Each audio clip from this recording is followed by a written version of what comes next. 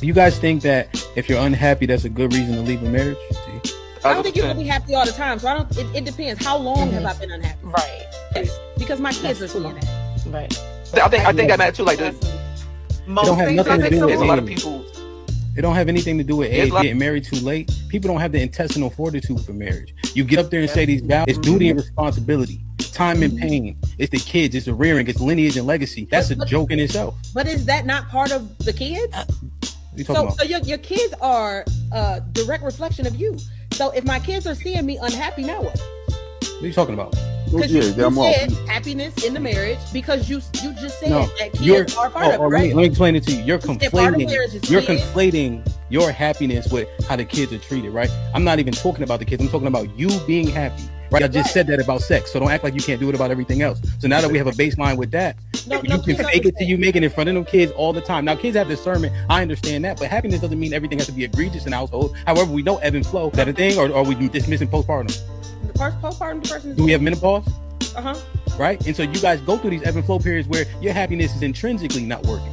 But that's why I agree. But I'm just saying. But you put it on the kids. Like, no, answer my question directly based on happiness itself. I did, but I said it depends on how long I've been unhappy. Raising my kids in a house where there's no happiness is not selfish. That's not life goals. No, just for the sake to say I have a husband. Are you serious? No, you made a commitment under the Most High God, right? Unless you don't believe. Who cares about the commitment if I'm unhappy and I'm dying inside? No, don't interrupt them, Melly. Sorry, Nikki, what you say? I'm not staying unhappy for 10 months. You talking about 10 years? Well, I've stayed unhappy for a very, very long time. But who is going to continuously stay in an unhealthy marriage where you're burning inside, you're dying inside, you done forgot who you are, you done forgot your self-worth, and you're just super unhappy, like depressed to that point, just to say I have a husband and I have a family?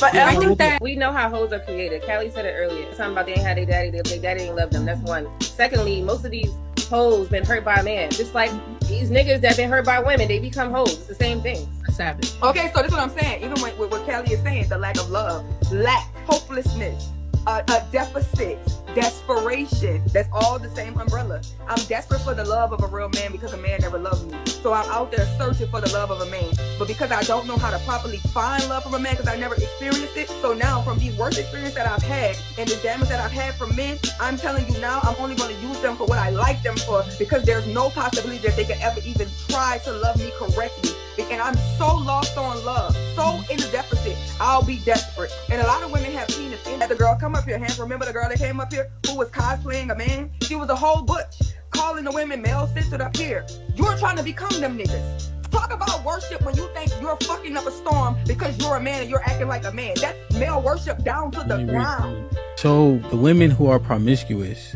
are we saying they're all desperate? Majority. I'm not saying that, but I know. Yeah, I agree. I feel like in my point in my life, I feel like I was being groomed to cater to him. So at 18, when did you guys break up or stop doing each other? When I was 21, turning 22. So you were for about 3 to 4 years. How did you upgrade him? Oh shit. I think that I gave him a different perspective.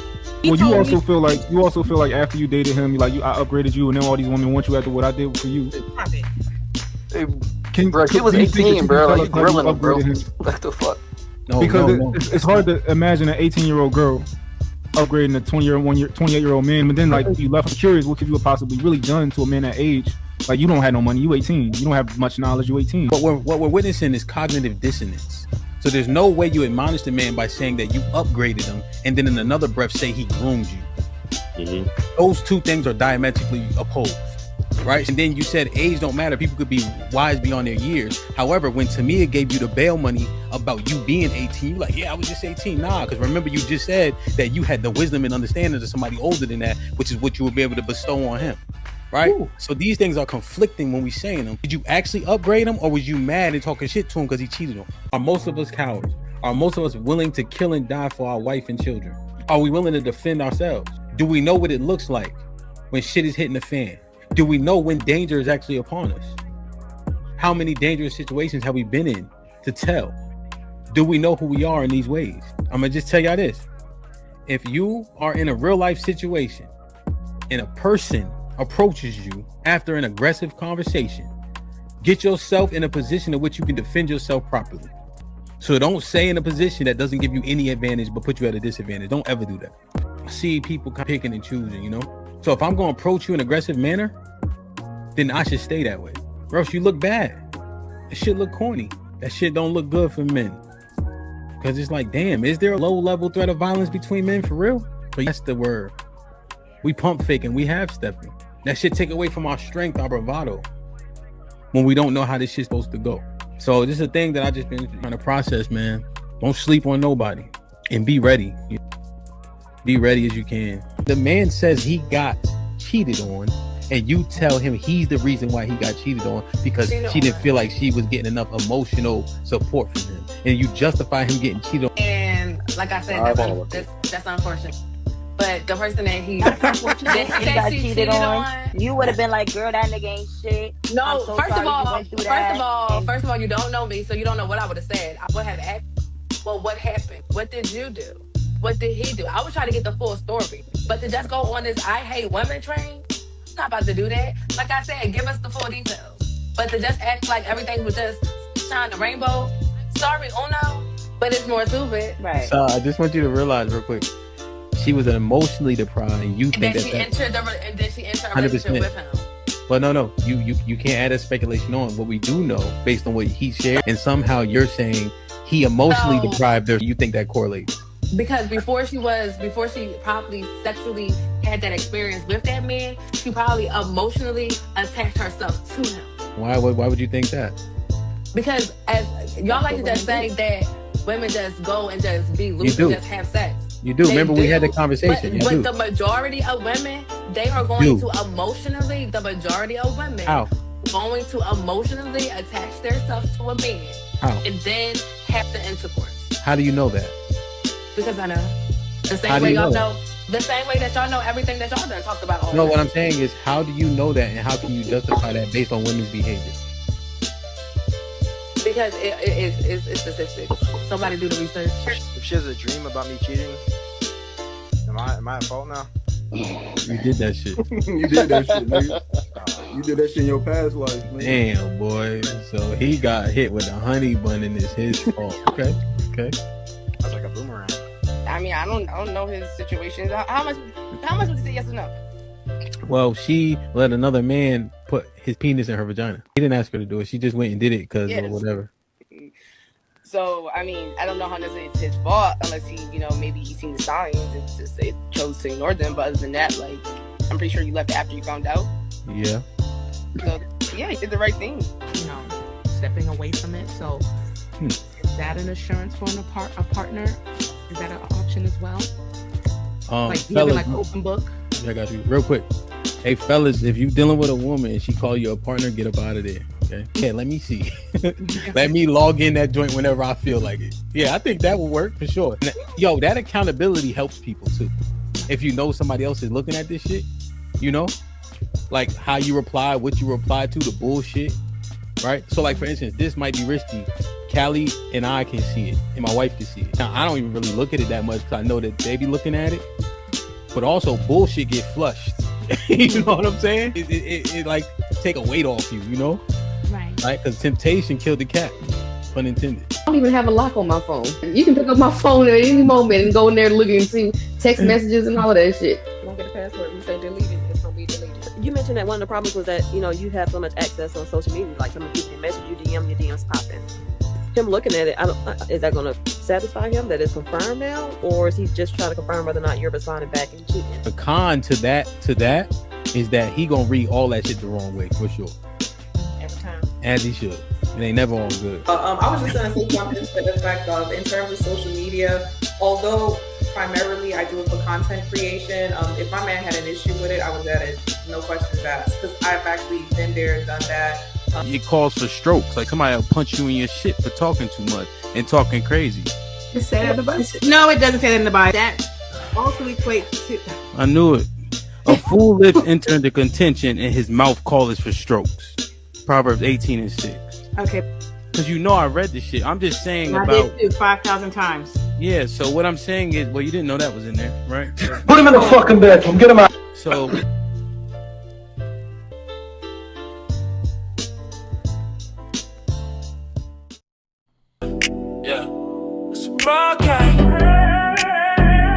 It's a vodka. Like, share, subscribe, tell a friend, tell a friend.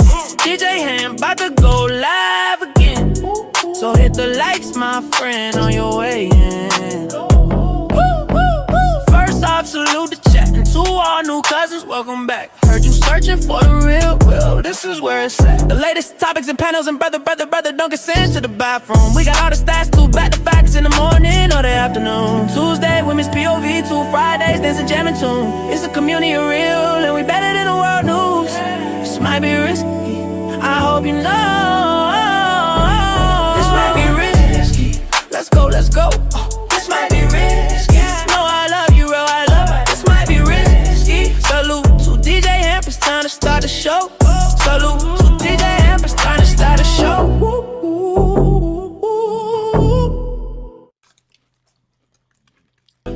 Yeah, it's a broadcast.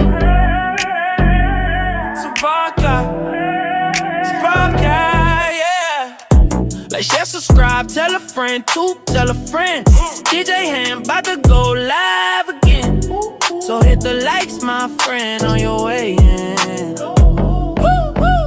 First off, salute the chat. And to all new cousins, welcome back. Heard you searching for the real, well, this is where it's at. The latest topics and panels, and brother, don't get sent to the bathroom. We got all the stats, too, back to facts in the morning or the afternoon. Tuesday, women's POV, 2 Fridays, dancing, jamming tune. It's a community of real, and we better than the world news. This might be risky, I hope you know. This might be risky, let's go, let's go. This might be risky, no, I love you, real, I love it. This might be risky. Salute to DJ HAMP, it's time to start the show. Salute to DJ HAMP, it's time to start the show. Well, we can kill all this. We can kill all this. Say, like, do you want to be next? Anytime you ready, baby. I was supposed to be there. Cool. I'm with it. I'm with it.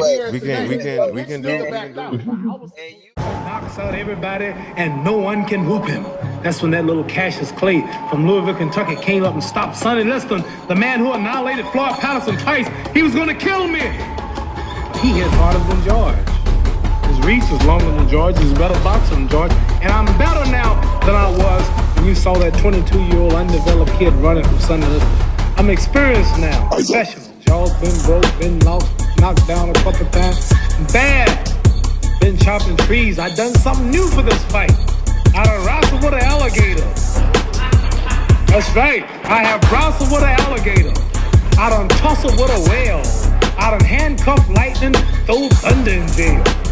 That's bad. Only last week, I murdered a rock, injured a stone, hospitalized a brick. I'm so mean, I make medicine sick. Man, dude.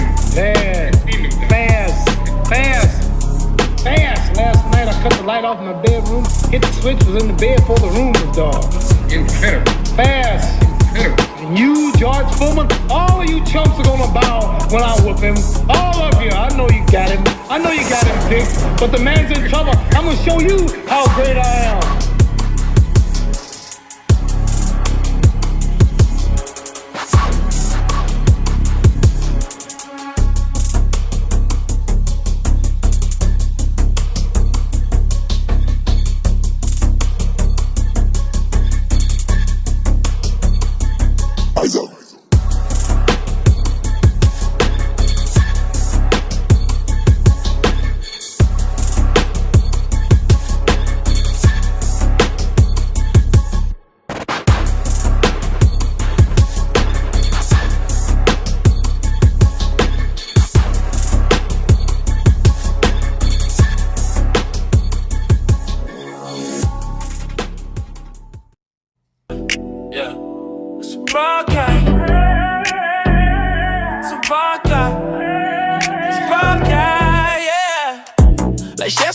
Tell a friend, tell a friend.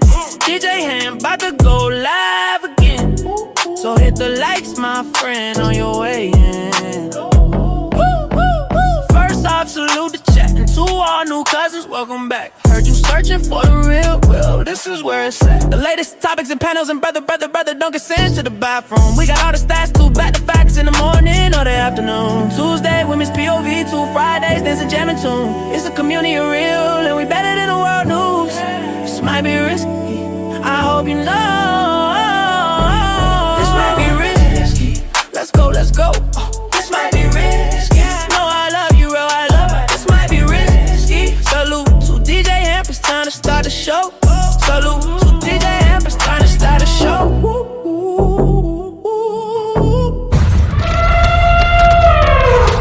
It's a stampede! DJ Ham the Stampede.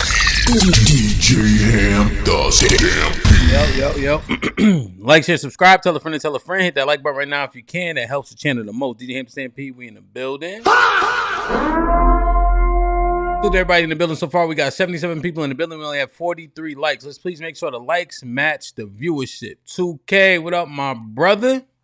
Salute, salute, salute, salute, man. Family in the building, you already know. We got it popping, man. Hit the like button, hit the like button, hit the like button, man. Yo, Strada, what's popping, my G? DPMO morning show in the building. Talks with 2K. Make sure y'all go like, share, and subscribe on Kick, YouTube. Don't piss me off morning show, man. Salute the SPS in the building. Strada did his thing, man. He showed his ass, man. Pause if you have to. Salute to Sean with the keynote speaker. I think Strada was the MVP for sure, man.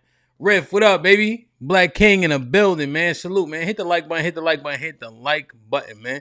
Fish in the fit, what up? OG Vet Life in the building. Deucey was popping. Keeps it 100 in the building. Mr. Williams was shaking. D Majesty, salute, salute, salute. American Negro was popping. Reese, Wagwan, man. Good to see you. Angel in the building. Nightbot behaving. That's always a blessing. My brother Keon was popping, kid. Good to see you. O'Shea, what up, OG? Hope all is well. Please get y'all tickets to Houston. The live show going to be amazing. The boxing, the night party. And you know you never, ever leave Houston on a Sunday, man. If you got any trips planned and all that, yo, please come out, man. It's going to be a hell of a time. You know what I'm saying?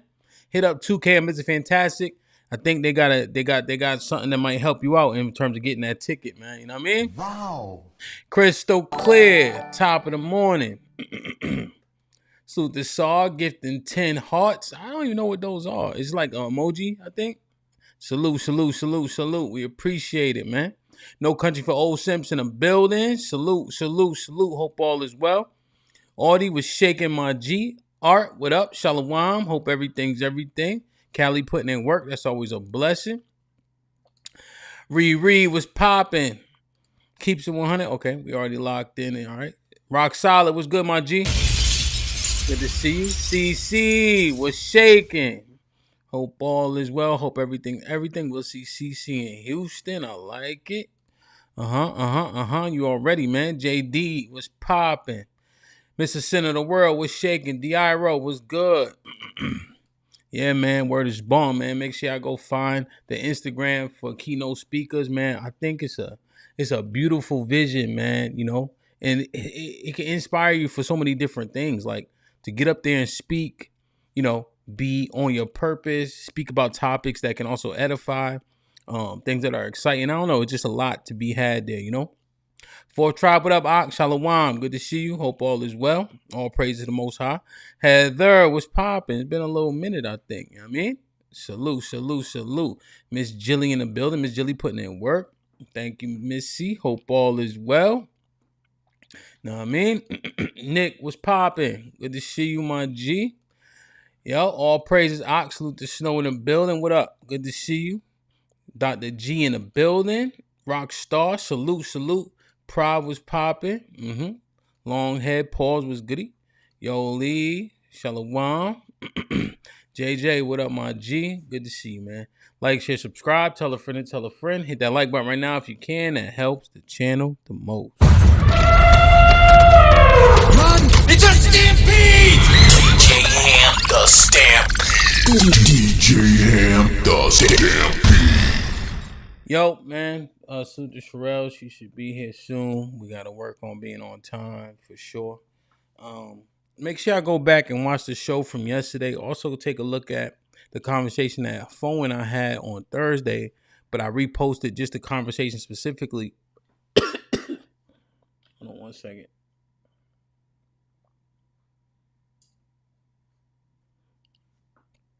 Hold on. I reposted the conversation specifically that we had this morning. Let me see. Salute to OG JT, was popping. Melly Mel, Alibaba, what's up to the OGs? Thinking throw, salute. My brother Thad in the building. I like it, man.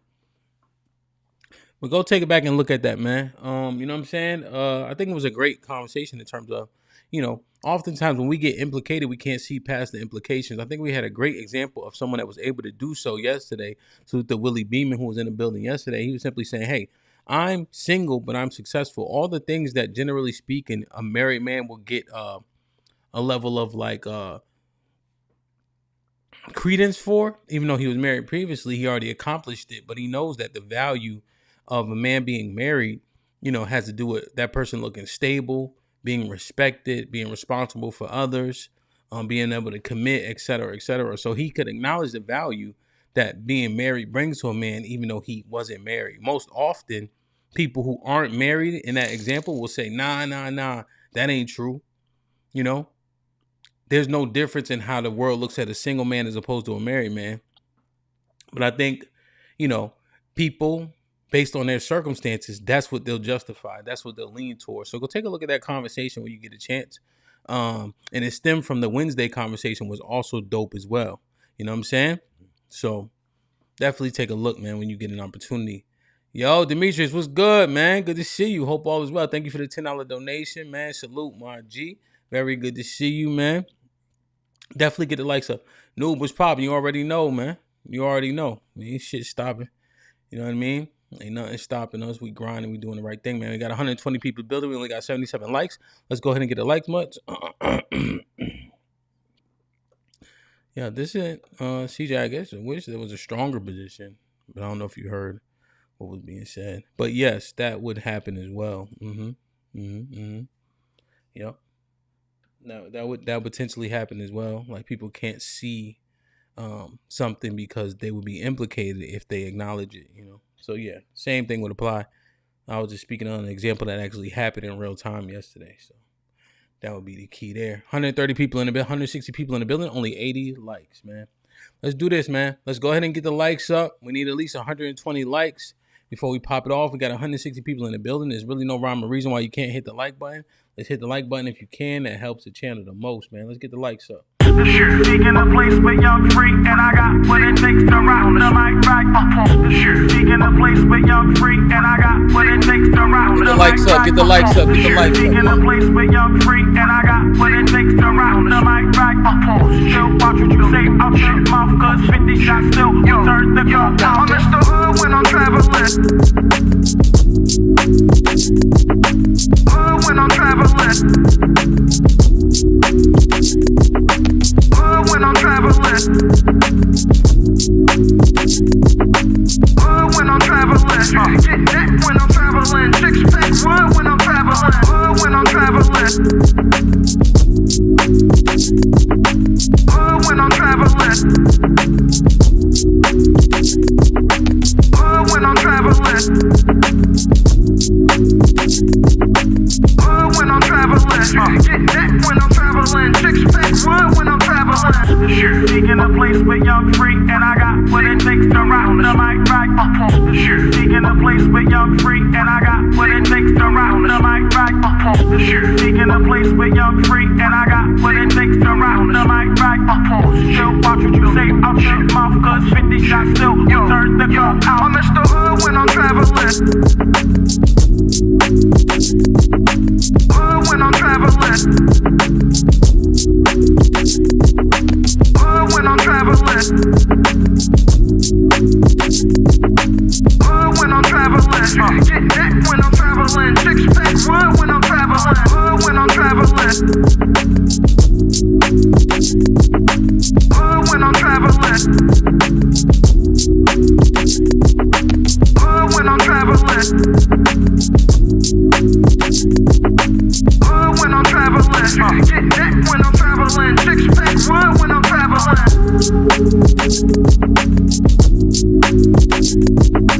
Hood when I'm traveling. Hood when I'm traveling. Hood when I'm traveling. Get that when I'm traveling. When I'm traveling. When I'm traveling. When I'm traveling. Get that when I'm traveling. Six pack when I'm traveling. Seeking a place with young freak, and I got what it takes to rock the mic right. Seeking a place with young freak, and I got what it takes to rock the mic right. Seeking a place with young freak, and I got what it takes to rock the mic right. Still watch what you say out your mouth, cause 50 shots still turn the gun out. I'm Mr. Hood when I'm traveling. Hood when I'm traveling. Hood when I'm traveling. Hood when I'm traveling. Get that when I'm traveling. Six pack wood when I'm traveling. Hood when I'm traveling. Hood when I'm traveling. Hood when I'm traveling. Hood when I'm traveling. Get that when I'm traveling. Six pack wood when I'm traveling. Seeking a place with young freak, and I got what it takes to rock the mic right. Seeking a place with young freak, and I got what it takes to rock the mic right. Seeking a place with young freak, and I got what it takes to rock the mic right. Still watch what you say out your mouth, cause 50 shots still turn the gun out. I'm Mr. Hood when I'm traveling. Hood when I'm traveling. Alright. When I'm traveling.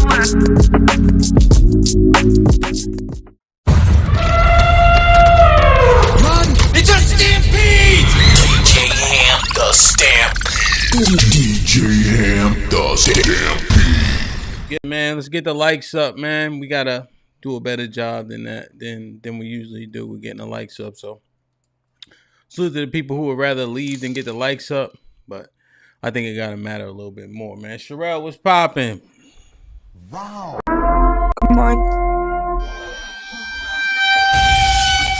What's the word? Not much. Good morning. How you feeling?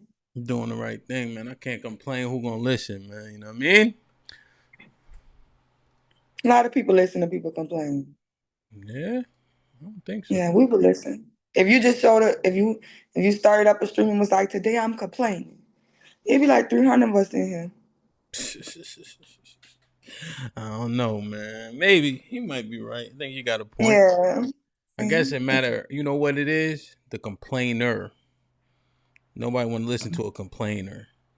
But if someone who don't complain has some complaints, people maybe I think are more inclined. So I agree. Mm-hmm.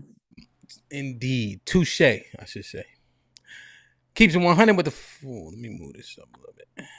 Keeps 100 with the $5 says, HAMP, from my understanding, those jewels that people send during the lives are another way people can donate to the channel. Okay. All right. Good to know. Well, thank you so much, Saw, for the donation. Feel me?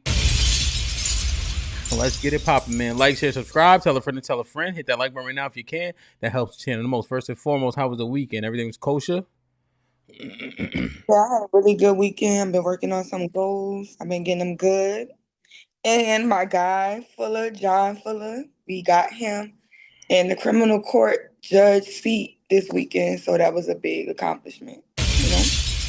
Always was a litigator for the people. You know, we don't always get the fair judgments out here. We have a little outdated racism in Louisiana, but it's all about now that putting our people in the seat. So that was a major thing. They didn't want that. They hated that. The white people don't like this, but we got it through. So shout out to him. No doubt. Wonderful, positive black man making changes from within the system.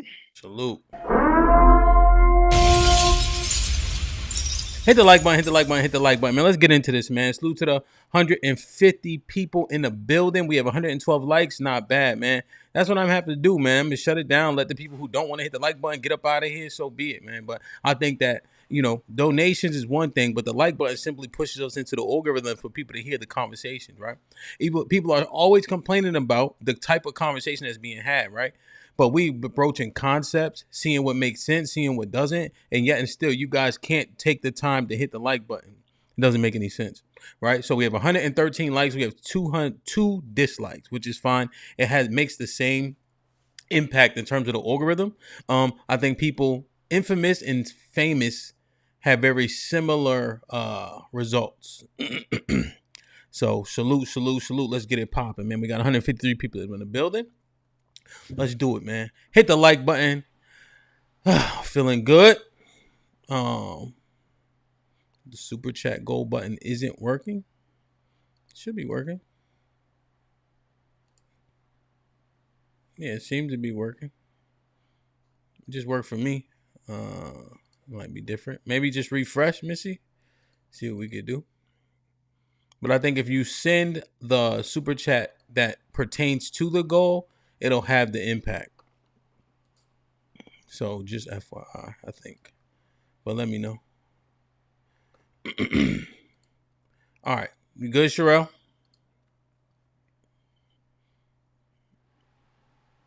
Check. You good? Froze? Okay. All right. So let's get into this, man. The measures of success. Do you guys see who I have on the banner? Do you guys know who that is? On the left side. If you're looking at the screen, it should be the left side. If you don't know, that's Robert F. Smith. I believe he's the first or second richest black person in the country. From what I understand, he comes from decently humble beginnings. He made the right plays, right investments. Now he's the first or second richest black man in the country. You guys know who that is on the right side. Let's see if you guys can get the name and all that. But you may know his face because he's an actor that was working at Trader Joe's.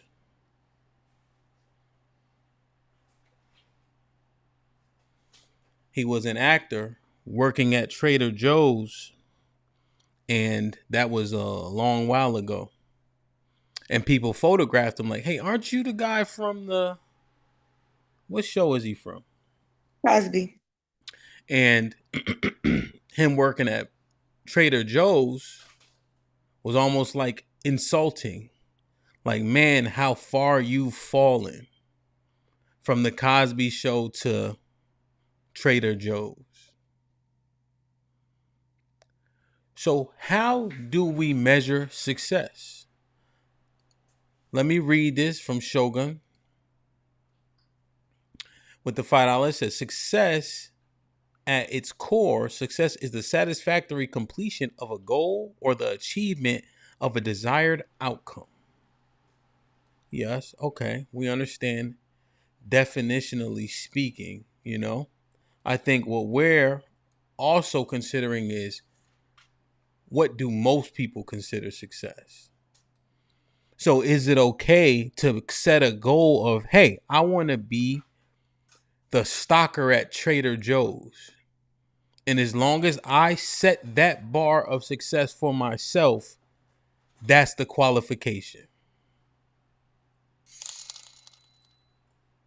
At Miss Sid 2541 donated $49.99 through Super Chat.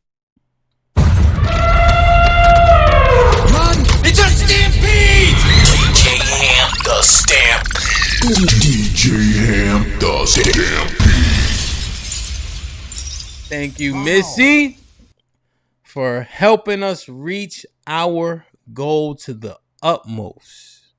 Thank you so much for being part of this community and this family. Thank you for being in the Discord, even answering questions from time to time. We humbly appreciate it.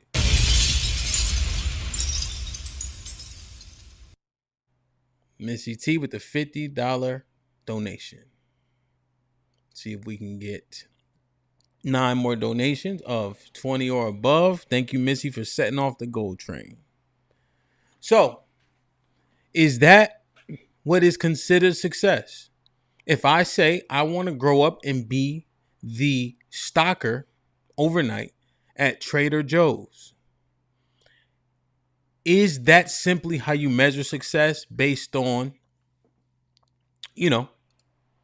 this definition, essentially? What's your thoughts? Are you allowed to set the level of success based on what you deem it to be, Sherelle? I don't think so personally, no. I think success is being among the averages, right? And anything above average is uberly successful.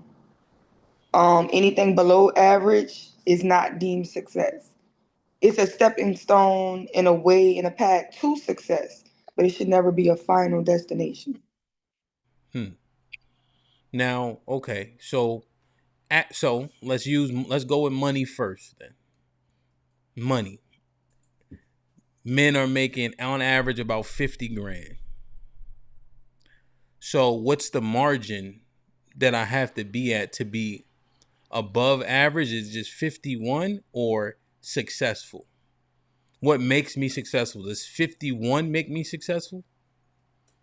Dude, I feel like at 51 You said these things that are giving me cause for pause. I feel like, and then you said personally, I don't think that this is the measure of success. Well, I mean, I think majority of people feel like if they are whoever they are, that's successful. Waking up every day is success. Being alive is success. Why? Because that's what you say. You'll see somebody and you'll know they're a failure in life, that they're not doing anything with their life, and they'll tell you exactly, I'm who I want to be. I'm who I set out to be, and it be nothing. So if that be the case, though, right? Then we have no reason to use the words like cope, projection, mechanism, coping mechanism, if we're saying that people can qualify success subjectively. Because what I would hear, if somebody don't got a pot to piss in or a window to throw it out of, and they saying what you said they say, I would say you coping, you projecting, you not being honest, you being disingenuous. But if they can simply set the bar, then I need to throw all that verbiage out. Right? Mm-hmm. Because why would we call it a coping mechanism? You see, people about to contradict themselves. If they're saying success is subjective, right? But then they say women will be like, hey, I don't want a man. I don't need a man. I don't get it. Oh, you coping. Why? Because I thought you just said what she thought is good is subjectively good to her. You see? It's not going to work if we make everything subjective. At Superstar 2 Death donated $20 through Super Chat. For the goal, saluting face emoji, saluting face emoji, saluting face emoji. There he is. Salute. Right? Mm-hmm. Because it would have to be consistent. Yeah, but it's not. It's the goalpost is going to move. Okay. Especially as Black people, right? Because this is what I feel about us as Black people. Mm-hmm. We are people who love to find all the right ways to do the wrong shit. Mm-hmm. So when you're in that path of trying to find the right ways and doing the wrong shit, and you end up in this loser position, we still have this nobody can't tell us nothing, nobody can't correct us type of attitude. We know the world. You don't pay my bills. You can't tell me shit. I'm who I want to be. Motherfuckers really ain't living better. The grass ain't greener on the other side. The grass is much greener on the other side. Yeah. You just can't see it because niggas is living in gated communities.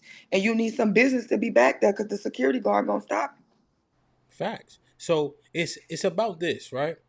Say you content, but you can't say you successful, right? And then if you are successful, you have to also measure it accordingly. You have to be realistic with your success, right? And you have to acknowledge when people are more successful than you, right? No, I would acknowledge this. There's things that are deficit, right? This is why I say the averages are successful. our success, right? If the average American makes $60,000, let me tell you, the average person can't get a $60,000 job. Yeah. People coming straight out of school, they work in their warehouse. They're not. They're working restaurants. They're working, though they aren't making 60K. We like to laugh and shit on 60K, but majority of people who have 60K have some type of trade or education. Yeah. They're not just ending up with 60K a year. Okay. Right? But people won't call that success because it's not 100K. So this is what I'm telling you. There's not a possible way in America for the average person to make 100K. Or then 100K will be just like a 60K. Yeah. We can 100% of people can't fit in the top 2% of the world. So I don't think we should measure success as only the millionaires are successful. That's crazy. Agreed. Okay. So you got the app. So numbers are a little bit more straightforward. A lot bit more straightforward, right? If average money is 50,000, right? You average. Now, if you are in the average, are you successful? Is that because that's where most people land? Yeah. Okay. So if you're below the average in terms of money, you will be considered unsuccessful. Yeah. You on your way to success. How? It may be a stepping stone. We don't all start off at 60,000 of your first job, and maybe I'm a stocker. You can't be a truck driver until you're 23. So at 18, you might be the stocker. You might not be. You get your forklift at 21. You get your license at 23. So you you become add an a owner variable. after that. You add an Yeah. age variable. Oh yeah. So yeah, if the age variable count, that's what I'm talking about. The people in the different ages, because that's what it's supposed to be, right? At your ages, you're doing the stepping stones to success. But at a certain age, yeah, you're supposed to be in this bracket of success. Okay, so money is easiest to measure in my opinion, right? Because you got the quantifiable number, and then you have people's ages where, generally speaking, you have access to do more things. You had more time to do more things, right? Like literally to become a medical doctor, you need at least 10 years damn near of being a grown-up to do so. You see? Right? So if somebody's 19 and they're not a doctor, I'm not like, damn, you should be a doctor. Right? But if they're in medical school and they 40 and they're not a doctor yet, I'm like, damn, what's taking so long? Right? I can say that with credence. To a 19-year-old that's a biology major, I wouldn't say that to them. Because they're literally on the path. Back. So you might go to a fast food restaurant, the teenagers getting talked to crazy, but where they supposed to be? Who else hiring a 15-year-old besides McDonald's? Nobody. Right? They can't get a lot of jobs, but there might be some 40-year-old woman who really need this to pay her bills and take care of her kids, and she talking crazy to them. See what I'm saying? Yeah, 100%. Okay, so that the money is there. I think that's substantive in terms of that's tangible how we measure success in terms of money, right? Now, how does this work? Is what you do and how you get your money. Where does that fall into place? So I'm making 300, 400, 500 grand, but I'm an abortion doctor. How does that measure into my success, what I deem successful, or is that an adjacent conversation? How much does your morality have to do with your success, or does it matter at all, or is it all contingent upon the money? If we really talking. Yeah, and I don't think morality matters to people who are moral, right? But in the immoral world, corruption is okay. If you made $1 million off of selling drugs, if you made $1 million off of whoring, if you made $1 million off of rapping, doing derogatory shit to your people, if you made $1 million off of scamming, tax evasion, all this other shit, hey, long as you made it to the millionaire status, long as you got the money, people don't care. They see it as a level of success. You're successful just in negative shit. Okay. So because there's niggas who sell drugs, there's women who sell vagina, there's people who do the negative shit and they ain't successful in it. All they do is get knocked. All they do is sell nickel bags. They never got to make it to the man. But when you become the man, You the man. Okay, so as long as you have the money, it matters not how you got that money. Because you can have the things that people or that only successful people are able to obtain. Yeah. Okay. So the morality tied to the lack of money, you get the judgment. But if the money's there, you less likely to get the negative judgment, and people will still deem you successful and simply want or admire the things that you have. Yeah, and these are the people that's cocky, right? So you'll get Instagram, YouTube streamers, people like that, people that found a way in entertainment to make money.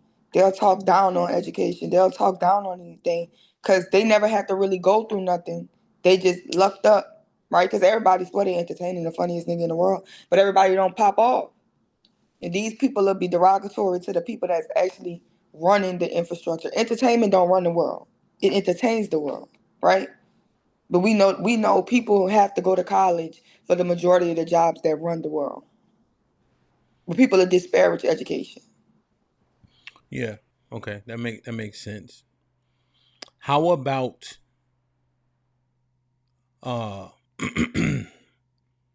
health? Like, how does this work? If I have money and I'm obese, overweight, I'm downtrodden in that way, does money supersede me being unhealthy? No. How not? Because we understand health has it has a standard, right? Your doctor gives you a standard. The foods give you a standard. They tell you the pyramid of what kind of food you should eat, how much you should eat. We have a 2,000 calorie daily intake that everybody should have, even though most Americans eat 4,000 calories, right? We understand that if we look at the top reasons that we die, it's all food related. Okay. Obesity related, right? So if we're actively participating in something that kills us, how could we call ourselves successful? And so if I'm dying before I should, regardless of this money, because I didn't take care of my body, I am not successful. Facts. Okay. So money doesn't supersede health. But money supersedes morality. Yeah. Money does not supersede health. But money supersedes morality. Money supersedes morality.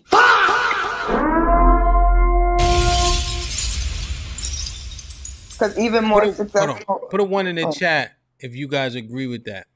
Money does not supersede health, but it will supersede morality in terms of what a person we deem successful. That sounds crazy.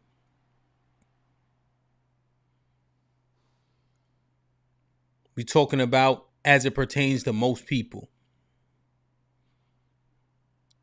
I've seen people look past just about everything when it comes to money. Nigga could be fat. If he got money, he got access. Right? A nigga could be amoral, but if he got money, it matters not. His voice means more.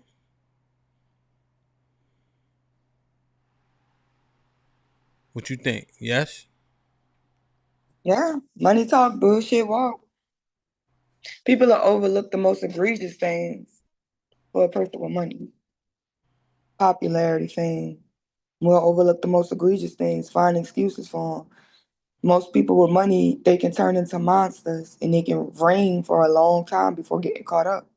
Because money gonna walk, bullshit. The rest of that shit go out the window. Damn. Yeah, man. Okay. Now, can you be successful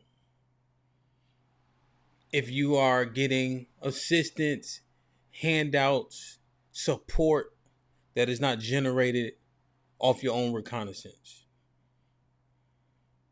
and your own back, your own merit, for the most part? Now, I feel like some people need assistance. I mean, a minority of people need assistance. But most people coming from a certain area. If you coming from straight poverty, majority of those people will need assistance. I think it's a stepping stone, and we've seen people use it as a stepping stone, right, to go into first home ownership. They stay on it for a couple of years and move. But then there's people that sit there and abuse it. If you're not a independent or interdependent person, which means you're independent single person or interdependent married person, and your livelihood and the government has no ability to feed or starve you in general, right? Because we know the government can do whatever they want for the most part. But I mean, you're literally dependent on food stamps or your kids will starve to death. You can't consider yourself successful. Okay. Now, how does that work as it pertains to bailouts and etc.? All of that, right? Even these companies that be about to go bankrupt, and the country has to come in, give them subsidies to keep them afloat and things like that. You're not really a successful company. You're failing, and somebody's just putting you on life support. It's like saying my brain is dead and niggas is keeping me on a ventilator. I'm gone. Mm-hmm. Is it the same, or is it similar? I think it's the same. So like this, right? Let's say somebody got some type of government assistance, food stamps, right? Someone who considered indigent, they just come home, they don't have anything, they indigent, they get food stamps, right? Right? They stay on the food stamps. The food stamps bailing them out. They got food so they can eat, right? I'm using the word bailout so we can try to stay consistent. Ford gets a bailout, right? Mm-hmm.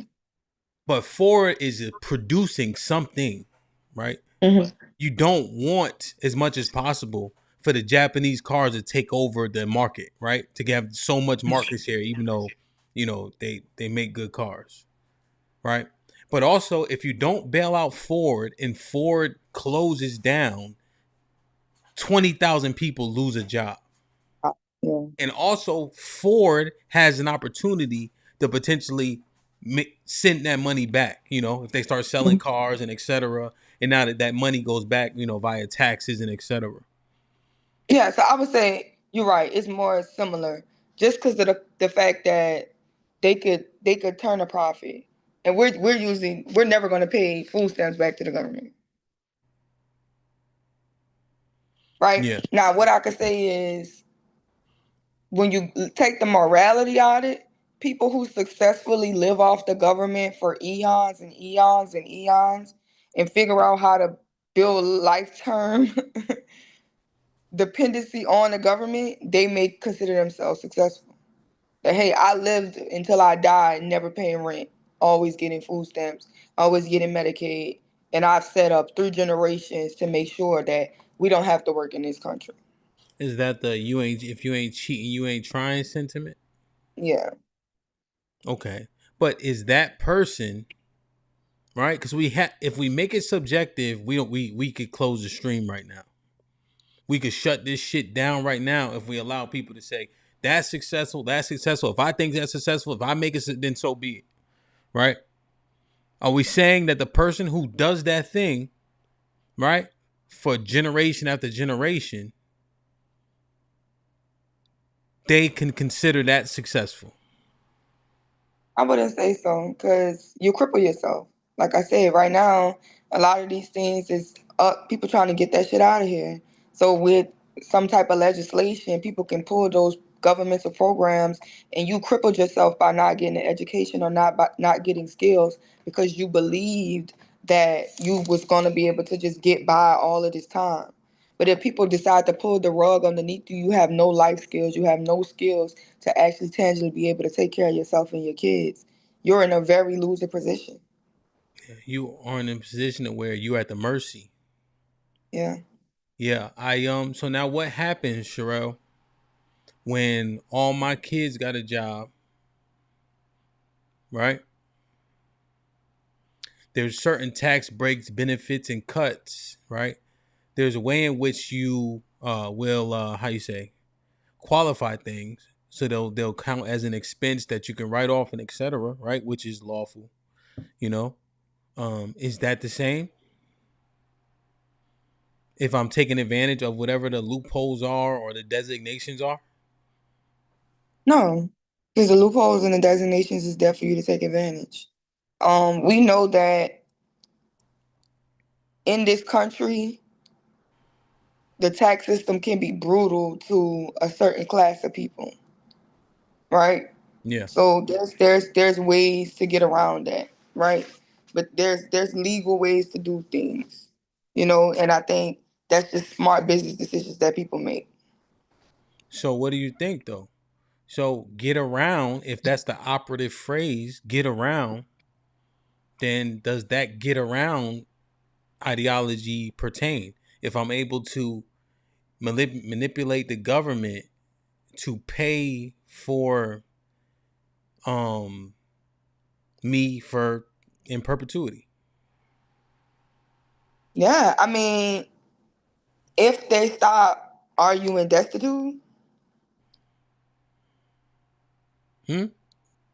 Are you in destitute? Are you at their mercy if you can't do that? No. Who? Which one? The tax break person? Yeah. No. That's what I'm saying. Yeah. You go in expecting to pay the percentage and then you lower the money that is taxable. Mm-hmm. Right? But you go in saying, okay, I've been saving 30% of every time we make money, right? So we make 1,000, you put 30% to the side for taxes. And then you look at that, what you saved, and you try to minimize that number as much as possible. Right? With things that are lawful and based on the tax code.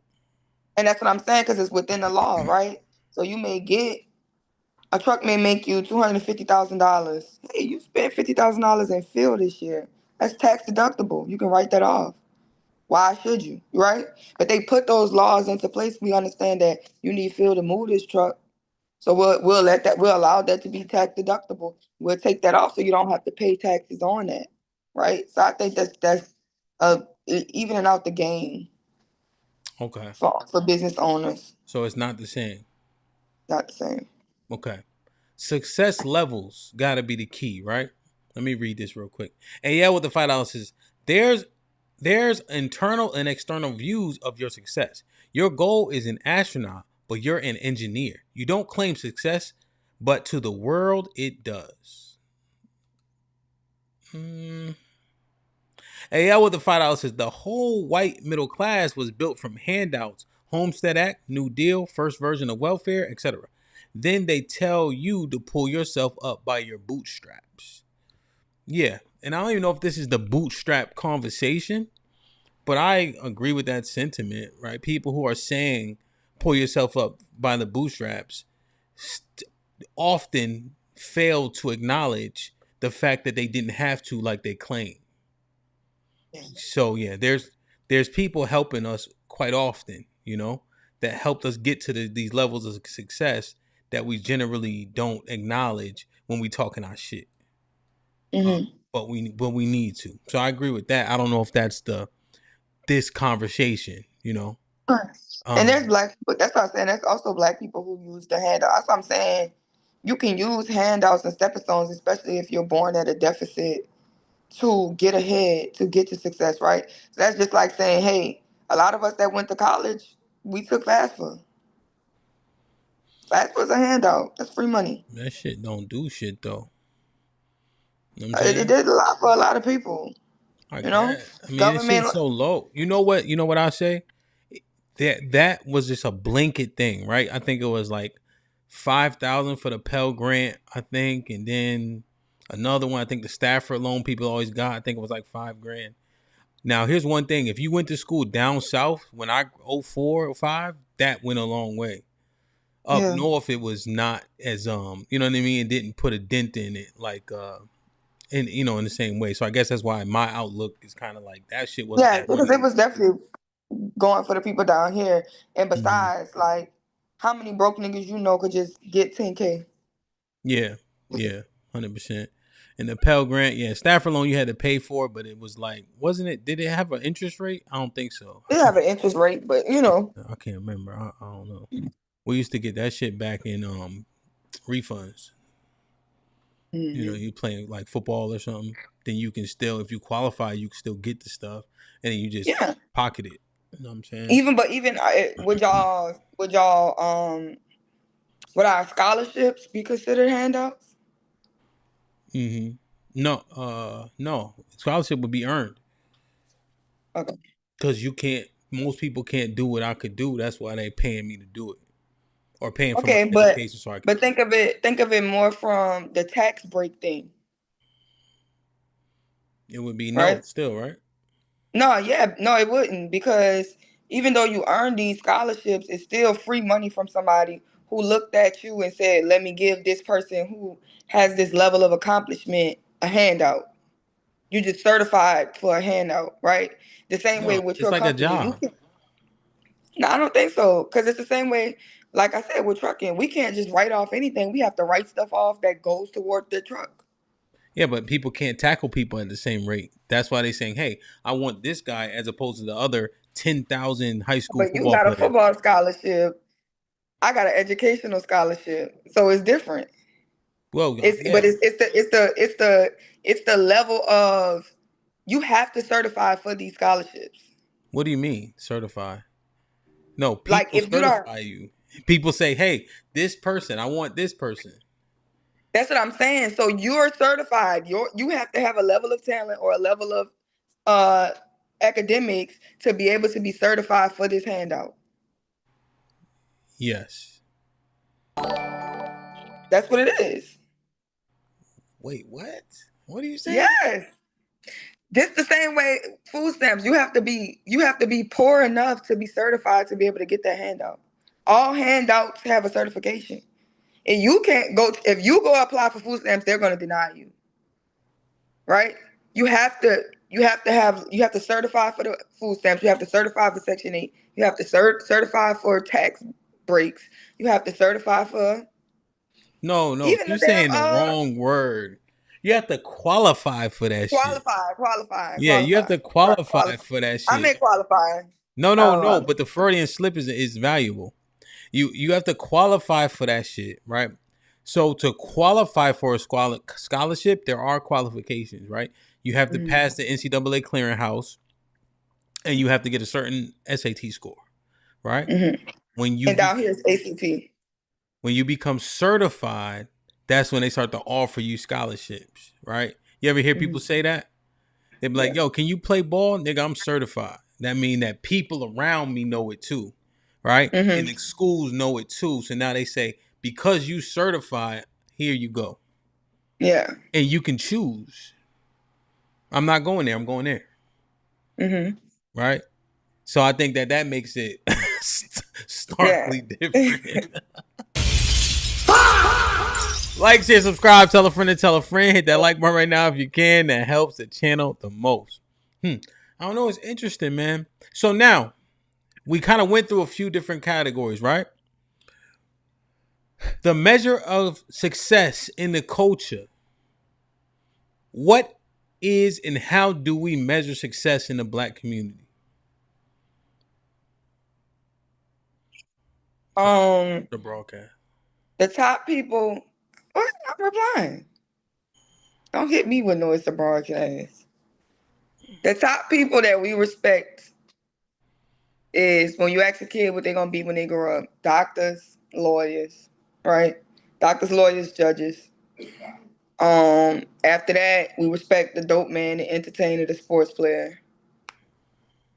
After that, we respect who look good, who's popular. That's the measure of success within the culture. You know, when you see he a doctor, he a lawyer, right? That's the only professions that we care about. We hate the police, right? We don't. Next is the entertainers, the drug dealers, right? If you the man with the pounds, you the man with the football, basketball, etc. You the man. The rapper, you the man. The rapper as a woman, you the woman, right? Other than that, it's just a popularity thing. Who look good? Who's popular? Who's swaggy? Who people know? That's how the culture ran in the Black community. Okay. What should be a measure of success? I think money matters. To be obtuse to that is to be like incoherent almost. Like you wouldn't even be making sense. But I think that our relationships or lack thereof are a measure of success? It probably should be the family, education, money, health. Healthy Black families who have education and they make decent money. Should healthy start at the beginning of everything? Healthy family. Yeah, I was just saying that. I was like, a lot of times, like when you send your fat kids to school, they're gonna get picked on. You know? Yeah. You get them a harder life. It don't matter how much you love your kids. When they go to school and they're fat, they're gonna get picked on until they get skinny. So if they never get skinny, they're gonna get picked on from pre-K to 12th grade. And if they go to college, they're gonna slay their ass there too. And it never stops. Okay. So what you think? Healthy. So yeah. So the measure of success for our people, for the culture, for Black people, what is it? What should it be? Health, wealth, family, education. Fuck God, huh? I mean, God is all in the mix. Is he? Yeah. Are you sure about that? Yeah. Okay, so family, education, and money in that order? I thought we said health was first. What is it? Well, I guess family, money, health, then education. Because you can kind of get to your money without the education. Family, money, health, education. And we could put God at the top so you know that God in there. But God is everywhere. We can't get rid of God. That's impossible. So, if you got a man, you got two men standing there. Mm-hmm. One has an education, let's say a bachelor's degree. One doesn't. I'm saying he has a bachelor's degree and diploma. Okay, before people start saying, "Oh, he might have a certification." I'm telling you what he has: bachelor's degree, diploma. The guy with the bachelor's degree is more successful. No, that's why education is at the bottom. It would then be count as the money. So far, if your education didn't get you more money. But we know people that have bachelor's degree also make more money, generally speaking. Okay, well then yeah. But I'm saying education. He has a bachelor's. He has a high school diploma. He's more successful. This guy with the bachelor's degree. Yeah. Okay. One guy has a wife and two kids. One guy doesn't have a family at all. They're the same age. They're 30. Both of them are 35, let's say. The guy with the wife and the kids is more successful. More successful. This guy has a wife and a kid. This guy has kids. This guy more successful? More successful. Okay. This guy has a wife and two kids and an education. He makes 60 grand. This guy has no kids, has an education, has no wife, and he makes 200 grand. Is he more successful? Yeah. So money just trump everything. Money trump everything. Money trumps everything. Yeah. We're not gonna be like the guy who makes 60K with his family is more successful than Kevin Durant. That nigga ain't got no kids, no bitch. I mean, no wife. Yo, wait. Nigga successful though. It's a successful nigga. So you don't think so? You don't think Kevin Durant is a successful nigga? I think he can play ball, and he gets paid a lot of money to play ball. That boy, you don't think he's successful? That boy can't. Yeah, because it's just saying like. Hold on, the boy can't comb his hair. He can't keep his mom. I don't want to hear that. Oh wait. He can't keep his hair. Okay. He can't keep his mom out of his business. Mama love him. He been traded 10 times. He had to get with the right people to win a championship. He be trolling and creating accounts on Twitter, which means it's something to do with his insecurities. No, Kevin Durant's not the guy that I want to be for the sake of money. That's you. I'm just telling you, anybody that's in the top 2% of money, majority of the world would trade places with them, right? Because the type of money he has, only 1% of the country, the 1% of the world has, right? The majority of Americans are married. Okay, no, I get I'm just answering. I'm trying to answer your question because we having a dialogue, right? No, I'm just saying. That's what I'm saying. So the majority of Americans are married. So the entry of marriage is a way easier entry to get into, right? We just seen the worst of the worst get married, right? Homeless people get married, but getting in the top 1% of money, man, niggas will kill their whole family for that shit. Ask a nigga, if you could disappear your wife and had the same amount of money as Kevin Durant, what would you do? Niggas gonna get rid of the wife, the kids, the dog, the house, the frog, the fish. All that shit gotta go. Niggas leave their families for less. Niggas leave their family because a bitch up the street had a fat ass. And you telling me they ain't leaving it? How much money that man got? Like $600 million? They ain't getting a $600 million, huh? So the dog was home when you left. Your mama was home when you left. Put a 1 in the chat if she right. Put a 2 in the chat if she's incorrect. Put a 1 in the chat if she's correct. Put a 2 in the chat if she's incorrect, man. These niggas is gone for $600 million. $600 million. They cut off their leg for $600 million. AL with the $5 says, is money over impact too? The community leader who created opportunities for 1,000 kids but personally made 50K isn't successful? I would say yes, he's successful. I think. Do we deem teachers successful? Yeah, and they probably ain't gonna never make over 50K like talking about unless they 10. Brother Number, salute for the $2 donation. Old dude with the $5 says, Tupac said it best. We money for war, but can't feed the poor. Yeah, I mean, impact is one thing I think would be very important, right? I know Malcolm, Martin, Medgar weren't known to have a bunch of money, but the things that they were able to accomplish, I think most people would deem them successful, But we do mention, which is interesting or goes to your point, is we always mention people die broke. Mm-hmm. Johnny Unitas died broke. People don't watch football, but I was gonna say, oh, y'all know that nigga? I don't know that nigga. Yeah, but we'll mention that, right? Because their success will be gained or lost based on their current, like Terrell Owens, right? Top 3 receiver, 4 receiver ever.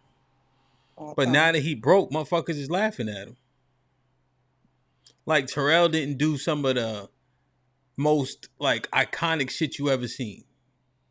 Came back off a broken leg in 6 to 7 weeks. Scored 1 or 2 touchdowns in the Super Bowl. Broke records upon records. Fast, strong, tall, could jump, just run right. Everything that one person shouldn't be able to do, he was able to do all that shit. Mm-hmm. But now that he broke, motherfuckers is like, man, fuck Terrell Owens. That nigga's a loser. Mm-hmm. So even your impact could be diminished if you lack the means, the funds. Yeah, nobody ain't trying to hear that shit, Sharif. J. Cole said, J. Cole said, is either you change the game or watch the game change you and be that broke motherfucker talking about I stay true. And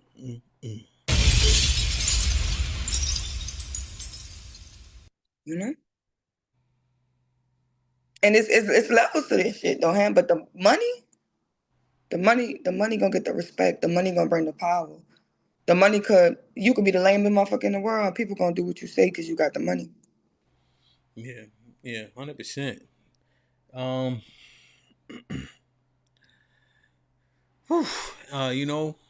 Somebody just said in the chat. So who said that? I'll salute to Tyrone. You like Tyrone's favorite person too. He always say my bro. Tyrone Church. Yeah. Yes, my God.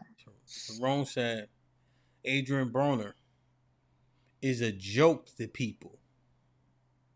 Is a joke to people. I had to. You seen that? You seen that nigga last viral clips? Yeah, he's a joke to people, and you like, yo. This is the most disheartening part, man. Adrian Broner, salute to the 300 people in the building. We only got 200 likes. Please hit the like button. Don't make me play the music and blur the screen. You know what I mean? So, Adrian Broner, like, it just saddens me. I guess because I, like, have an enthusiasm for boxing.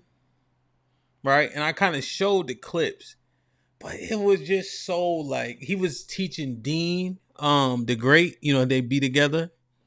And like they were in the gym boxing, and it was like he was a regular person again. Like he wasn't the drunk guy anymore, you know?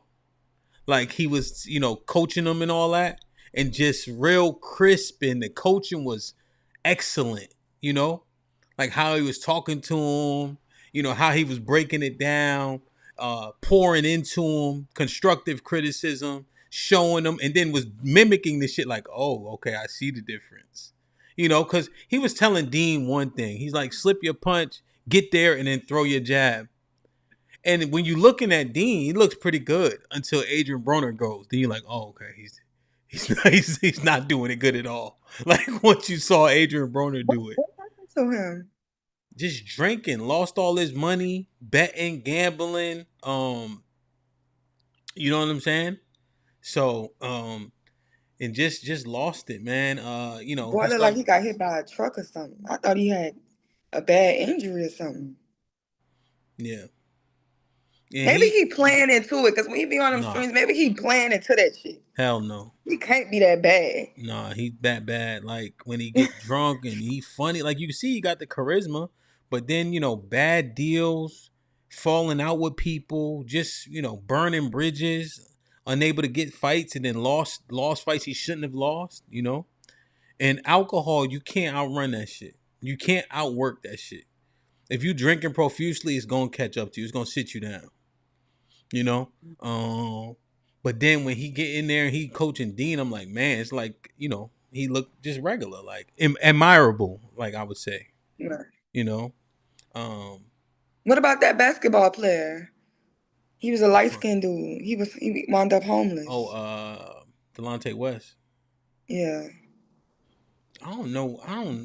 Delonte West like some type of mental illness or something.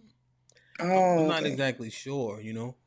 But I remember he come in this place called Run and Shoot in DC at like 2 a.m. because they stay open for 24 hours. So people like go to the gym or after they come to the club and shit. And Delonte West is a guard, so I think he like 6'4", maybe 6'3". But he would smoke everybody in the gym drunk. You know, like yeah, bipolar. I think that's what they said he had. You know. It's mental illness. Yeah, so you know it's a lot of that, man. But yeah, I think that says they saying somebody was helping him and such, man. Yeah, I think so Ryan Clark them, you know, they have a podcast. Yeah. They've been getting him in the podcasting industry to try to get him to share his story for some money, so he's been able to get some bread through that.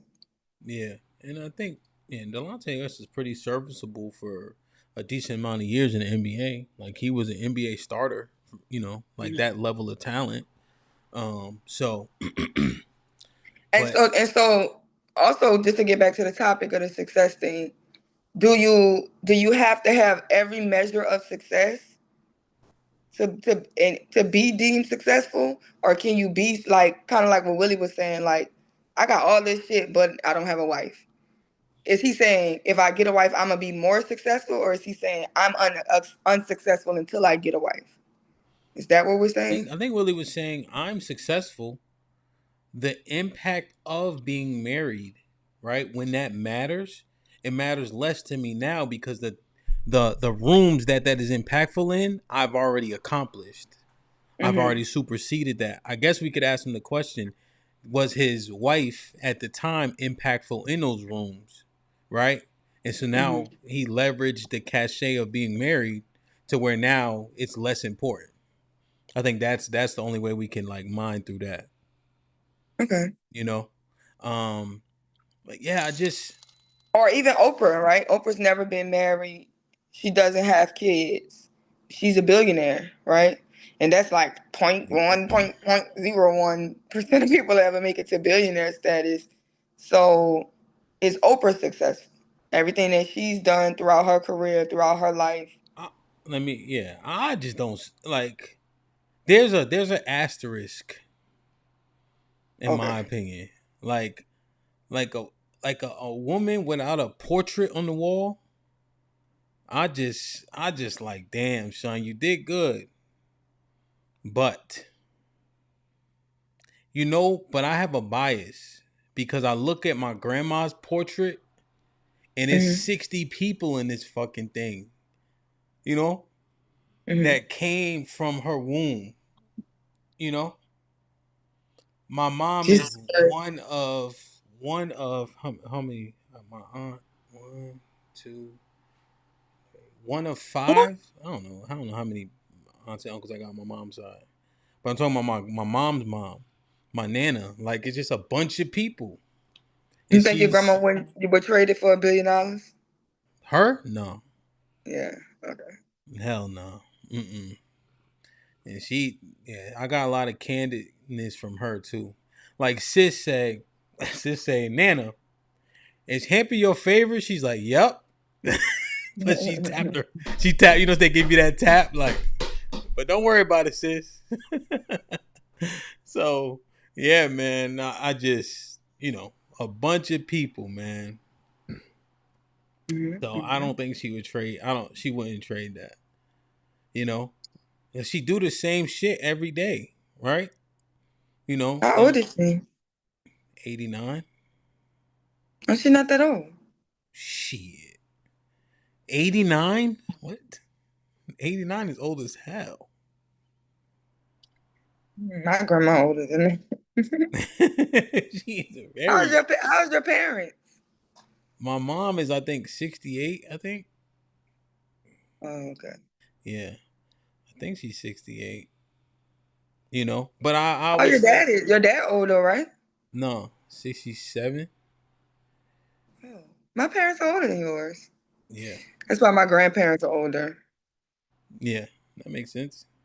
But Oprah is very successful. I'm just saying, when I look at it, I think that there's a void there that people will never acknowledge. I think that there's a wanting, a yearning there, to where if you ask them, right, and hook them up to a machine that made them tell the truth, I think that they would say that they missing something. I think we have a lot of successful Black women with no kids. We have like Tracy Ellis Ross. We have Sanaa Lathan. Why do we think they successful? Because they are. Their success just speaks for itself. Mary J. Blige. Because of the money. What they've been able to accomplish. The money, their careers. Well, hold on now. How many times Mary done been divorced and all that? Once. She only got married once. Oh, okay. Yeah. Oh, niggas just don't like her. I love Mary. I said, nigga, you don't think. She's my favorite singer, actually. I said, but niggas just don't like her, though. It's okay. Niggas don't like themselves. No. Now you coping for Mary. Niggas don't like themselves. I know, but stay in the conversation though. I'm in the conversation. Niggas don't like themselves. That's why they don't like Mary. Mary's that girl. No, see now you fell off. Mary's that girl. I don't care what y'all talking about. Now you just talking about Mary. Let's use somebody else. Sanaa Lathan. I don't know enough. You don't know Sanaa? Loving Basketball? I don't know enough. I'm saying she's quiet. Like, so I don't know. She don't be in the spotlight talking. Like, Tracy Ellis Ross be saying, hey, I want my boyfriend to be gay, right? Not say that. What? She did say I've never seen that. When did she say that? You cap. She did. She's like, hey, I want my boyfriend to be gay or some shit. They didn't say that shit. Another one. What's the funny one?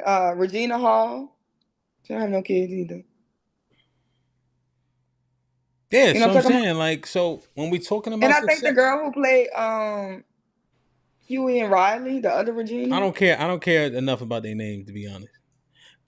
I'm saying though, them having money supersedes all things, right? Yeah, we just sticking on that point.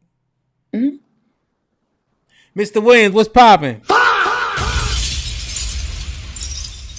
Good morning, y'all. How y'all doing today? Salute to the chat as well. We're not doing well. We found out that allegedly money supersedes morality. It supersedes having a family. It supersedes being married. It supersedes all things. That's the only real measure of success is money. Yeah, majority of people do view it that way. I don't believe in that, but a lot of people do. They will look at money and they'll just measure that. But a lot of people with money are miserable as well. So are you really successful? Do you think most people with money are miserable? Yes. Damn. Especially then you find out when they lose it. Y'all need to get some money, man.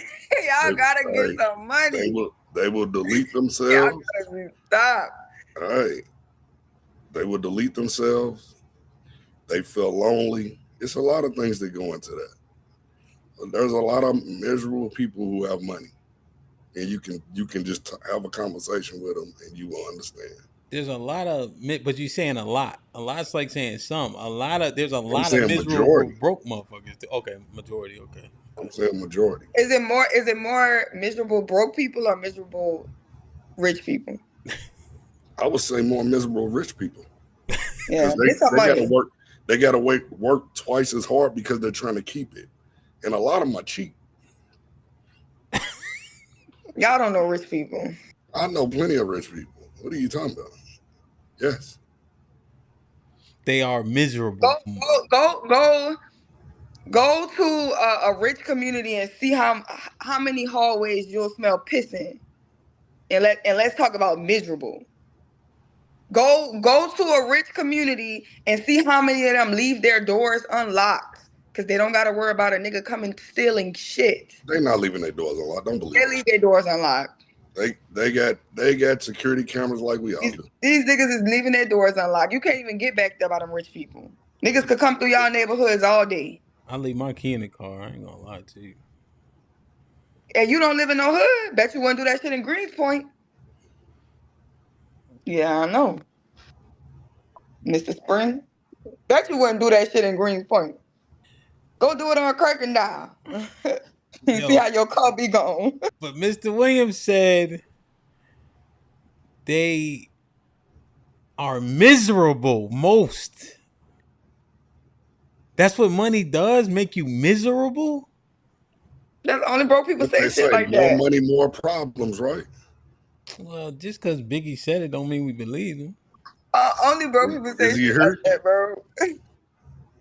Everything they did to get money, him and Tupac, what they went through, where they at? Uncle Charles. Well, they dead, but the Locks aren't dead. Mace ain't dead. They wasn't getting the money either, was they? The Locks? Oh. Didn't they get beat out of their publishing? That have money are people that entertain people. Didn't they get beat out of their publishing? Yes. What were they doing? They were rapping paycheck to paycheck, right? Mm-hmm. That's a difference. But there's way more rappers that are not dead that are getting money though. I know. I mean, I was just using that analogy because I understand. Think about it. How many lottery people wind up being miserable when they hit the lottery and wind up being broke at a fast rate? Or they wind up deleting themselves or getting deleted? Are they miserable because they went broke or are they miserable because they got rich? What I'm saying is they went broke. Money doesn't make you money will not make you happy. It's up to you to be happy. If you already don't have that disposition, if you don't have that disposition already, you're still just gonna be somebody with money who's miserable.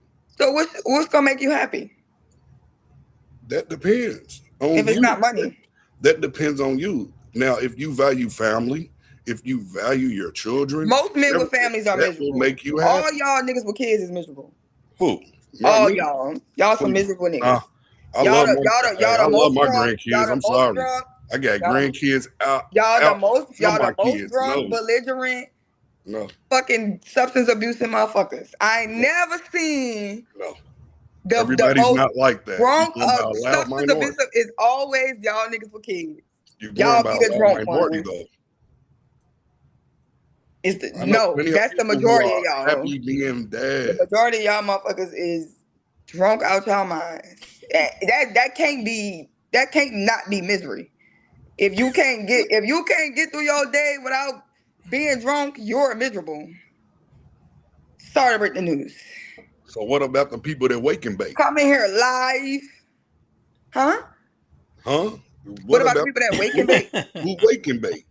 They That be need miserable to smoke too. weed every day, all day But long. let me tell you, the need weed to smoke smokers. weed that eat breakfast. Okay, let me tell you. Oh. The niggas with kids smoke weed too. If they ain't drinking, they smoking weed. I'm sober. I'm just letting you know that weed ain't never killed nobody. You lie. Weed ain't killing nobody. Hungry, happy, sleep. Weed ain't killing nobody. Yeah, people done got high and fell asleep But at the you wheel drunk niggas. and died. You drunk Thank niggas. you. That liver So is on the that shot clock. I I'm hate when telling y'all you do right that now. though. People commit crimes. People fall asleep at the wheel smoking weed. Yes, they do. Don't. Because No, it they makes you don't. sleep. Because you high as hell. It's a DUI. I never get that high on weed. It's a DUI, Sherelle. Nobody don't never You're get that high. driving under the influence. You cannot compare this shit. Yes, I can. Alcoholism is a way deeper, darker addiction than weed. I don't know, because And I don't even smoke. I've never smoked weed in my life. And they smoking weed with their children. Yeah, but psychedelics I've never smoked weed in my life. Wait, Sherelle, but psychedelics is crazy too. That's the craziest shit. You ain't going nowhere on that, and it's not addictive. Nah, I don't know what it is. I'm saying that a psychedelic is diabolical. No, it's not. Yes, it is. How many times has psychedelics or weed killed somebody? What? How many times? Look it up. So what is ecstasy? I don't know what ecstasy is. A psychedelic. Motherfucker be out ecstasy is they not a mind. psychedelic. Yes, it is. And they be out they mind. Yes, it is. And you got uppers and downers, Sherelle. And them shrooms and all that is fucking crazy, son. I don't know what y'all talking about. Y'all niggas bugging. That shit is bananas. That shit don't kill nobody. Nah. A nigga. Yo, let me say this. A nigga that think they up when they down, they think they standing up when they sitting down, can hurt somebody, my nigga. That shit is crazy. Hurt themselves. Yeah, like I said, that shit is not no psychedelic. Yes, it is. No, it's not. I just looked it up. Who'd you look it up to? You didn't talk to no drug dealers just now. You just looked at some Google shit. I don't care what it says. Exactly. Nah. Niggas be psycho off that shit. Come on, man. Ecstasy is for people that want to be nasty. Ah, well, psychedelic, yes. Yo. It's not. It's nothing like that. All that shit have parameters. Y'all drunk niggas be the main ones talking about somebody miserable. And nobody takes shrooms every day. Y'all niggas who drink can't get through your day. You can't function without a shot. You can't function without them beers. You just drink. You drink that shit for breakfast. They got niggas that's been drinking every day for all my life, sitting under the same tree. I could go to the tree right now, and them niggas gonna be sitting underneath that tree drinking. Probably gonna be excited to see me, asking to buy him a beer. Yo, Sherelle. Telling you now. What's up, Prax? Sherelle. Good morning. What's happening, everybody? Hello, everyone. Sherelle, in New York, they got a line waiting for the alcohol store to open. She's saying that the winos be outside the wino store. Now He just said that. He said right now they got a line out there now. Yeah, that's they what he wait said. to get in All there. I'm saying is this though. A drunk nigga never thought he can fly like a shroom nigga. shroom nigga take a drunk leap off nigga definitely thought he could. deck. A drunk nigga thought he could fly. No. Drunk niggas pee on themselves. No, drunk that's niggas not will the shit same on thing. themselves. It's not the same They thing. can beat Mike Tyson.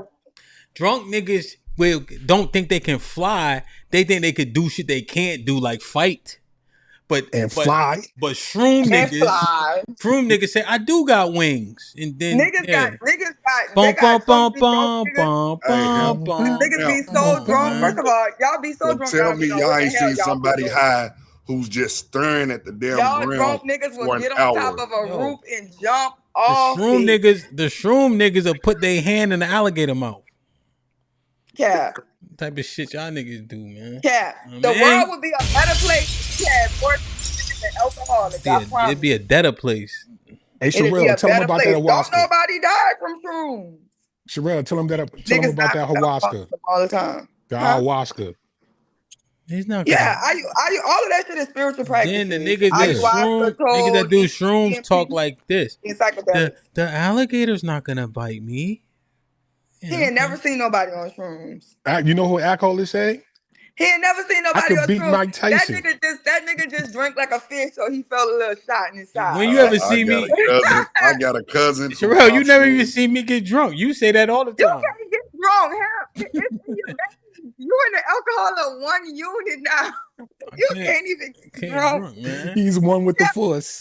Drink 16 gallons of alcohol and still be like, did we really take a shot? Them cues are alcoholics, boy. I can't get drunk. You know. Camp and the alcohol are one. They have become. But unison. I ain't drink for like 3 months. A couple months ago. See, yeah, because you was practicing for something. These niggas can't give up the beers. Yeah, I don't have to. I personally just drink when I go Y'all out. are crazy. Y'all really don't know rich people if y'all think all rich people are miserable. Yeah, y'all but that's back to the conversation, man. Yeah, they crazy. Salute to the drug addicts. So, Prax, did you hear the convo? Mr. Smoke weed and can't tie your shoes. I just came in. Okay, well, come on. I'm not about to explain the combo to you. You gotta catch Nah, up. you ain't got to. Go ahead. So, Mr. Williams, success. Where do you rank money in how a person's successful? So, if I got a bunch of money and I'm immoral, am I successful? No. I'm amoral, bunch of money. Am I successful?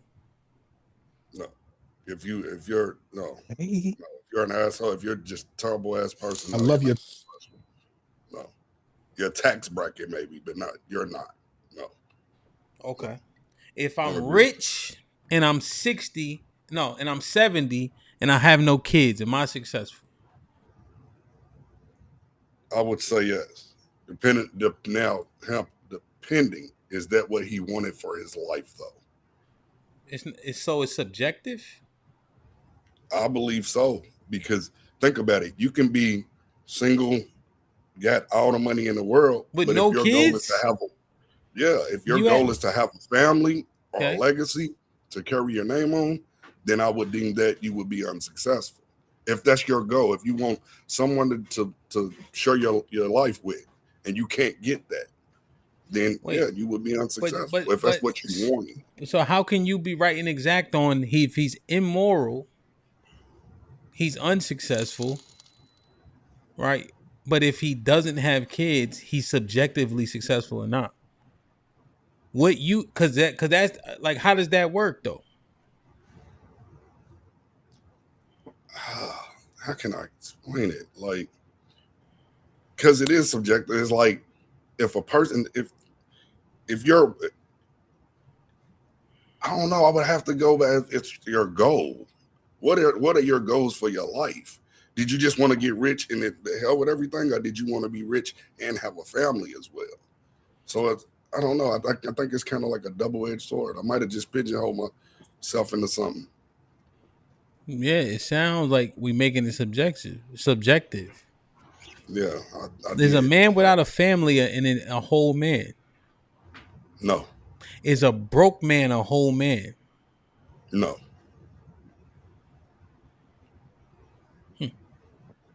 Is an atheist a whole man? No.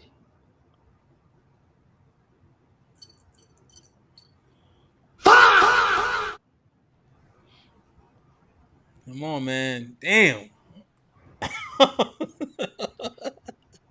So how do we measure the success in the community? What is a man that you would admire? What does he have?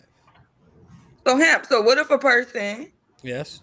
doesn't? What if a man doesn't have a family? Okay. He only makes 60K. Okay. But he follows the laws, statutes, and commandments of the Most High God. What? You talking about 1% of niggas? I'm saying, is he successful? To the majority of people, no. Hell no. If that's what we talking about, we talking about most people, right? Well, then don't say that atheists are not successful. I'm asking a question. Oh, I'm just saying, because niggas gonna believe them niggas is successful. Majority of the rich niggas don't believe in God. And they got families. Rich niggas be having They believe families. in God. They don't believe in God how they should, but I think they believe in God. This be their God right here. One young. That cotton. That ain't Cotton picking. Stop Think flashing about it. that The people that say that they $16. don't believe in God, all hell break loose, and the first thing they say is, You "Oh want God, bet $100 that is not oh Lord." $16? What'd you say, Mr. Williams? Oh, I that's said what I thought. people will say that and say, "Oh, they don't believe in God," but all hell break loose, and it's, "Oh Lord, oh my God." That's just a euphemism. They just say that. They're not believing in God. They But you're just used to it. A lot of people say they don't like the police, but you gonna call them. Come on now. Don't mean you don't they don't like the police when the police is coming Hypocrites, down on man. By them. design, we're hypocrites. Saying fuck the police, that's how I treat them. We buy a way out of jail, but we can't buy freedom. We'll buy a lot of clothes, but we don't really need them. Things we buy to cover up what's inside. They made us state meaning ourselves of a and love their nigga, wealth. ain't it? That's why Shorty hollering what a ball is at. Just saying, That question success. I think that people with money are successful with no morals. If you have a lot of cash and you have no morals, you are successful because you succeeded at what you wanted to obtain. What? Well, Prax, you know the scriptures relatively well, but I was kind of keeping it secular. But because you Yeah. up here, what profiteth a man that gain the world to lose his soul, right? But what do you consider profit though? I guess the money would be profit, right? Like you saying. So he won. He was successful at it. If you got a woman that So wants you to be a saying? So successful let me get at this. being a housewife, and she take care of 100 husband and kids, he's successful at that. Hold on. Success is a worthy idea manifested. So when you say this, are you saying that if she say, "Yo, man, this dude does a homosexual act to get rich"? He's successful. He succeeded at what he wanted. He wanted to get rich, and he did what it took to make that worthy idea manifest itself. If you're speaking right or wrong, that's a different question. Yeah, I'm saying successful. He's successful. Success, yes. Success is a worthy So let me ask you a question. actualizing a This is a worthy better ideal. question. Sorry. Yeah. You do something against your morality to get rich. You're successful. If you trying to, if you answer my question, I gotta answer my stop question. that. I Answer gotta my stop. question. Wait a minute. Yeah, let me correct that. You're not trying to say anything because you checked me on that one time. I like that. uh yeah, they're successful. If you determine morality to be an idea of you being successful, then no, you're not being successful because you broke your morals. But if you broke your morals to obtain something that wasn't moral and you focus on that, and that's your ideal, that's your ultimate goal, that's your ultimate focus, then yeah, you being successful at it. Now, if you're speaking right or wrong, no, that's to be questioned.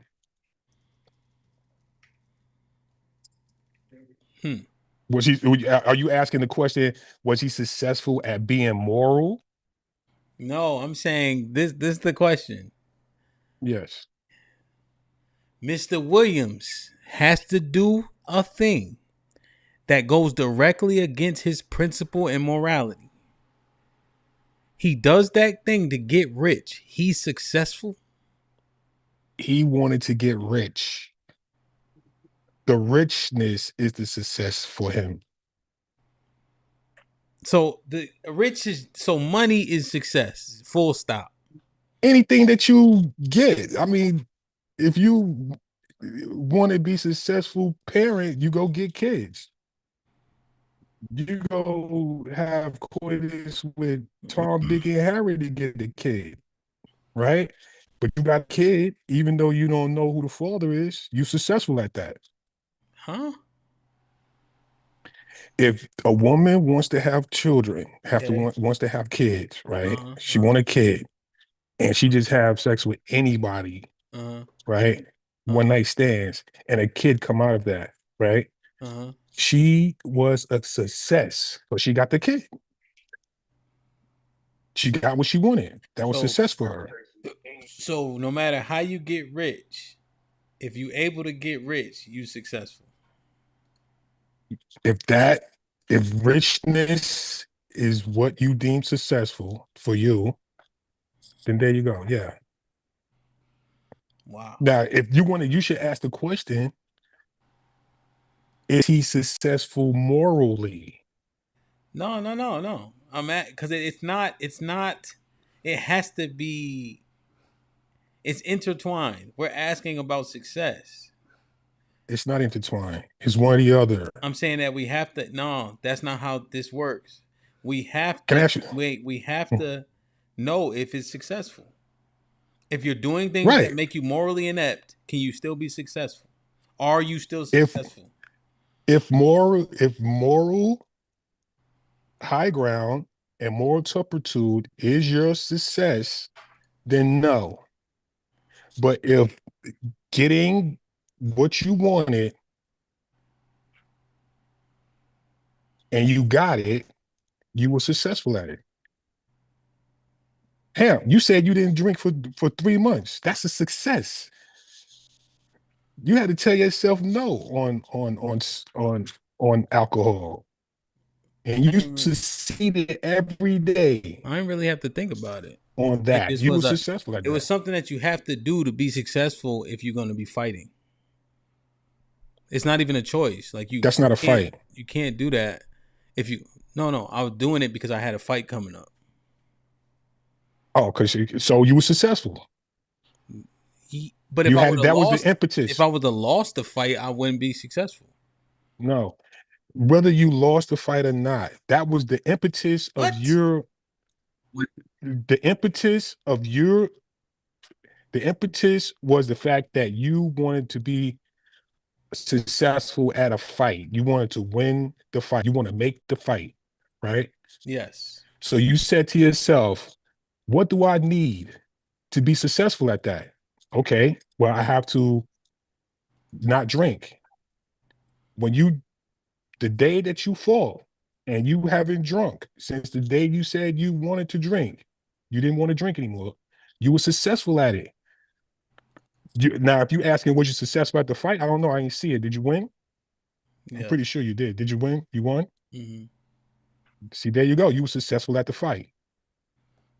You won the fight. You made the fight. But there wasn't a battle with there's certain, like, you're not also not eating a bunch of stuff too, right? You eating differently. You consume what you consume changes in preparation. You see, that wasn't like a success or non-success. That was to be successful. The fight is the key. That's the key. Yeah, but the key, the impetus was the fight. That was the idea. That was the impetus. That was the baseline of all of it. You saying that I'm gonna take care of my body. I'm gonna exercise. I'm gonna eat properly. Right. That was the impetus. The fight was the goal. Right. Yeah. So if you didn't eat properly and you drank, you would have lost the fight, right? You could have lost the fight according to what you thought your thoughts were. Yeah, preparation isn't success though. Preparation is success. Mm-mm. Preparation goes into the Name thing me. that you want to be successful in. What is it that you failed to plan and succeeded at? Huh? There's nothing in life that you could fail to plan at and be successful at, or you wouldn't even reach that goal because you didn't plan for it. Yeah, I'm saying that preparation isn't success. Preparation leads you to the success. Yeah, Yes. I agree with that. I said it's not. I said Right. it's not success. I said it's a But catalyst. the fact that you was prepared is success. Wait, so what Prax is saying is that if you never go to school to be a doctor, you can't say I failed at being a doctor. Right. Nigga, you never Yeah, try to be a doctor. yeah. If I go to try to take, if there's a, let's just say, if there's a doctor test, right? I'm saying that I'm preparing for a fight.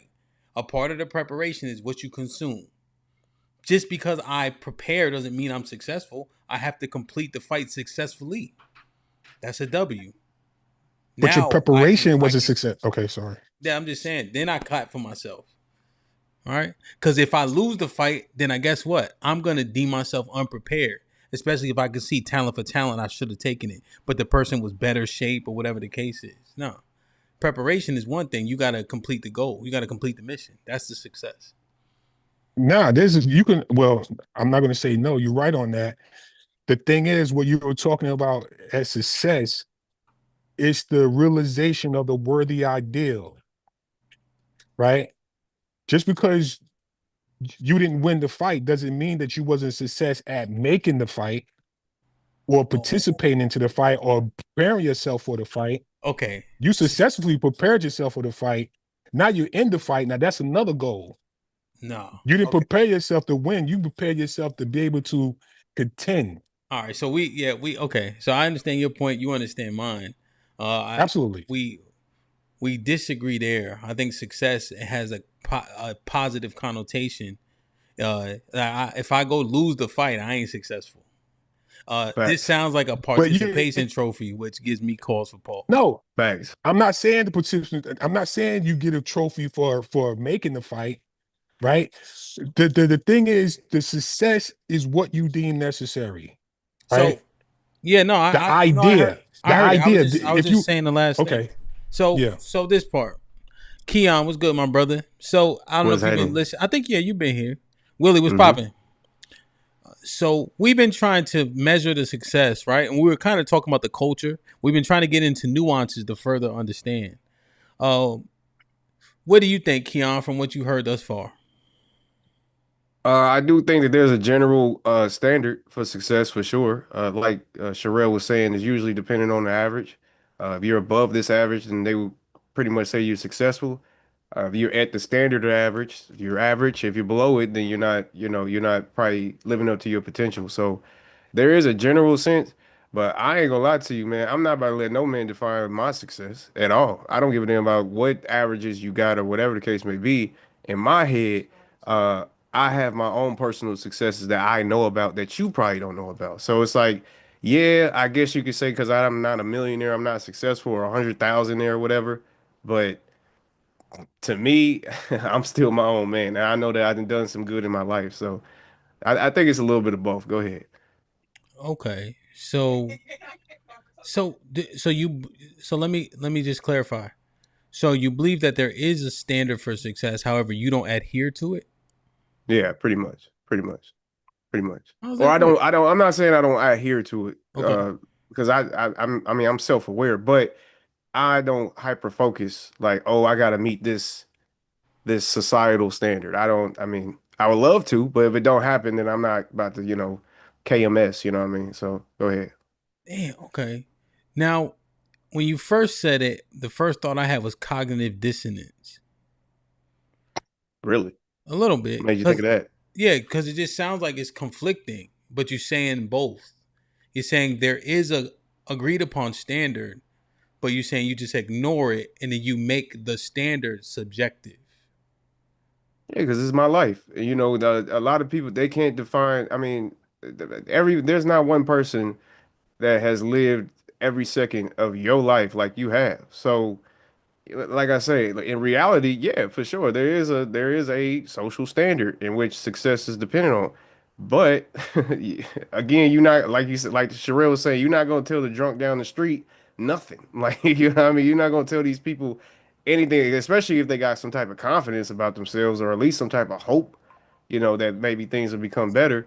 But yeah, there's always a reality to the world too, for sure. Okay, so the drunk, if he telling me he's successful because he the best drunk he can be, and I call him delusional, aren't I correct? Yeah, but he's also correct. How? But he's because in his mind, he's going after to be the best drunk that he could be, or the best drunk in the city. If he's successful at that, that's success. Rather, yeah, I feel like we're splitting hairs on like what we deem as success, and there is a wide spectrum of what people deems as success. I mean, it is what it is. Some people will say winning a food eating competition, even though you killing yourself. Some people will say winning that competition, a hot dog, a glizzy competition. That's successful. To me, that's crazy. But to some people, that's successful. You know what I mean? That shit is crazy. Okay, all right. I've been up here for 2 hours, Keon. Let me be quiet. Willie, what's poppin'? Yeah, I come and support and answer these questions. Some of these questions aren't difficult. Like, what's success? I thought there was a definition for words, and typically success is measured by like how close your life is to the outcome you said you wanted. So if you say you want to be this, how close is your life to actually being that? And then if there's metrics that are used for certain things like freedom, how much you control your own time, money, your net worth, your income. And that's typically what we use in our culture to measure how successful we are. But then a lot of people like him, they do say that, like, well, nobody can tell me what success is. And the problem with that, you said cognitive dissonance. To me, when I hear that, like logic, we're not saying logic because it's not logical, but like when I hear that, like those opinions, it sounds like cope. Like when someone understands they're not going to do something, then they tell themselves, well, at least I ain't failed at trying. Or like when a big girl tells herself, you can't tell me that I'm not healthy just because I'm 400 pounds. Like, it's obviously not true. And then we just tell ourselves we give ourselves these platitudes so that way we don't feel bad about not meeting whatever criteria that we know internally we should meet. Because you can't acknowledge a standard and then say, well, hey, but I don't meet that standard or I don't agree to that definition, even though I just told you that's what the definition of the thing was.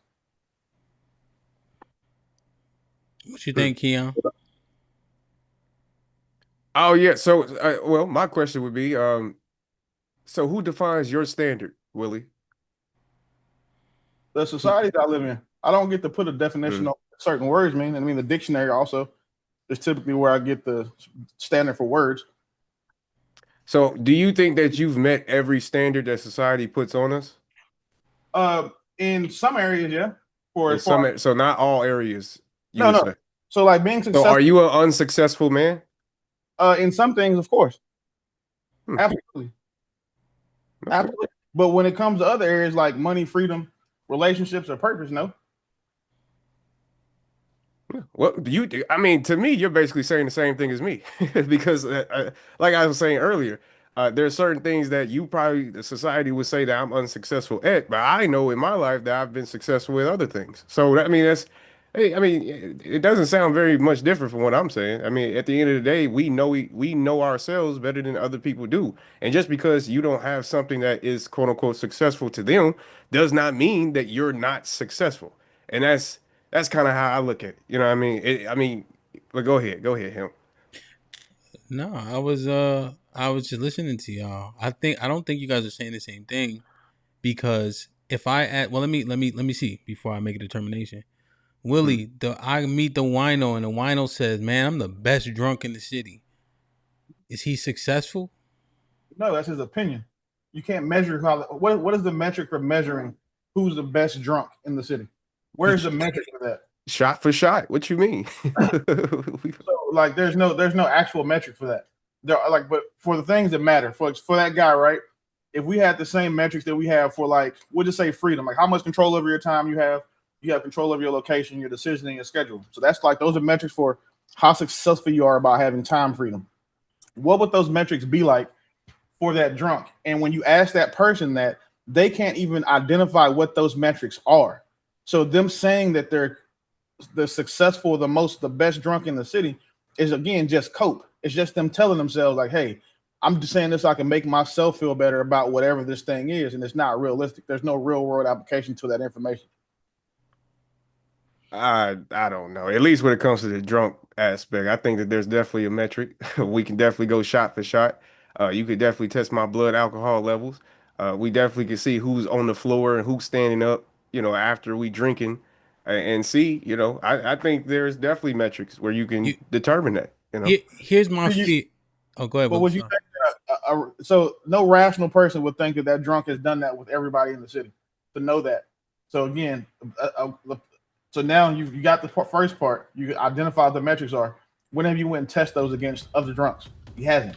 And that's what I'm thinking. People just say things because it sounds good to make them feel better. So you telling me Jay-Z rap with every rapper in the United States, and that's why we say Jay-Z is the best rapper? That's a terrible analogy. That's an opinion that a majority of people had back in the day. Bro, I don't. He has rapped against her. I guess we heard most people rap, but I guess now here's my fear. Keon, Prax, Willie, Mr. Williams, Sherelle. We are eliminating people failing. If we are saying that you can make all success subjective up to and including being a drunk, we are scapegoating people who are simply failures. We can't. How do we define them at that point if we make success subjective? You succeeded at failing.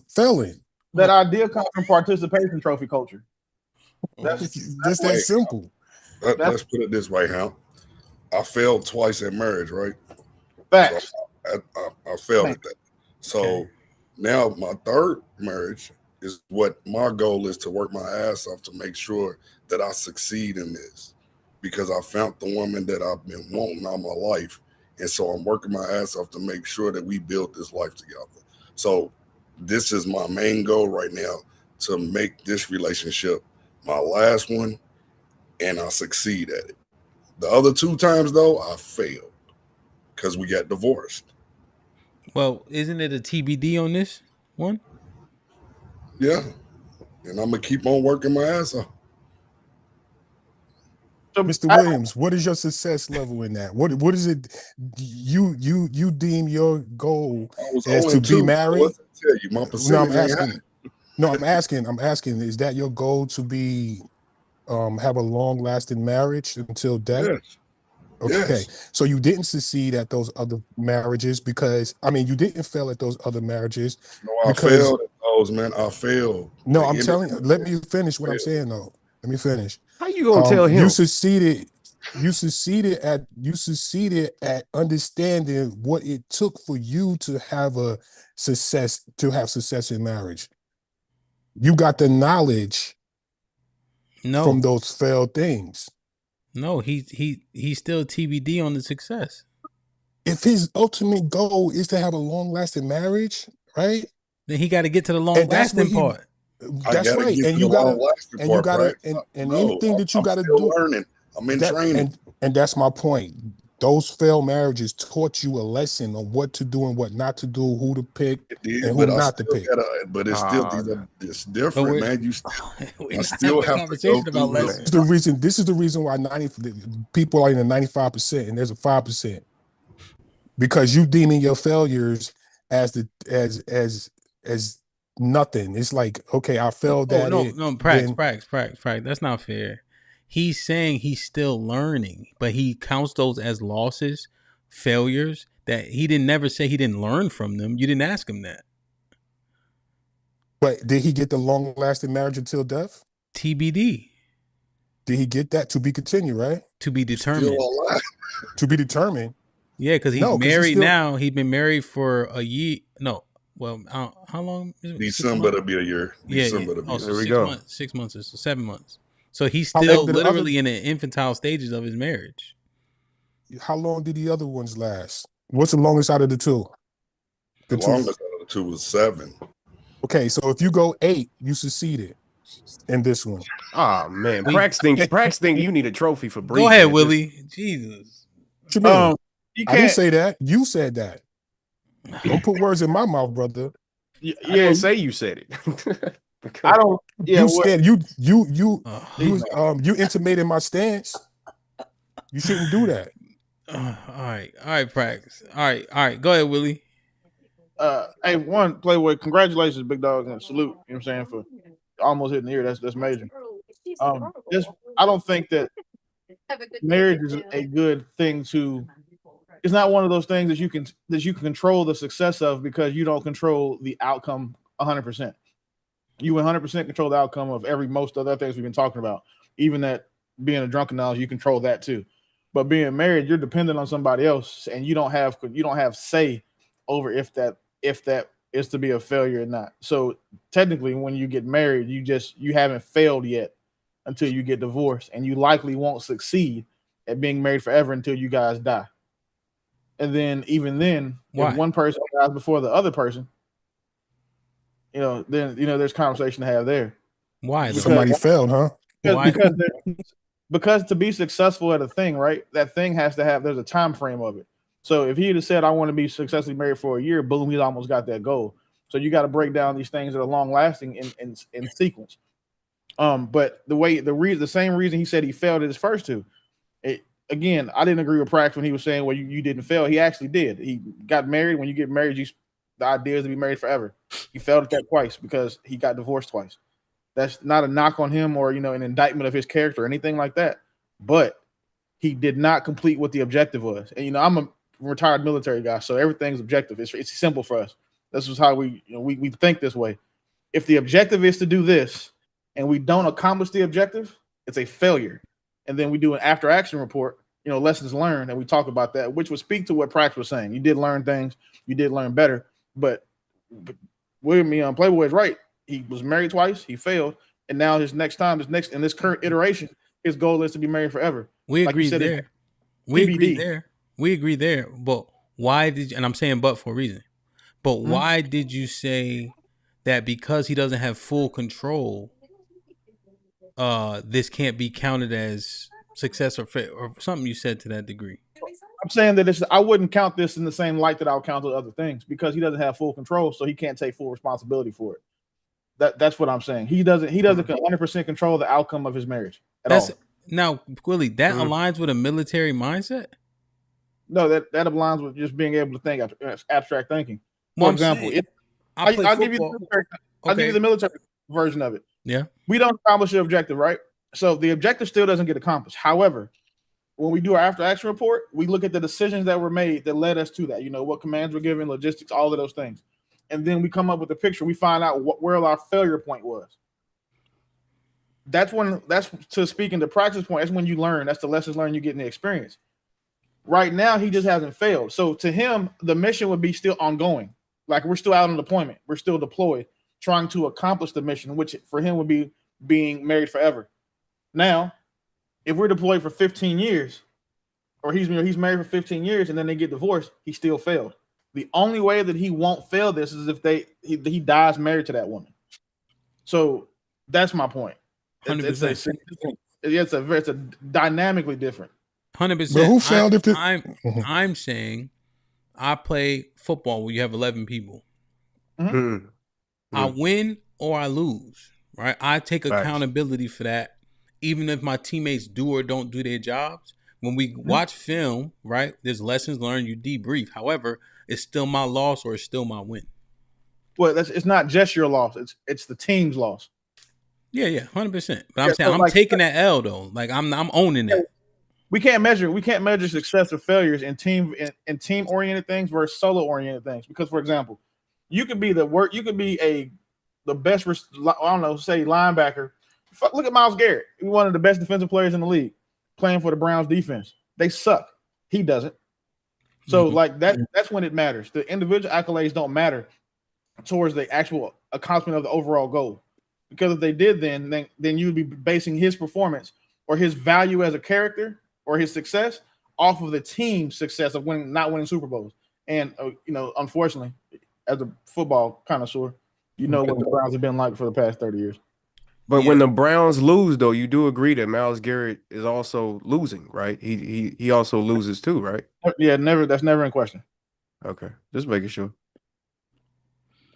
So how can you say that he lost when it was a team effort? Because he's on the team that lost. But himself, it was position. You put it in a possessive state. If he's a good player, he played his position. Right, on a team that lost. It's a team sport. That's why I said you can't compare marriage and football. Okay, yeah. So he didn't lose. The team lost. No one. Okay, that's what we said. Okay. I don't know, brother. Trying to get that clear. Then he lost too. If his team lost, they lost together. And marriage is a team sport too. I agree. So if your husband dies before if you are a good husband and your wife decides that she wants to cheat on you, so y'all get a divorce, y'all both lost. You know what I'm saying? Even though she was the causation of it, right? You're still a good player, right? Hopefully you can get picked up by a better team. That's a terrible So reason. we supposed to take on other people's decision as our own? Like we made that decision for them to go outside the marriage? When you get married, yeah. That's crazy. Marriage is I wouldn't just say that them going outside the marriage, but let's just say, okay, yeah, cheating is a little bit different, but let's just say that she just don't want to be with you no more. Then yeah, you have sole responsibility of why technically the marriage is not working. If her reasoning is because she don't think that you're compatible with her no more, then then you're a part of the problem. No, I was trying to ask, her changing her mind, is that the husband's fault that she changed her mind? You influenced that decision, I feel. Yeah. It's not her fault, but you do have influence over it for sure. Have influence. Yeah, it's not your fault. You can't control what somebody else thinks or does. It's impossible. Even if the whatever party is consistent in their mode of actions. Yeah, this is why, because you being consistent only speaks to you. But her taste, her needs, her wants might not be consistent. So if you don't know that, whether you didn't pay attention or she just didn't communicate that with you, if you keep doing the same thing for someone, it used to be okay this year, but this year she decides she wants something else, she has the right to change her mind. And if you don't, again, not automatically saying it's your fault, but if the man is not aware of those new changes and continues to do what he thinks is working and it's not working for her, he still influenced that decision. But he didn't know. How can he influence it if he didn't know? Because there's the action he's taking. He's doing what he thinks is right. However, that's if under your logic, then we can say, well, it's that man's responsibility to make sure that he always knows what to do, and that's not logical to say. So that's why it's also just as illogical to say that, well, just because he didn't know doesn't mean that he didn't influence her actions. Okay, I see what you're saying. So her change of mind wasn't the catalyst. Like, so I'm of the mind, right? Given if I've got a father's right nonprofit, so I deal with a lot of this stuff. I think the number one cause for divorce is uncommunicated expectations. I don't think that it's cheating, adultery, or finances or anything else. I think it's uncommunicated expectations between both sides. Women are just faster to leave because they're incentivized to, that's fine. In this situation here, the uncommunicated expectation would be like, okay, hey, you know what, babe? I used to like when we did this. We should live this way, but now I want more or I want different. But she doesn't say that, but for a plethora of reasons. She's embarrassed. She's ashamed. She doesn't want to rock the boat. She does, she knows he can't do those things. So she keeps it to herself, but that doesn't stop her from wanting it. The same thing for a guy. A guy will be like, listen, I want to fuck other bitches sometimes. But he's not going to tell his wife that. But he'll still think it. And then oftentimes he'll do it. Now, do I believe that a woman divorced a man because he fucked other bitches is stupid? Yes. I think it's a terrible idea. However, those are the changes in their communication, or in their wants and needs that aren't being communicated that lead to the issues in their marriages. Let me ask you this, Willie. Till death do you part. If the husband dies before the wife, who succeeded in that marriage? Succeeded in being married forever? He did. So he he does the same. I would say they both did. His death made us successful. Because now, mind you, right? I'm taking the logical definition of what the words mean. Obviously, we give a widow grace. We're not going to say a widow is a failure at marriage because her husband died. I don't think anybody with that's insane would think that. However, by definition of the term, the goal was to stay married till the day he dies, right? Or till the day they die. Well, they didn't die. So one person is going to win, other person is going to come in second place. Well, no, I think you're being too technical with that. I feel like when most people have that conversation, once one person died, they both are successful for sure. Yeah, because y'all till death do us part. Somebody got apart from somebody because somebody died. So I would definitely say both of them are successful for sure. Oh, so it's death do we part. To death do we part. So they supposed to die together, Romeo and Juliet type thing. Oh, brother. He said we. He said we. I said till death do us part. Us is we. Us. We both got to die together. That doesn't. Okay. No, that's not. But you understand what I'm saying, though, right, Key? No, I do. I do, but I feel like you're being too technical to try to prove another point. I'm just trying to figure out what's the questioning for. So are you saying that? Well, go ahead, Prax. Go ahead, explain. Go ahead, brother. I'm explaining the fact of who deems success. It's a worthy idea, right? That's being actualized or realized or brought into reality, right? So other people telling you you're successful if you do a thing, that's not your success. You personally, right? You successfully did everything that you have in your life right now, you are a success at it, right? You got an apartment, you succeeded at that, right? You got $5 in your pocket, that's what you wanted. At the time, you succeeded at it, right? If you want more, fine. But then there's a level of success that people think that put on you, like if you're a basketball player and you're trying to be Michael Jordan and you are innately in depth to do so, are you a failure? Yes. But he doesn't have the innate ability to be that. So cool, right? So listen, success is, measured by how close you get to the outcomes you say you want. So close. Okay. So Buddy said that, hey, I want to be like Michael Jordan, knowing he's 5'10", 260, should be playing football. Mm-hmm. Right? But he wants to be like Michael Jordan. So he plays basketball. He goes to high school plays or AAU plays in high school and college. Never makes it to the league. He failed at being like Michael Jordan. But his first failure wasn't not making it to the league. It was not going to North Carolina and then having a commensurate career. When you compare yourself to something, there are milestones in that achievement to be like Mike. Remember, we all say that when we were younger. Yeah. Like Mike and all those old Gatorade commercials and shit. Yeah. He fails a lot of places. Then he got to get cut for his junior high basketball team. You know what I'm saying? Got to play basketball. Then, he's got to go play baseball too. Like, you have to be very specific. And that's why that definitely, like, we can't, I think a lot of times, especially like younger men and women, they try to shape the definition of words to fit what makes them feel good. And it's just why I'm always, very, very, very specific about these types of conversations, because again, he failed at not being like Mike, but a kid or, a younger person will be like, well, he did his best. That's like what our moms tell us. It's okay, baby. You ain't get it, but you did your best, but you still failed. Like, that's one of the key differences I see between like the generations of men and women having these conversations, because like I think you're a little bit older than me. I'm 42. So I'm 54. Well, shit, my bad. But yeah, so you go older than me. But right. But I was get there. But yeah, now hopefully, I'm saying, God willing, right? But I was raised by somebody, I'm saying, not much older than you. So understanding that, like, I see the difference now when we have these conversations. And I think it's really important for men to get back to like using words based on their definitions and not the ones that just make us feel good. Because we try to use words all willy-nilly, like successful, all that stuff. We try to change the definition of words to fit. I think one of the best examples I can give you that will resonate with people because they hate this nigga is when Kevin Samuels gave the definition of what a high value man was.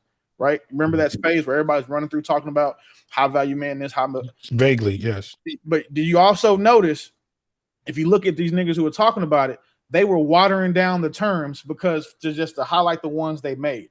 a lot of guys were saying, well, I make over 6 figures, so I'm a high value man. As if he didn't, as the progenitor of that phrase, as if he didn't also give what the prescription was to meet that. And it was 4 or 5 different things. So they were intentionally leaving off the parts they knew they didn't meet. And I think that that's something that a lot of people are doing in mass.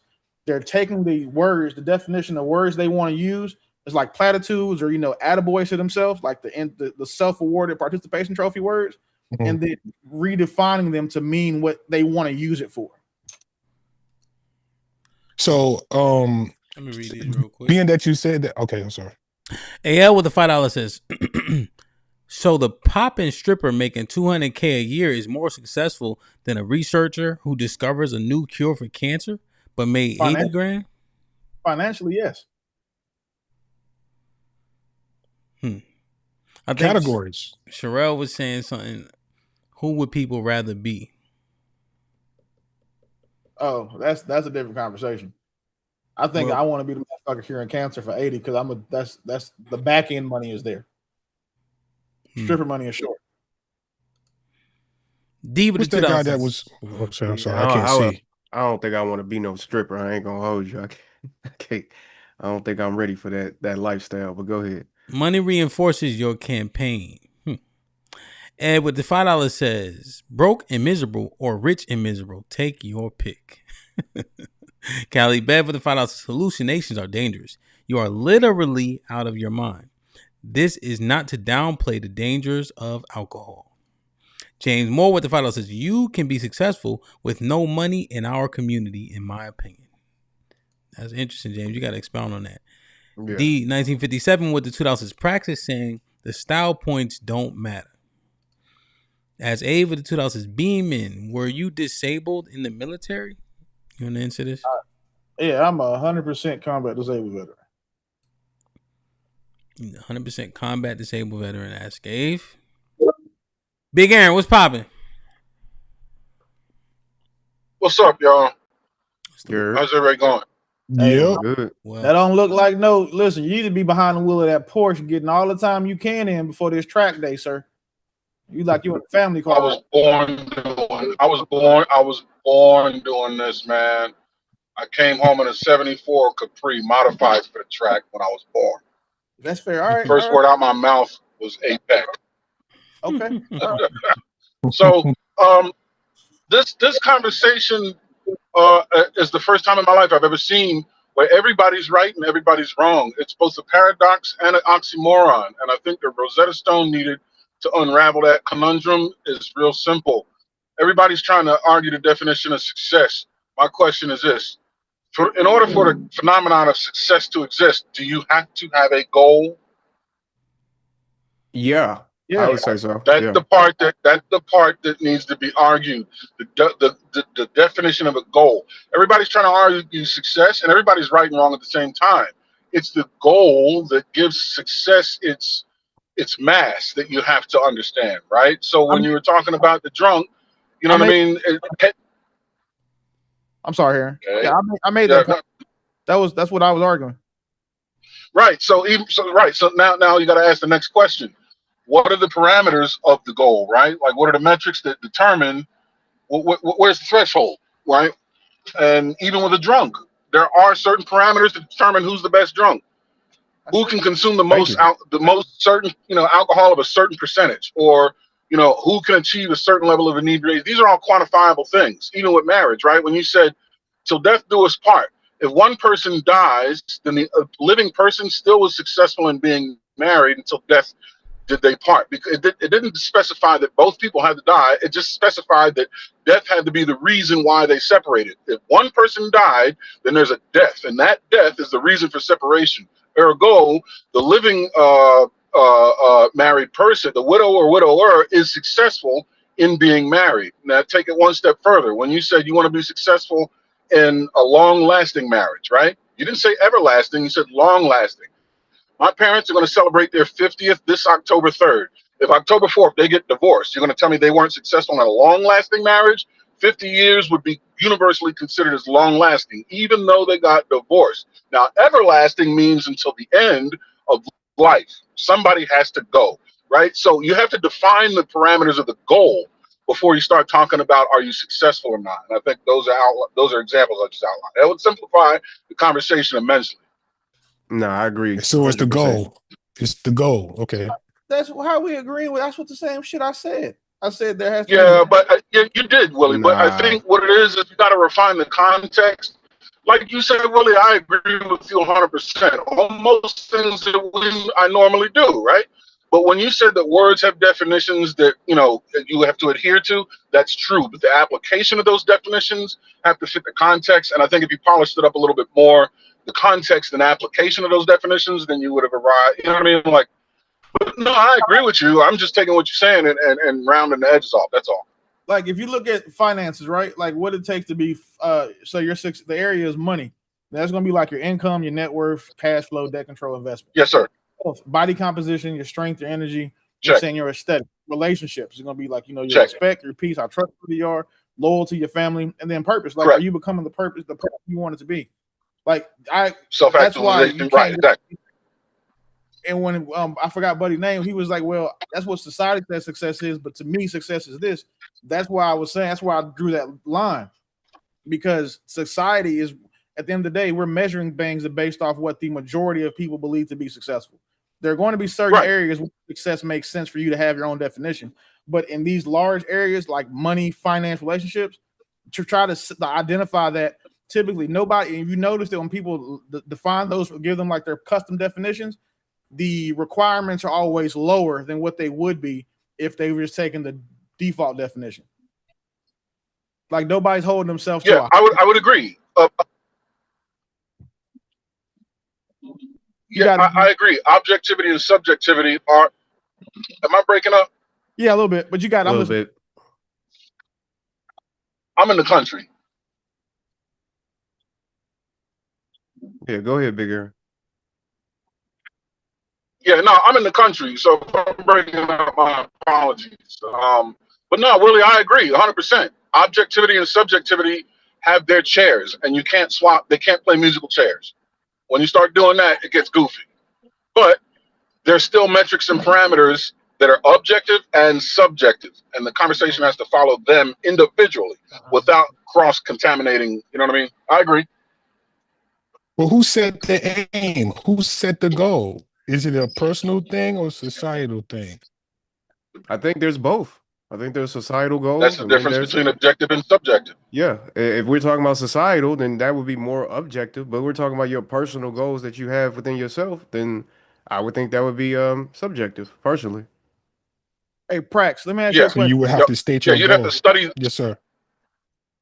Prax, so let me ask you. Well, and Aaron, I like your answer too. How much money do you have to earn to be rich? How much money do you have to earn to be rich? Yeah, how much money do you have to earn before? I don't know.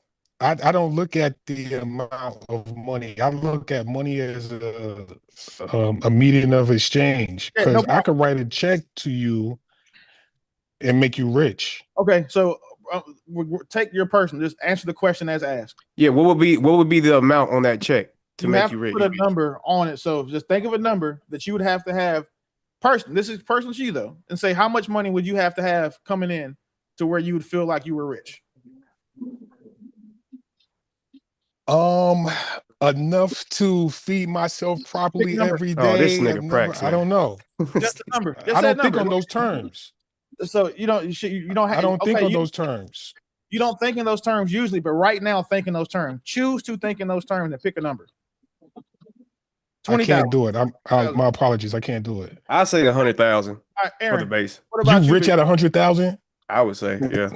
You definitely ain't poor. Because at the month, because I said a month, so there's also that part. So $100,000 a month is 1.2 million a year. He's okay. Aaron, what about you, big dog? Are you asking me about what do you need to have on hand, or what needs to be coming in? What needs to be coming in a month? Your income needs to exceed your expenses threefold in order to be considered rich. Okay. Yeah, but you said number.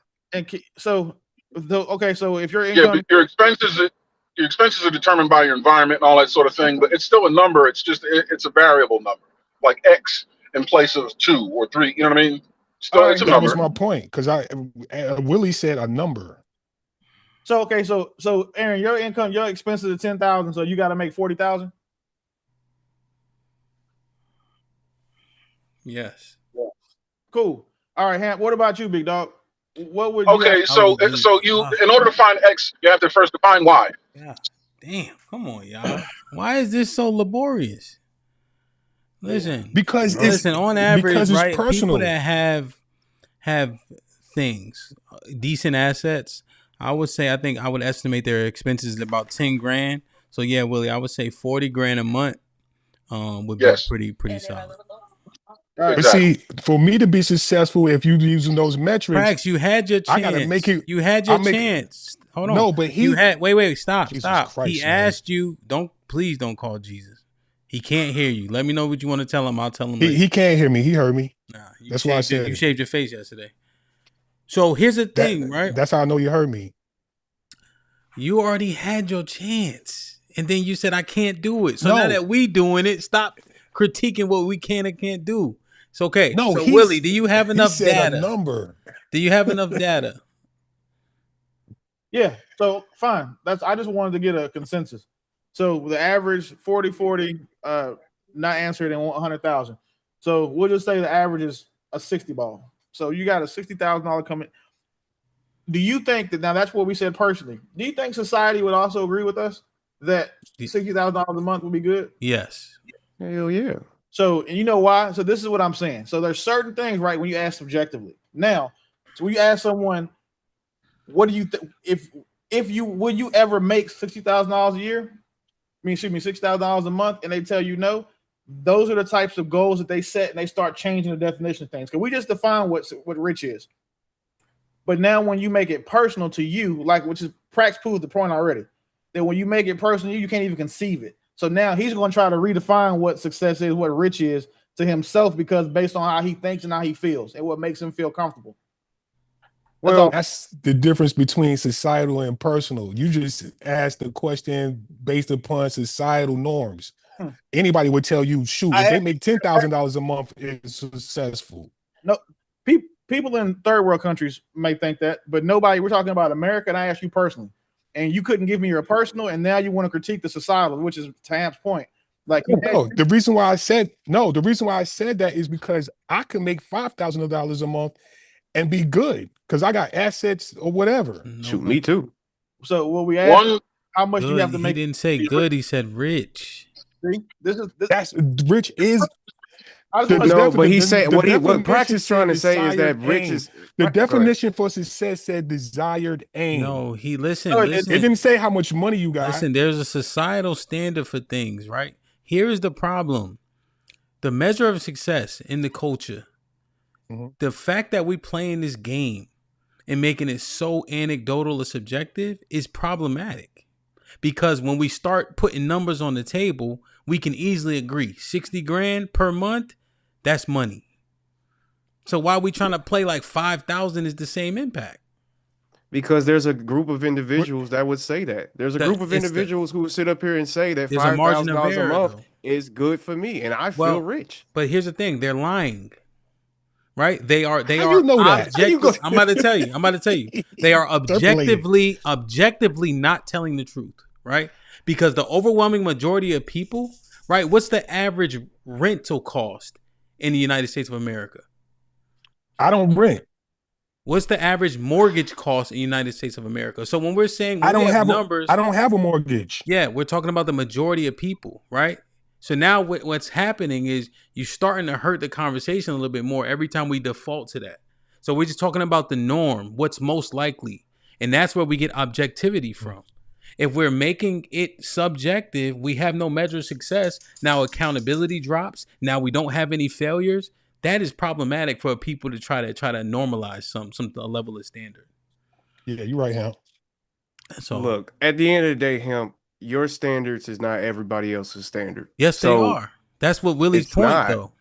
It's No. not. It's not. Well- If you got that narcissistic mindset to think that your whole mindset is what everybody else think, then that's a personal problem. But it's not, brother. At the end of the day, somebody will gladly take that $5,000 and live well, and probably will even say they're rich. Rather they're being delusional or not, they will say that because their standard is probably $500 a month. So, that's what I really think Prax is saying. There's Let me just ask you- different levels. No, That- this Let is me the ask Ham this is something. the Let me ask Ham hold on, something. hold on, real Let quick. me ask something. Right, I got 4 narcissism wouldn't fit there, right? I'm At all. saying, yeah, that doesn't even make sense in terms of the definition. We're having a Wait, what conversation. does narcissism mean? Right? So we're having a conversation. We're saying, hey, my is actually yours if people are being honest, right? If we look at things for the majority of people, right, there is an agreement there, which is why we have juries and jurors, because what do reasonable people think in said situation? It's unreasonable for you to say 500 might be enough for somebody. It is not, based on the cost of living, based on things that we don't control. That's the substance of the conversation. Prax, you can go, and then Yes, sir. Aaron, I know you're driving, but remember Cheek didn't get in yet. Just FYI. I wanted to All say right, yeah, I'll be real quick. I'll be 10 seconds. Oh, my But bad. go ahead, Prax. Yeah, go ahead. Go ahead. No, go ahead, Aaron. You said 10 seconds. Go ahead. No, I just noticed what he said. He said HAMP. We can't expect everybody to agree with HAMP standards. That's not the only way to have that conversation. What if HAMP agrees to all the societal standards, right? Then what HAMP was saying would be true. So I agree there, HAMP. That's all I want to say. That's what I'm saying. Yeah. Yeah. I just wanted to say that the average American makes $6,000 a month. The average rent is around $1,800 a month. The average mortgage is around $2,000 a month. In what country? There we go. Average person makes $72,000 a year. In what country is that? America. No, it's not. You said the average. Yeah, she's wrong. No, the average person doesn't make $6,000 a month. That's simply just that may be the average, but it may not be the median. Like this is maybe that's it the may median, not be because the average is more. right. Let me see. I mean, Sherelle, did you just look it up Yeah. on Google? Or did you just chat GPT? We're not Google. Cite the source that Oh. Google gave you that said that.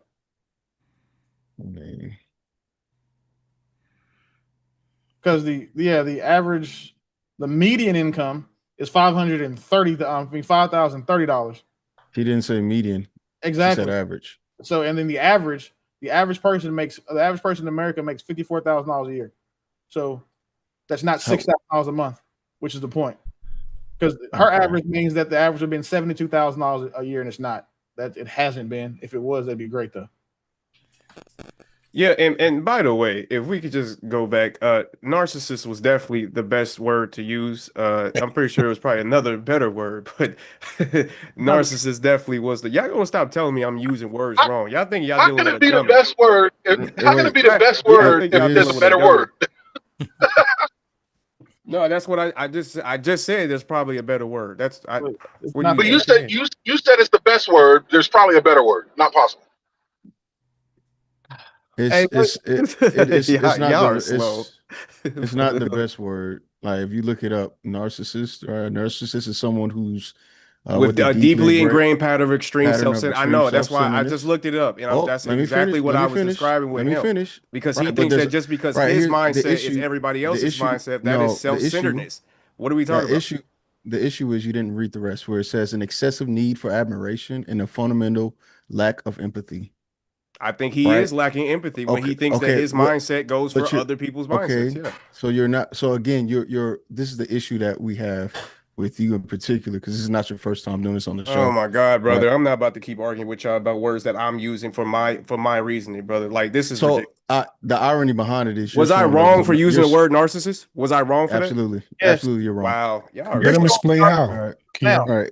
Well, he's not interested in how because he seems to be narcissistic. Right? I want to hear it. The irony behind it is that saying there's a social agreement, right? We don't have to. For example, if I said this girl is ugly and I showed you a picture of somebody that's just unattractive for our social standing in the United States.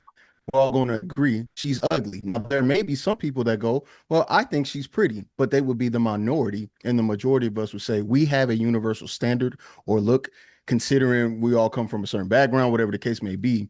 And so that it makes it so much easier to maintain or even identify when something is below or above average, right? Average has a meaning. Average has a standpoint.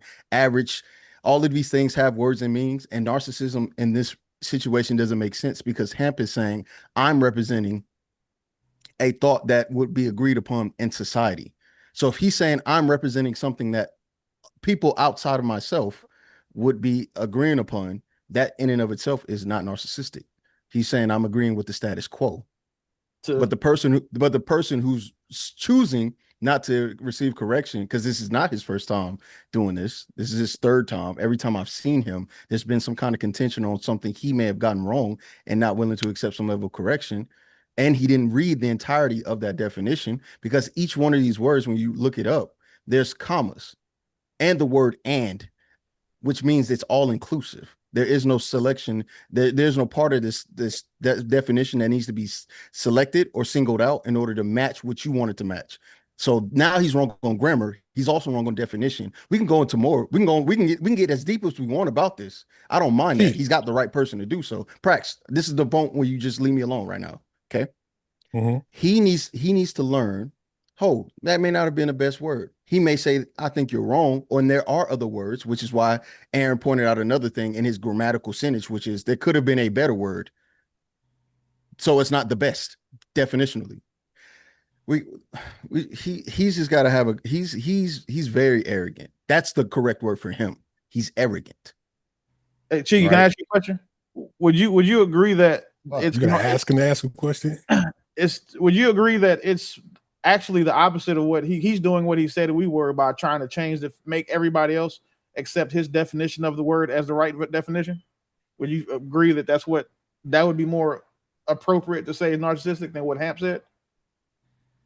What is narcissistic to do what now? No, I said, do you think that saying from based on what he said, right, that he's actually showing it by saying, well, no, if I say this is successful, then that's what successful should be for everybody else? Yes, because it's I can't say it's narcissistic. I just think it's short-sighted or individualistic. But the thing that I would say is narcissistic is him just saying I'm not wrong and just walking away saying because I'm right. But he's missing parts of that definition. And again, he just said, Hamp didn't say, I just think it's the wrong definition, but I'm sure Hamp understood the concept. But the thing that I think everyone else is missing is Hamp is saying I'm with the status quo. By definition, that can't be narcissistic, nor is it individualistic. He's saying I'm taking a wholesome view of this thing, which most Americans have a view of what success is, and it may change over time. Agreed, right? At one point, it was a house with a picket fence, a boy and a girl and a dog. The nuclear family at one point was considered success, right? Can we all agree at some point that was the stereotypical image of success? Yeah. Yes. It went further than that. Oh, it doesn't matter, Prax, because you do this thing too. I don't know what's up with you. So there is an agreement within our Ask me and I'll tell you. That's fine. I don't care to know. There's an agreement within American society of what success is, and it may have changed over years. So yes, I can understand and comprehend success does not look universal in all aspects, but there is a general consensus that most Americans would agree this is what success is and looks like, right? If somebody says I make $1 million a year, no one here is going to say they're not rich. We're going to say, yes, they're rich, but there are people richer than you. Can we all agree to that? Yes. Okay, so that's what Hamp is trying to do, and it seems very simple, which is we need to find a unit of agreement when it comes to some general level of success so that we can make some type of standard to hold someone to. Because if you make everything subjective, y'all are becoming what y'all would like to call me a liberal. And I know y'all hate that, right? Most people hate that. Everybody. So now let's try to look for some unit of success that is agreed upon and measured, generally speaking, not by all, but by many and most. And then let's try to use that. I think that's all Hamp is trying to do. We can't move forward if we don't do that. Then that means everybody's okay and everybody's successful and nobody loses because there are no winners. You know what I'm saying? I think that just makes sense. Hey, Aaron. So yeah, Chiggy said it better than me. That was my point. So thank you. Yeah. So you calling somebody being rich? So majority of you saying majority of people want to be rich. That's what we saying here. I think everybody would want to be rich. I would think so. Yeah, for sure. But should everybody want to be rich or wealthy? We can't shoot. That's the arch thing. We can't say what You see, but we can't do this thing where Playing we keep saying, semantics. we can't keep doing this thing where we're saying everybody want to be rich or wealthy. The reason why the concept of rich is understood to involve some level of wealth. Okay. If you want to keep doing this thing where we play the semantics game instead of just have the conversation where it is, the conversation goes nowhere and you frustrate everybody. Yeah, I get that. Yeah, Prax, I think you're trying to be too deep about this conversation. That's the problem with the whole of society. That's why you got the 95% and the 5%. Because nobody wants to go deeper. See, the 5%, this 5% want to be wealthy. But Prax, some people just want to be rich and limit themselves. Real quick, guys, real quick. You run the risk of taking away from the conversation too, though. Like, we are willing to go in depth.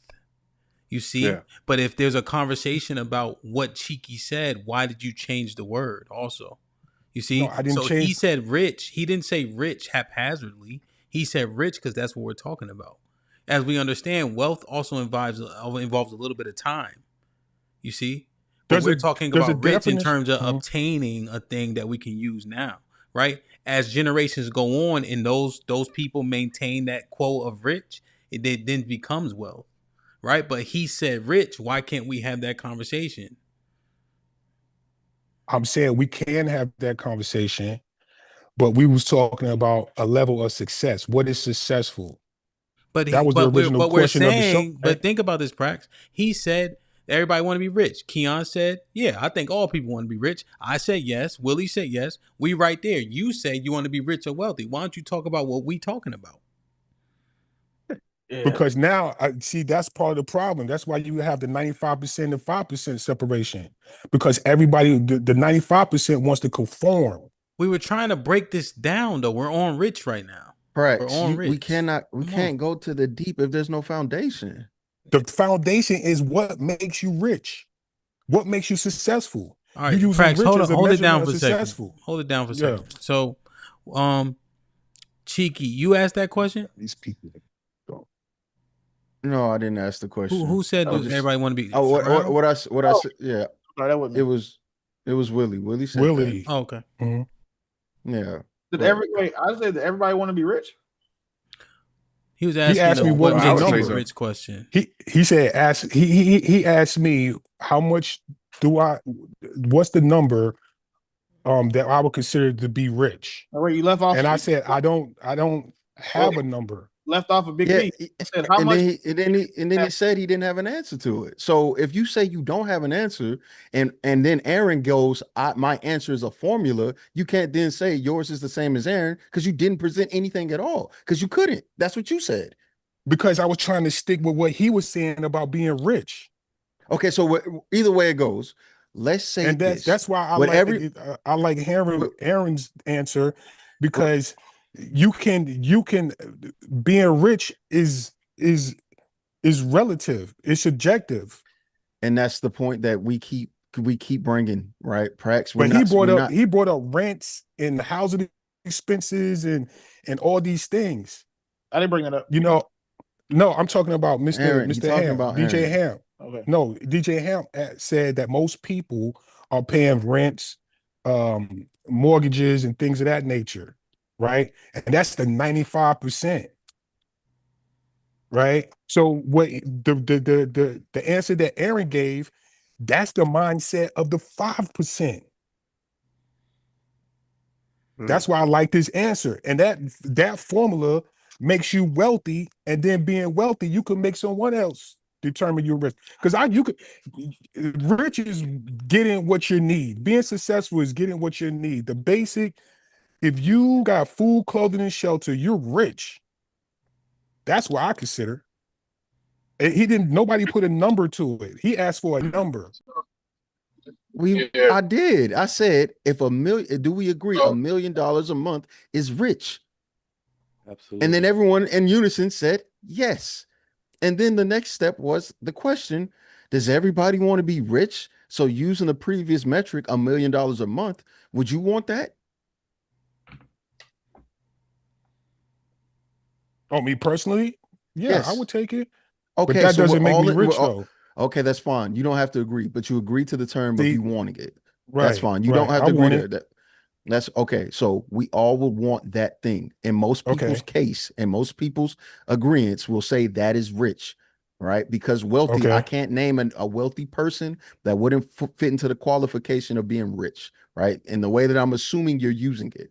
Do you agree that Jeff Bezos is wealthy? He's wealthy? Yeah. Okay. I would say, well, now, actually, no, I'm sorry. Okay. No. Who's wealthy? Anybody that can write you a check to make you wealthy, make you rich. What? It's a formula. Did you just say Jeff Bezos isn't wealthy? Bro, we're done. Understand, man. No, we don't. Let me ask you something. Let me ask you. It doesn't. Prax, you answer the question. Let me make my stance. Let me make it clearer. Hold up, I got people around and I'm yelling over you. Prax. Let me make my thought process clear to you and make you understand what I'm getting from. Prax. Listen, Prax. Before you go, the $1 million that you're getting, before you go on, I'm asking you. You said wealthy. I need to clarify this. You're saying wealthy is anyone that could write you a check to make you rich, correct? Yeah. Okay, so I might not be explaining it correctly though, but okay, it's close. But I get what you're saying. What you're saying makes sense, right? Yeah. A CEO is rich, but the owner, the person that's writing his check, is wealthy, right? Yes. See, is that? I don't know how to explain this, man. Let me say this. Can somebody be wealthy without being rich? Can somebody be wealthy? Can somebody be wealthy without being rich? Please, listen. Let me ask you some consensus. Let me give you this. It's not fair to everybody, Pratt. There's a difference. Between. Oh my God. Put him in the fucking bedroom. Get him out of here. Come on. Wait a minute. Whoa, my money here. Get the fuck out of here. Get him the fuck out of here. Put him in the bedroom.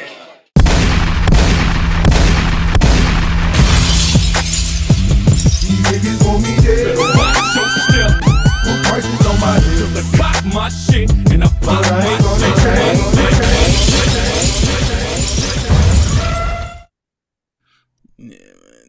You was talking about being successful earlier.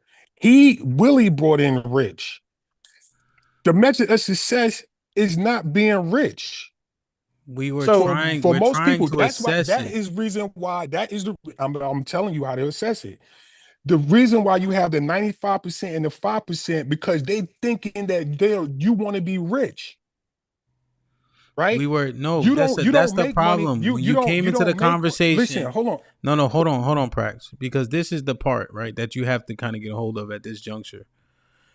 Sherelle and I were having a conversation, but you came in late. You hit the link. You didn't have full context of the conversation.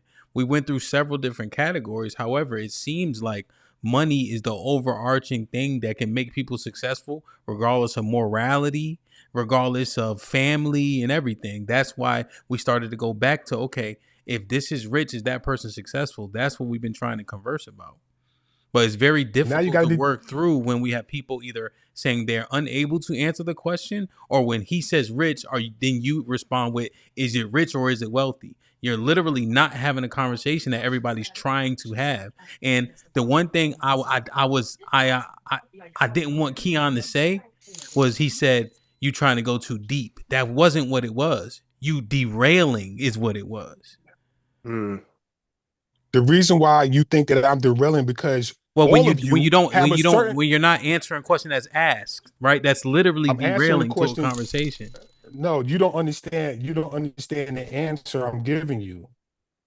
You're not saying anything. You don't understand the answer that I'm giving you. You're not saying anything because you don't understand. That's clear. Because you don't. That's right. It's not clear to you because you can't see it. You don't understand it. Hold on. Demon donated $20 through super chat. Prax gotta go. I'll see you later. I'm gonna stay in the 5%. Okay. Prax be back in 20 minutes. Hold on. How long is it to ban somebody for the whole show? I'm tripping. My bad. What we doing?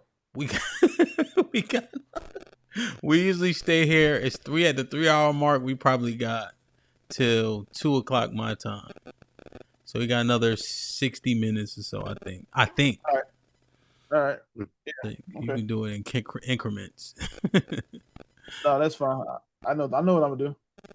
So I think that's very important though. Even like how Cheeky and Keon were engaging about the words and the usage and how we go about it. Like we gotta be, because we're trying to really understand this. Like, what is the measure of success, right? Because so many things are leveraged against the Black community as it pertains to what makes us successful or not.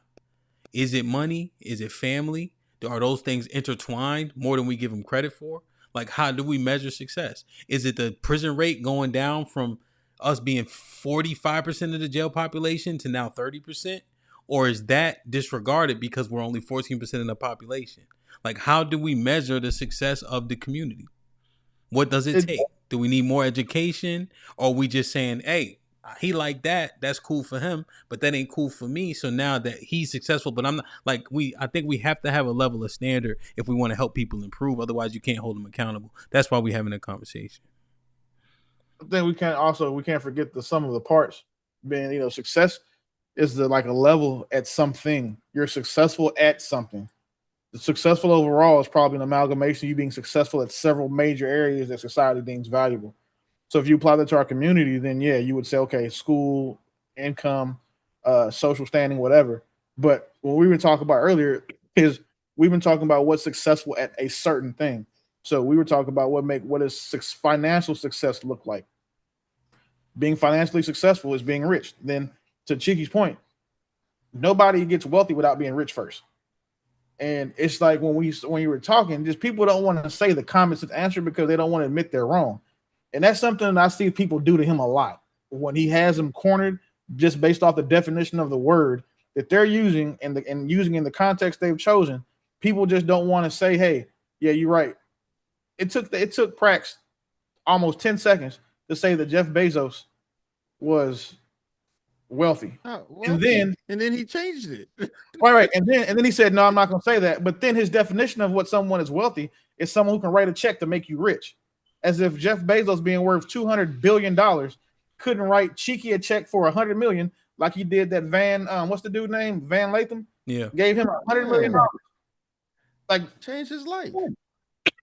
That's why that statement was crazy. That's what happens in, like, we start having conversations about the Black community. The people who have all of these ideas or that do this to the conversation, there are significantly more Praxis than there are Cheekies. There's significantly more people like Prax than there are Hamps or even Keons or Aaron's. Like, there's more people like Prax than there are. So that's why we never get anywhere when we have these conversations and we get stuck on something like the definition of rich for 45 minutes. Yeah. 100%. I agree. And we just gotta, even I gotta do a better job of that, right? So I'm thinking that there's substance there, but then it continues to kind of go off and off and off, like it was. So, I'll leave it there. I don't want to belabor it. Trigger Mike, what's popping? I don't know if you've been listening in on the conversation. Definitely been listening in, bro. What's going on? Doing well. How's everybody doing? Good. What's up, brother? Good. Yeah, I mean, Prax was tripping. I like Prax, but I think go ahead and sit in the bathroom, bro. You got to think about that one. When you watch this back, you're not going to feel good about it, I'm sure. He's a smart guy. He was just doing the holistic approach or something. He's going to feel the same. Nah, he was trying to be super holistic about it, but this is something I talk about a lot because this particular topic changed the way I work and the opportunities that I accept. Obviously, Jeff Bezos is wealthy, and we got to have a defiant metric on what is wealthy, what is rich, and all of that. Because we use the term rich. We don't even use the term wealthy. That's pretty new. I haven't heard people talk about wealthy in a long time. We just say that motherfucker's rich or that person is rich, right? But one of my frat brothers educated me on this because I called him wealthy, and he said, "Nigga, I ain't wealthy. I gotta work to make money." And I was like, God, that was very impactful. I was like 25 years old when he told me that. He's a lawyer. He's a very rich lawyer in Virginia. And he said, as long as he has to work and do cases, he's not wealthy. And I'm like, what does it mean to be rich or wealthy, right? So we have to actually use metrics and mediums of trade that apply to all of us. Unfortunately, we all need money to survive because that's the medium of trade worldwide. But the one thing I don't ever hear nobody talk about, and this is something that has impacted my life personally, if we only measure wealth by money earned and not time saved, we've done ourselves a disservice. So when I said that I don't accept certain opportunities anymore, that's because it's going to cost me time. A lot of us sitting here right now are rich. And you know how you could tell we're rich? Because it's the middle of the workday and we're on YouTube cutting up. So I'm no longer trading my time just for money. The proposition has to be worth it. So most rich people are the ones who measure their worth by time saved, not money earned, right? So if you got enough money to pay all your bills, your mortgage, your this, that, and the third, and you still got time to cut up on the internet, we might want to call that muff rich. That's a rich person. They got a mortgage paid, student loans paid off, cars paid off if they want to, whether they got a note or not, that type of stuff. So it's like, but they do all of that to save themselves time. They measure everything by time saved, not just money earned. So I'll start there. Trigger Mike, would you got the family, got the kids, right? Well, you know what? Let me start here. Can you be morally inept and be successful? Yes. Okay. Does that morally ineptness, are you only successful if it comes with riches? By the world standard, yes. That's why those two things can exist at the same time. Okay. And so what about a hobo? Go ahead, Pay. Go ahead. Yeah, because what about a hobo? You said it's depending on the time. A hobo don't have nothing, and they have all the time in the world. So is it? So they're not rich. Okay, so they're not rich. Okay, so they can't be rich. Okay, all right. So if I needed to do I had to give a speech, man, and I'm trying to say, okay, black people, this is how we measure success. What should I put in my speech? I got all these smart people up here. Happiness. You got to start. I'm sorry. Go ahead. Whoever was speaking. What was the question, Hamp? Be a tough speech for me to give, Keon. Hey, but no. So you got to look at that. I'm giving a speech, and it's all black people to measure the success, right? Because we looking at the culture as a whole. So I said, black people, this is how we need to measure our success going forward. These metrics, these things, etc. Yeah. So you would define the word like, so the first part of your paragraph, you establish rapport with the crowd, whatever, and then get into it and you describe what success is, break down where those areas are. Oh, I got the first line. And then talk about it. And then start talking about what we can do in those areas. Well, give me the speech. Okay, so this is how I'm opening, Willie. You niggas ain't shit. Oh God. Oh God. I love it. That's how I'm opening. That ass, you gotta start. You have to start with ownership. But then it's the second line. Hold on. I'm telling you how to speech. Cause I'm gonna see all the spear chucking niggas like, he ain't talking about us. I'm talking about you spear chucking niggas too, to get them out the way. And you plantain. You gotta start with ownership. Hold on, let me finish. And you plantain eating motherfuckers too. So now I got everybody, right? Now, what's do I start with the definition of success? To the group and what the point of it is. And then you break it down section by section in areas that you feel are important based on, what you want to cover in the speech. He's asking what areas should be covered in the speech. So what are the areas?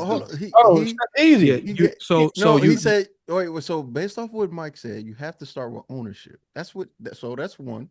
He gave one criteria, right? But watch how this fall apart quickly, Ham. Black women are successful. Black women are successful. What? So remember, Ham, I'm sorry, not Ham. The ownership. So the reason you got to start with ownership, Chief, is because by definition, they are not successful if you use my definition of time saved. As long as we are trading our time for money, that means somebody else can turn our faucet on and off. Right? So you have to start with ownership because we have no vertically integrated structures. So you hear what Hamp said? All my cousins are rich. Damn near everybody in my family is rich. What if they close the hospital and they're not hiring those doctors no more? They're not rich no more. Anybody can turn the faucet off on you. Anybody can turn your opportunity off when they want to. So you have to have a vertically integrated structure. That's not happening to the Jews. They own the hospital. They own Hollywood. Wait. So no black people are successful. Yeah, that's what I was about to say. So, nobody is successful. If that's the case, no one's successful. Hamp, said where you got to start from. Every time, I'm telling you, every time we do these things, I promise you, whenever there's going to be qualifiers or people that meet these qualifications, and guess what? They're going to be black women, and it's not going to work. I'm telling you. I'm telling you right now, whatever it is we talk about, if I say black women own the most homes, they should be successful. Nope, they have the most business. They should be successful. Nope, they go to education, highest education. Nope. That is interesting that you put. I'm telling you, every single time something comes up, I'm going to go, well, statistically, and I'm not going to even do it facetiously. Wow. I'm not going to do it because you know me. I'm very literal and autistic. Yeah. And I will bring up a stat to show everything that I'm saying is true. And I guarantee you, whatever I bring up, if it involves a black woman, she will not be successful. So, Cheek, can I give you a quick rebuttal? Damn. That's cool. That's cool. What ethnic group? Okay. You said highest education. What ethnic group owes the most to the Department of Education and student loans? You see? What business? No. Wait. Hold on. Okay, you gave great. Your metric of success. This is why I'm gonna tell you. No. You said ownership. Hamp, what business you know has no debt? No. You moving the goalposts. I'm just saying this. I'm not. This is the rebuttal to success. This is all I'm saying. If you say what success, group of people? No, Trigger Mike, go back. You said what group of people owes the most amount of money to the Department of Education for student loans? Right.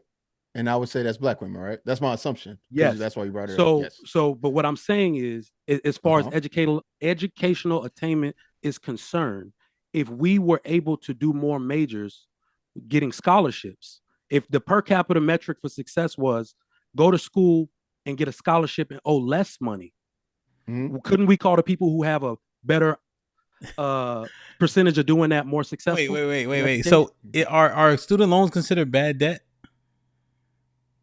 Yes. How are they? Y'all telling me that? Here's the thing. What's the correlation between those women with the student loans and the small businesses and the houses? So, Jiggy, do you want this one? I know this is. I don't want anything. I just want us to find some level of success, and then if we find it, not disqualified because we don't like it. It's not that we don't like it, Chick. We're trying to get a blueprint here, bro. Give me something. I don't care. Let's use white. Let's use something we don't like. Let's find this is what we're saying. This is what we're saying. Hold on. Bro. Just let me finish. I'm not saying just don't like. Let's find something that we just that we have high criticism for. Let's find that and find the success within that group. Right? We have high criticism for. We're too smart. That's the problem when you talk to intelligent people, Chief. So yesterday I read black women are outnumbering every ethnic group in homes bought. You know why that's not a success in 2025 and 2026? Because the interest rate is 7%. Oh, I was going to say because they're also the most foreclosed on, but go ahead. But the interest rate is 7%. So when you look at people who are selling bad loans to people, they are selling them to black women specifically because they're willing to take them. If the white man won't take it, if the Asian man won't take it, it don't matter because if the people with more money are not buying homes, how can we call that successful? That's if a black woman meets every metric, they will pull it apart. It's not hate. It's basically saying it's a bad time to buy a home. Different. It's no different for black. It's no different for black men, I guess, right? Because if black men do something successful, somebody's gonna pull that apart, right? Because if you get, let's say you got hired as a doctor, as a black man, or even a pilot, right? That's ironic. Let's say pilot, and you got hired before they got rid of DEI and they stripped it. Somebody's going to sit there and say, "Oh, you got that because you're a DEI hire, or you're this, or." Look, man, this conversation about success, is going to be futile, because whatever success someone gets, there's always going to be somebody or something to try to discredit that success just based on whether or not they like it. Now, what I found, go ahead, Mike. What's your thoughts? I was going to say, or the person whose advice people need to listen to is the person that's criticizing the success itself. Let me tell you, like that pilot analogy you just gave, let me tell you why that could possibly be bad if it was for black men. There is something called the black bluff. Have y'all heard about it? It's when they give a black person power when there's no power left. When the whole thing is about to come crashing down, now all of a sudden they put a black person in power because everybody about to leave the company and the investors are about to pull out. What I'm saying is you need people that are smart enough to look at a situation and say the banks are currently exploiting black women by giving them high interest loans with higher APRs, and these houses are going to get foreclosed on. Willie, who got the highest foreclosure rate in the nation? Black women. Exactly. I'm smart enough to put two and two together. I'm not hating on nobody. Stop taking those bad loans. Somebody got to be smart enough to say this shit. Okay, so man, y'all don't even have no crystal ball to tell y'all that this shit is going to get better. Y'all don't. Them rates may get higher. So what you saying? They should never own a home?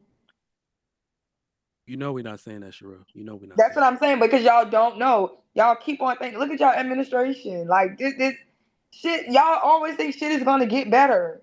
Everybody can't just sit on their hands and foot. If they have an opportunity to buy a house and they can afford it, then let them buy the house and they can afford it. You're saying it's a bad idea because you got it at a better interest rate. Y'all think that shit gonna go back down to when y'all was buying houses. Who's to say that? Y'all have no prediction on that. Well, it will go back down. So I put up a Sherelle, you know, for people looking for homes, this is what I'm saying. All you got to do is ask me to follow up question. Hey, Trigger Mike, I still need to buy a house. What do I need to do? Are you a member of Navy Federal? Navy Federal made a loan product for non-veterans that mirrors the VA loan. So you don't have to do closing costs, $15,000, $20,000, $25,000 in closing costs when the interest rate goes down. You pay them $250, your interest rate go down for 7.5% to 3% or whatever it is at the time.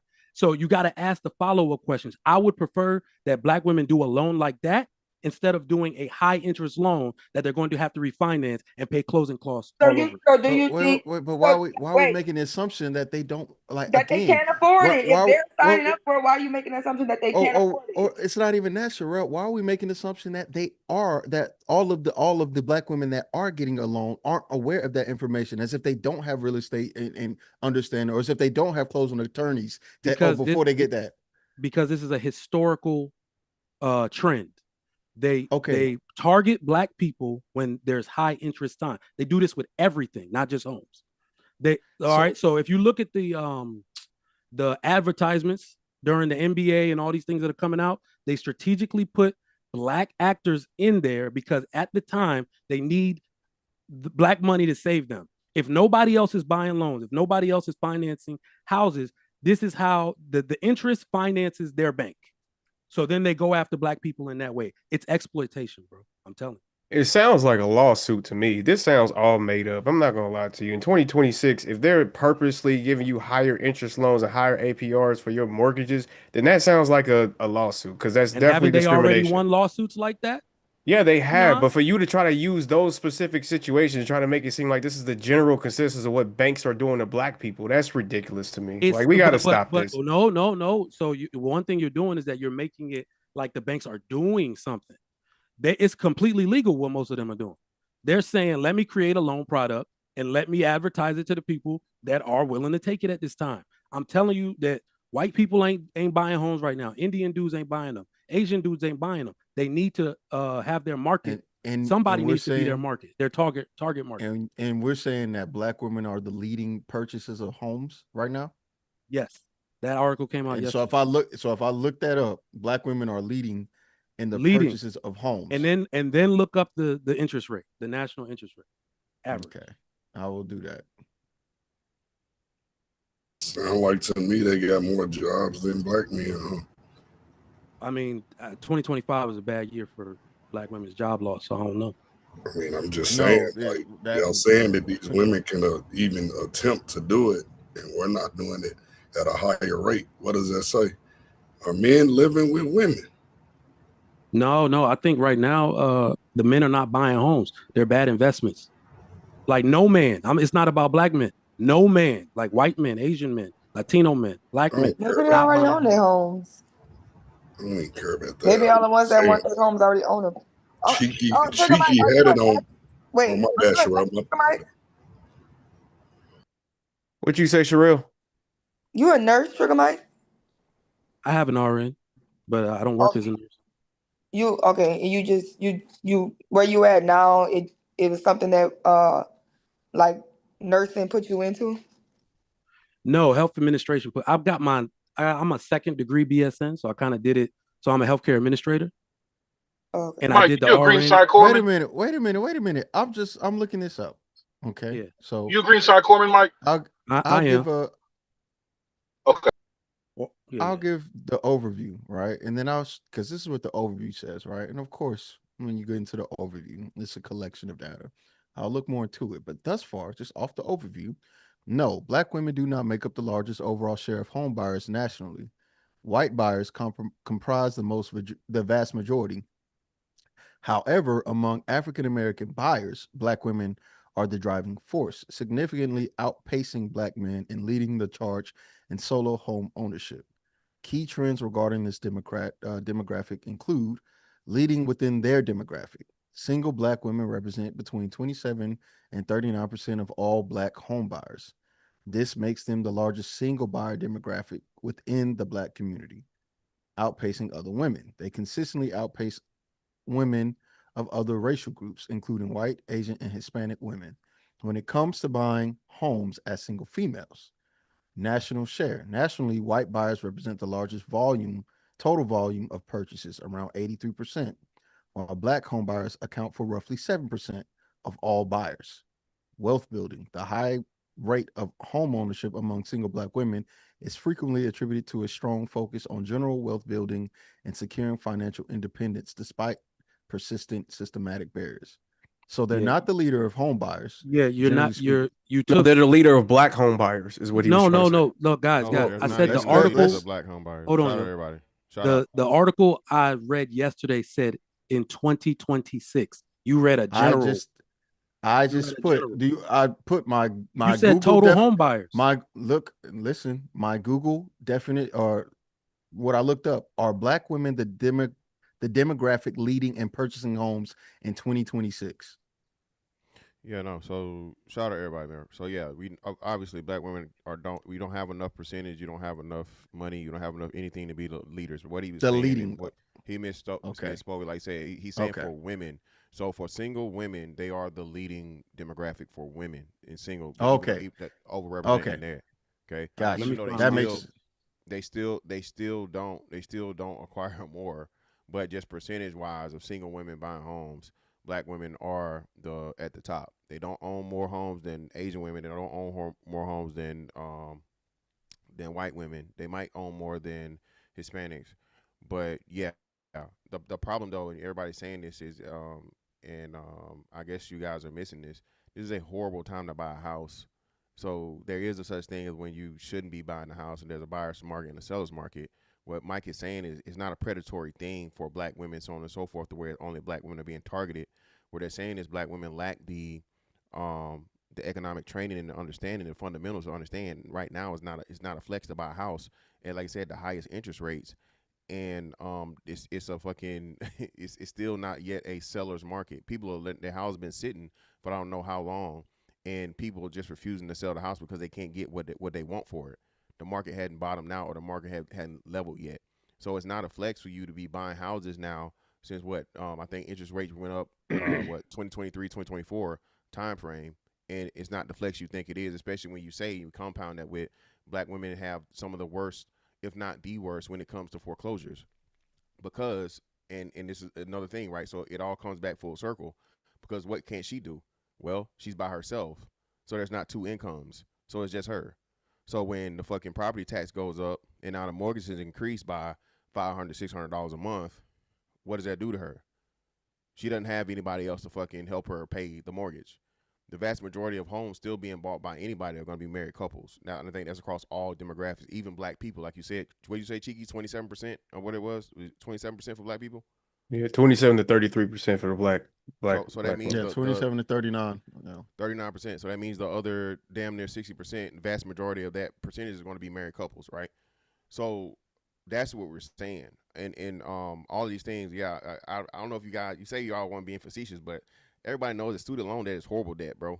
Even people that get like medical doctors will tell you one of the first things they try to do is pay off that debt, pay off that loan, because it's just that. For one, it hurts your credit score because it's hundreds of thousands of dollars, if not more. And that's another thing that plays into black women's lack of financial things. They have a lower credit score of other demographics also. So when black women hop out here and they, ooh, hip hip hooray, we're doing this, we're doing these things, and so on and so forth. I mean, it looks good on paper to people that don't understand finances and don't understand, I guess economics. Is Wait, what we're so saying. so I don't. Again, I'm not saying black women are hip hip hooray and anything like that, because that's Well, not they what I'm are. saying. You're not saying it. They are saying it. You don't have to. Okay, say I'm it. not. I'm not. Okay, This is such a ridiculous. I haven't seen it. I haven't seen that, articles but about it.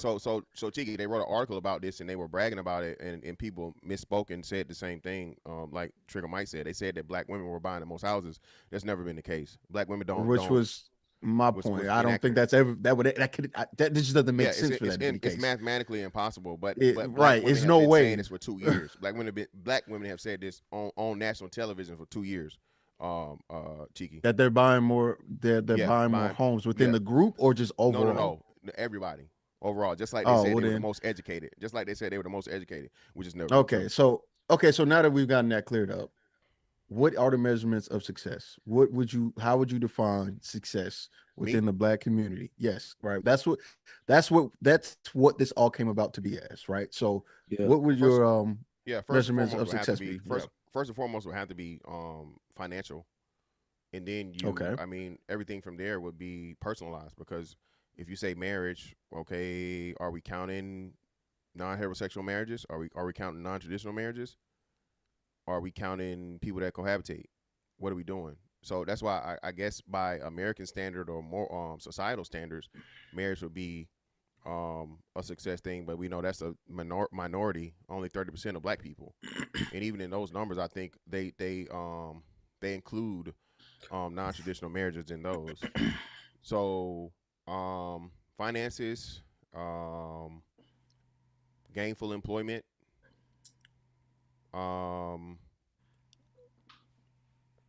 Wait, good morning, Mr. Fantastic.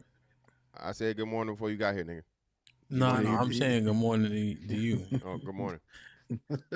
You can't win if you don't play. Is that true? Of course. You can't lose if you don't play either. Yeah. But what's the Well, so I'm just thinking about the housing, what's good, what's bad, when it's a bad time to buy. Sellers are having a difficult time selling. What you'll find is they're dropping prices just a tad bit, right? Because they want to get those houses off of them, right? Because they still have that. They are still incurring the cost. So you actually have an opportunity there. The realtor really matters in how to negotiate these things. As an example, right? Let's say I do a inspection and there's $20,000 worth of work. Most people say what? Knock $20,000 off the price. Foolish. Because that equivalents to a couple $100 a month in the grand scheme over 30 years, right? And other people will say, hey, pay some of my closing costs, right? Pay $15,000 on my $10,000 on my closing costs. Now that's more tangible. That's right and exact. You know what I do? Fix everything in this house. Fix it all. Fix it all, you got a deal. Because I know those costs. And then I say, is it fixed correctly? Then I have another inspection. Now I'm maxing out at that point. Also, you can buy down your interest rate. A lot of people don't even know that you can buy down the points. Buy down by points. Secondarily, and then lastly, right? The interest rate on average is between 6 and 8%. Yep. Since we've been having interest rates. It just went up. I think. I think it just. No, I'm saying right now. I'm saying historically, on average, 6 to 8% is about. And so us being spoiled with 2.5, 3.5 has us in a little bit of a like a delusion. So when we're seeing 6 and 7, that's pretty much what most people have paid throughout history. But I think it's between 4 and 5. I think it's 4 and 5. No, 6 and 7 is high. I think it is 6 or 7, bro. Honestly, 7. Somebody. You gotta think, Trigger Mike. You gotta think. I'll look it up. It was 20%. It was 20% and above, bro. Up until the 2000s. Yeah, exactly. I mean, well, I want to say, but I was like, homes were $50,000 then too. But we talking about interest rates though. But here's my point, right? We're close, right? You see what I'm saying? It is 6.58% is the average on average throughout history. Okay, so what I'm saying is what we're seeing is pretty standard, right? But we've been spoiled for so long, you know. Yeah, everybody that's an adult now, everybody that would be of like 40, 35 age. Yeah, okay. We're like, damn. But when you make things real and tangible and people know how to do it and be aggressive and get the right realtor, it's not so bad. But these people got to sell too, Hamp. So they're coercing these people. So Fantastic said that the market has not yet adjusted. So here's the crazy part. You talking like somebody that know. I know, you know, Fantastic probably know, every homeowner. We the ones that buy multiple homes and resell and all that type of stuff. I don't think the average person know. Yeah. The vast majority. So, Hamp. But y'all made it a black woman. How the realtor made gonna it get about paid, black right? women though. Not the average person don't know. Well, no, that's what we saying. So that's what we saying. Black women would still be included in like that. Most people will be average. Yeah, but no, your whole entire monologue for the last 5-10 minutes is Hey, about you how gotta get on camera, Keon. I'm not. Oh man, hold on. Can't see, bro. My bad. There we go, my fault. Nah, but the whole entire, what's the name? The last 5 minutes about how black women are not educated enough. How black women aren't using, I guess, their knowledge about interest rates and those things because it follows up with all of that economics. So now you switch over to it, and my supporting data or my supporting argument point would be poor credit scores, highest debt, and lower earning, right? So all of those things are extremely, extremely negative for purchasing homes. And being that we went through this and we're adults, and some of us, especially those of us that are already homeowners, and like Hamp said, shit, when I first got my house, I think it was around 5%. And then when they redid everything after the lockdowns, they redid it to like 2 or 3, right? 3 point something percent. So I'm understanding that I bought a house in a housing market where it was a buyer's market because of the crash, right? So that was a perfect time to buy a house post, what you want to say, Hamp, 2011, 2012, once everything settled? I say so. Yeah, so at 2011, 2012, if you bought a house then, hey, that was gangbusters. Super low interest rates. The housing market was fucking reset and at the lowest it was in forever. I don't know what have you, right? You buy a house then, you're good. You're settled in for 10 plus years before 2020 hits, and now the whole housing market blows up, and everybody's getting probably a 50% return on equity, right? So now the whole housing market has risen because of the equity and so on and so forth over those 20 years, and you got to look into it. Okay, well, it was rough back then for motherfuckers at 2%, 3%, and the cost of the houses were $100,000 less. Well, the currency has gone down. The value of the currency has gone down because not only have interest rates risen, inflation has risen. Inflation has risen. Yeah. So again, this isn't a jab or this isn't a thing to shit on black women. This really is, to what Hamp was saying, a very, very important talk that we need to have. And this is why I say one of the most important aspects of society we don't understand is financing and economics. This is a horrible time for you to be, you know what I'm saying, buying a house for the sake of saying I'm a homeowner right now. It's just bad. It's all bad. So even with that being the case, it goes back to Hamp's point. And the reason why we even have to look these interest rates up is because Trigger Mike was saying that the interest rate being 6% or 6 or higher is 6 to 7% is abnormal.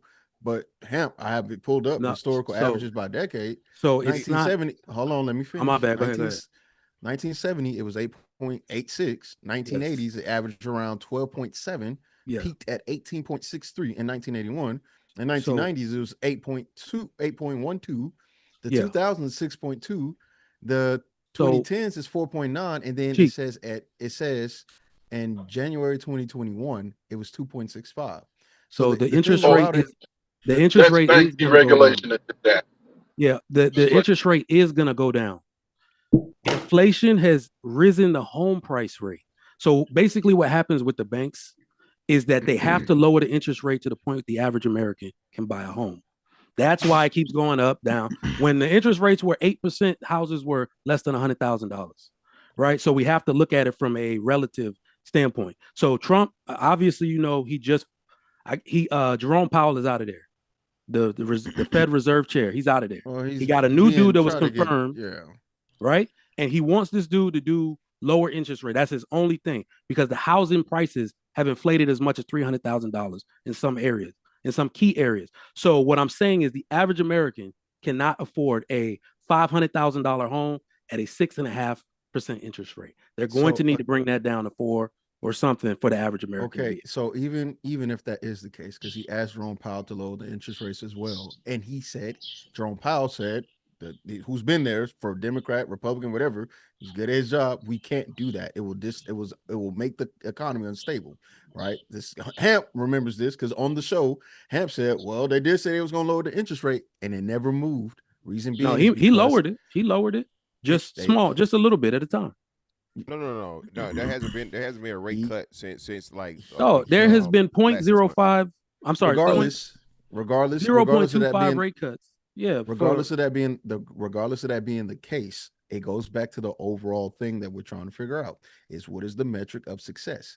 Because just like Ham was saying, you can't complain about losing if you're not even playing the game. Absolutely. Right? At this point, what it is that we're trying to do, and we're going to come back to this, is what is the measurement of success and how do we figure it out? My conclusion is it's going to be hard to figure this part out, and whatever it is we do, I'm sure they're going to be qualifiers, and somehow, some way, the qualifier will be a black woman, and we're going to find a way to say that's not going to be successful. Yeah. So this is what I want to propose, Mike, and you can respond.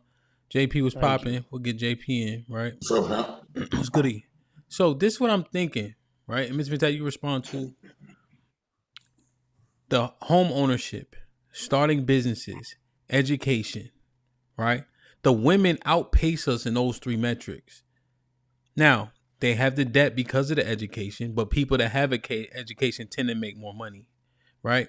A house, regardless of how you want to phrase it, is an asset, right? Most people's millionaire status is tied up in assets, the largest being a house. Yes. The only way you can get rich is working for yourself. It is, and I'm saying only way in hyperbole, right? But if you want to fast track to be able to keep most of your money, it's very important to do the thing you're good at for yourself. Right. And they also started the most businesses, and most of their businesses fail. Right. If I'm not mistaken, most of the businesses fail. Too. And black women don't have. I don't think they have more. They don't have more businesses than black men either. That's been debunked also. Black okay. Yeah. So I may be having old. I may have old information. Let me just finish my soliloquy. Right. So, and so we know that most of those businesses fail, and we also know, to finish the sentence, that most businesses fail. Right. So that's not a shocker. But if we're looking at metrics of success, just based on what Chiki is saying, right, would it behoove us to assess that game plan? You see, because those things are a part of it. We just got to do them together, probably, to be most successful. Absolutely. Well, as a community, is it? What you mean, do it together? So this is my. It's not really a rebuttal. I just think my ultimate meaning is getting lost in translation. Okay. So everything that you mentioned is a asset to a person when it's done the right way.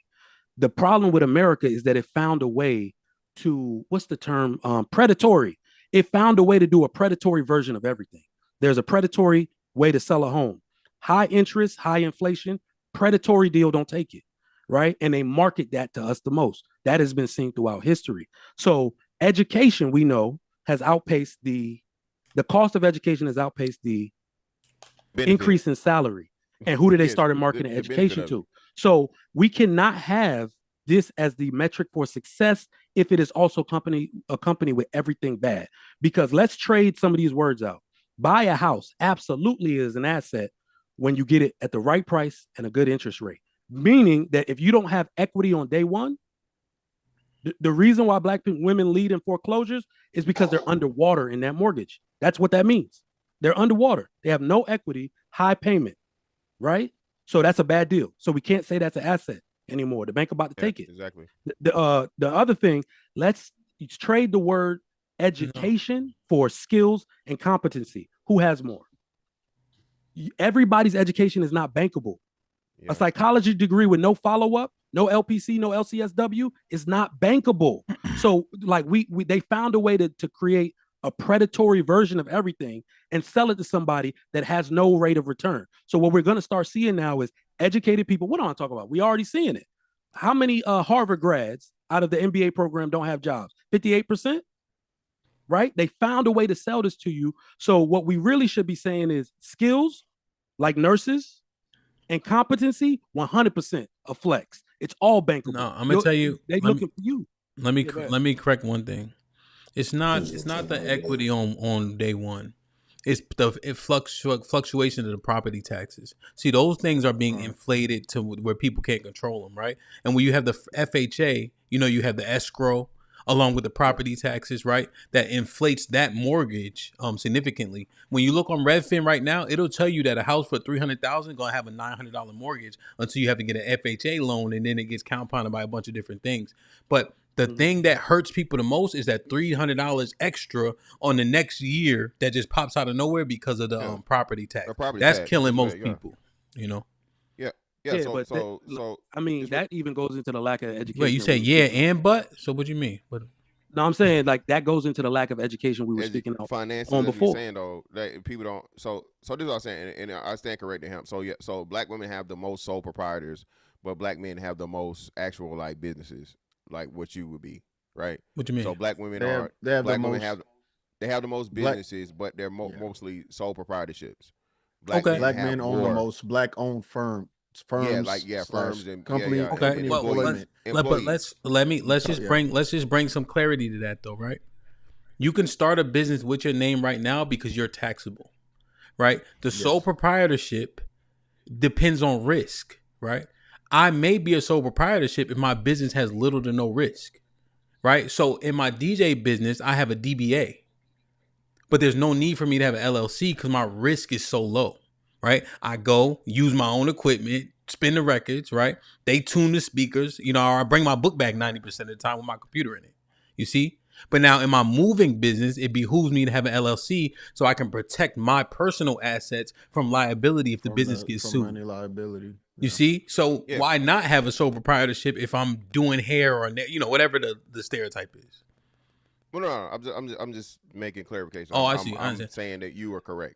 You okay? I got you. I just wanted, but you know what I mean? Because sometimes we're like, this person got an LLC. That ain't shit until you do something with it. You know what I mean? Yeah, exactly.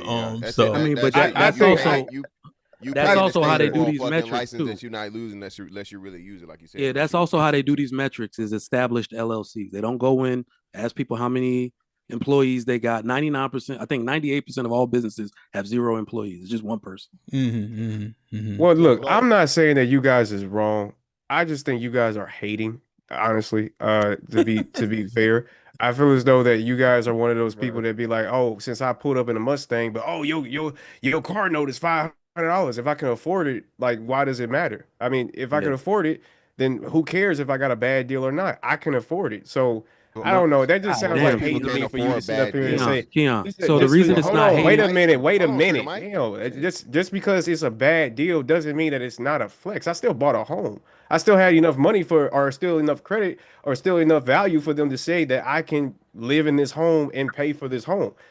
So I just think that's just hating. I ain't gonna lie to you. That's such a stretch of a hate that it's just ridiculous to me. But go ahead. Hamp, yesterday you said you said why hold on, I gotta say this. Yesterday Hamp said why don't we get no respect? That stupid shit that Keon just said is why we don't get no goddamn respect. This nigga said, who cares if it's a bad deal? Yeah, that's it's still a crazy. flex. We get no respect because y'all haters. Y'all the ones that's Jesus hating on black Christ. women. It's easy to say haters. You don't and again, respect black women clearly for buying a home because it was a bad deal, your, quote unquote. So your affiliation, your YouTube affiliation is starting to show right now, brother. So this is the problem with what you're saying, right? The fact of the matter is a bad deal is a bad deal. And if you understand economics or mathematics, anybody will fucking tell you don't get rich by doing fucking bad deals. You are the problem because you fuck it. Oh, I'm overpaying. It's like the niggas that bought all them fucking Hellcats during the fucking lockdowns and shit. niggas overpaid. Oh, he got a Hellcat though. The nigga got the shit repossessed by now. Okay. So again, what if he didn't? What if he didn't though? I didn't cut you off, my nigga. I let you get you all did, your but shit okay. off. I didn't cut you off. Mike did. I did. No, I did. Y'all both did. I seen it, but go ahead. Mike did. Go home, Roger. Anyway, this is what I'm motherfucking saying, bro. Listen to what I'm saying. You roll your eyes when you talk. I roll my eyes when I talk. I don't roll my eyes at all. I don't roll my eyes when I talk at all, bro. You do. You be like, come on, y'all. Come on, let's go. Let's go. Too. Yeah, the struggle beard and goatee, brother. You got to get it fixed up. You don't want to do this with me. You know how it's gonna go. You're old. Listen what I'm saying. Listen what I'm saying. Hey, I'm old and wise, brother. Okay. Shit. Hopefully you make it here one day. And I'm not fat. So let's I'm not not either. This. And I don't got a fucking. I'm not either. What you mean? I don't got a box fan in my room right next to me. Come on. Hey, HAMP, he asking for this. This nigga got a box fan in the background. He trying to with. Neither one of y'all that I funny. will live longer than you. Let's go. I'm gonna live longer than you. Let's go. You're right. So this is what we saying, bro. All of these things from a financial standpoint goes back to one of the fundamental problems I said that black people had. One of the most important in America in the capitalist society is basic economics and financial fundamentals. You cannot promote black women to go out here and purchase these homes on their own with no other backup income. That's the whole purpose of the family. Now, y'all the family niggas. Y'all the marriage niggas. So you can't be saying it's a flex for black women to go out here and buy houses on their own at the top of the fucking market when we know they don't have the necessary tools or the necessary extra income. And we know this because black women have said it. There been plenty of black women still out here, and well, not just black women, but people still out here somehow doing fucking arms, bro. If you getting an arm in motherfucking 2026, listen, you ain't learned shit, right? But what we're saying is there are certain things and certain times for you to buy and for you not to buy. Now is not a good time to fucking buy a home for the sake of saying you got a home, especially like you're saying with inflation, interest rates are going up. They're gonna have to do a rate hike now. So you know what I'm saying? Fuck fucking QE. QE is not gonna be back for a time for a while. So when you have an understanding of this, we can't promote horrible fucking financial practices and be like, oh well, fuck it. If you just got a bad deal, if you overpaid for a house, you got a house. Well, the numbers say you're probably not gonna have it long. The numbers say if you start out and you're house poor from the jump, as soon as you get any type of rise in property taxes, which more likely than not that's gonna happen on a yearly, right, when they reassess these things, because the states now are taking more costs because, you know, the government has cut back a lot of things. So who's eating it? The fucking homeowners. Homeowners get hit the hardest from taxes and shit like that. It's a lot. And then not to mention the shit they don't tell you. You got to cut your own grass. You got to fix your own motherfucking fix your own AC unit. You got to do your own plumbing. You got to do all these fucking things, right? You got to do all these things that come out of your pocket, and it's not a fucking landlord or somebody to do it on top of you. So it needs to be some fundamental training that people get when they go to buy homes and not just say, oh, I can afford it. They said I qualify for it when we literally had that game ran on us in 2000, like before 2008. Yes. Okay. So let's just baseline it, right? I think that there are achievements, you know, but then you have to weigh them out, right? Timing is everything. How much you have to spend, what you have to put down, what programs are available at that time. So like as an example, you know, Houston is like helping and assisting with down payments because it has slowed down so significantly. So they've been like pouring money into it. DC has HPAP programs to where you lessen your upfront cost burden, right? Because that's what really hurts a lot of people. They spend all their liquid capital, and now when in the next year, when they do have a property tax rise or something like that, they don't have the money because they had to put everything down, you know. House poor. So, all right. Hey, you want to go pour some water in a cup? God damn, nigga, like you. Speaking of pouring, I can say that I agree with You better not Keon. down this damn live. I can tell you that. I'm gonna say I agree with Keon. Niggas just like to hate on black women. Niggas see a black woman get a house and they gonna think they would make it seem as if every black woman that ever bought a house in history lost it. Yeah. So the That only that reason, that foreclosure is inevitable when a black woman buys a house. No, yeah. that's So I not what we're understand saying. that. That's I not what understand he that. said, It's Sherelle. ridiculous. I understand that So it's sentiment, like but you said the number one thing for us to do is ownership, but you better do ownership how we say do ownership, or your ownership doesn't matter. That's the no, point. no. That's I why mean, Sherelle, nobody wants to no, follow Sherelle, y'all this is method Sherelle. of almost So success. this Sherelle, is you almost what? crazy that Hold on. look, this is the problem, man. It's like this is why people like me get so much pushback. Anybody that says anything. So first of all, I can't be hating if I'm a homeowner, like a two-time homeowner. And the part that really gets me, Keon, is that you never ask the follow-up question. That's the problem. You got emotional about the shit. For black women. What You're not even a follow-up black woman. question do I need Hold to on, ask? don't cut me off. Don't cut me off. I said, ask me the follow-up question. I even added that. All right, so what should they do, Trigger Mike? That's all you had to ask. I gave you an entire loan that you don't have to refinance when the interest rate finally goes down. Tell them what to do. Say, this is a bad deal and this is what you should do. Don't call me no fucking hater. The fuck wrong with you? I mean, you If are a you hater. follow me, So if you follow what I'm saying, this is the problem That's with extremely immature, success bro. in general and people who don't have it. If you have no disposable income and the only thing that you can flex is debt, that is not success. Yeah, it's not. You leading people to death, to hell, straight to hell. Yeah, bro. So And That's Sherelle, the so this but real the quick, craziest thing Sherelle. is when y'all think of black women owning homes, the only thing is y'all think of the worst people who have the worst Is the outcomes. debt. Y'all are No, only going to the ones who have the worst outcomes when it comes to home ownership. That's Crazy. where your mind is going. Everybody doesn't have a Trigger Mike. Trigger Mike is your platform based on telling black women what kind of loans that they should get so that they can get cheaper loans on houses. Do you build a whole entire platform letting them know that? No. Within the majority of black women don't know you and they're not going to find you. Your way of success, that's the way you got there. There are plenty paths to success for people, and that's the path that they're on. They can't wait for a magical Trigger Mike to come show up in their life and tell them the blueprint. They got to get there the best way they know how. Black women are the first-time homeowners. A lot of people that are going to college, their grandparents was allowed to go to college. You know what our great-grandparents wasn't allowed to do? Go to college. You might not know that, but a lot of times colleges restricted black people from going to college. We didn't have access to education like that. I know maybe it wasn't like that in Nigeria, but that's how it was in America.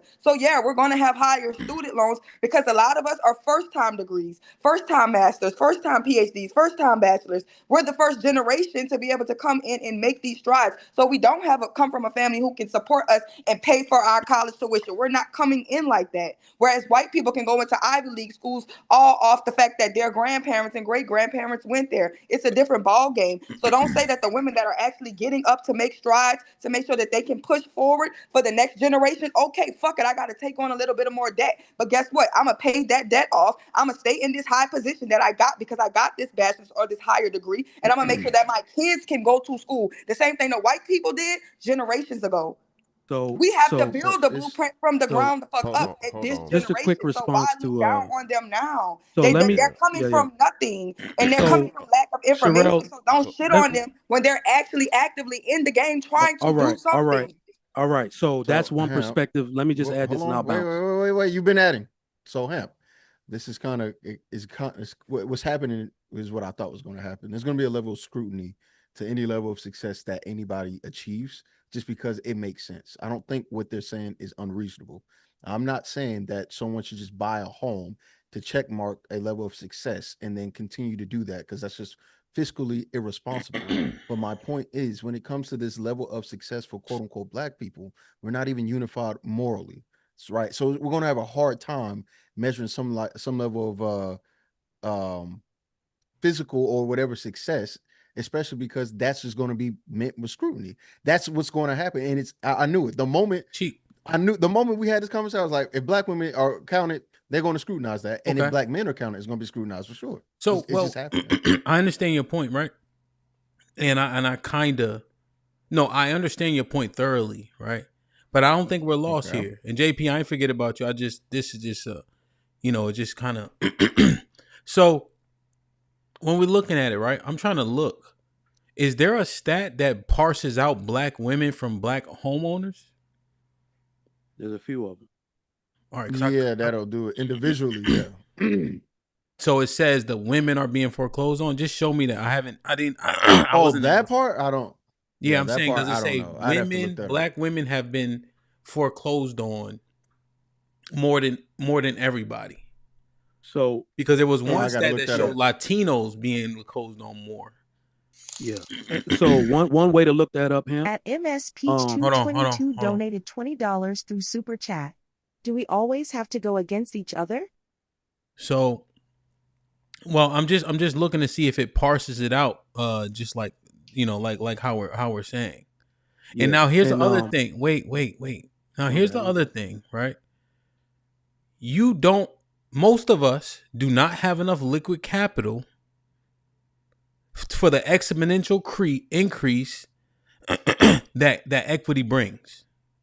Most people are not within 5 or 6 years gonna have access to $60,000 from savings. That's not happening. But if you buy a house, right? I have a house that we got in 2020 that has almost $100,000 in equity that you could potentially pull. Now you have to deal with the new rates and etc. Right? So that house is at such a low interest rate. Do we want to pull it? Is the question, right? Because now you refinance it at this and this number. Yep. Hey, but Hamp, that's all I was gonna say, Hamp.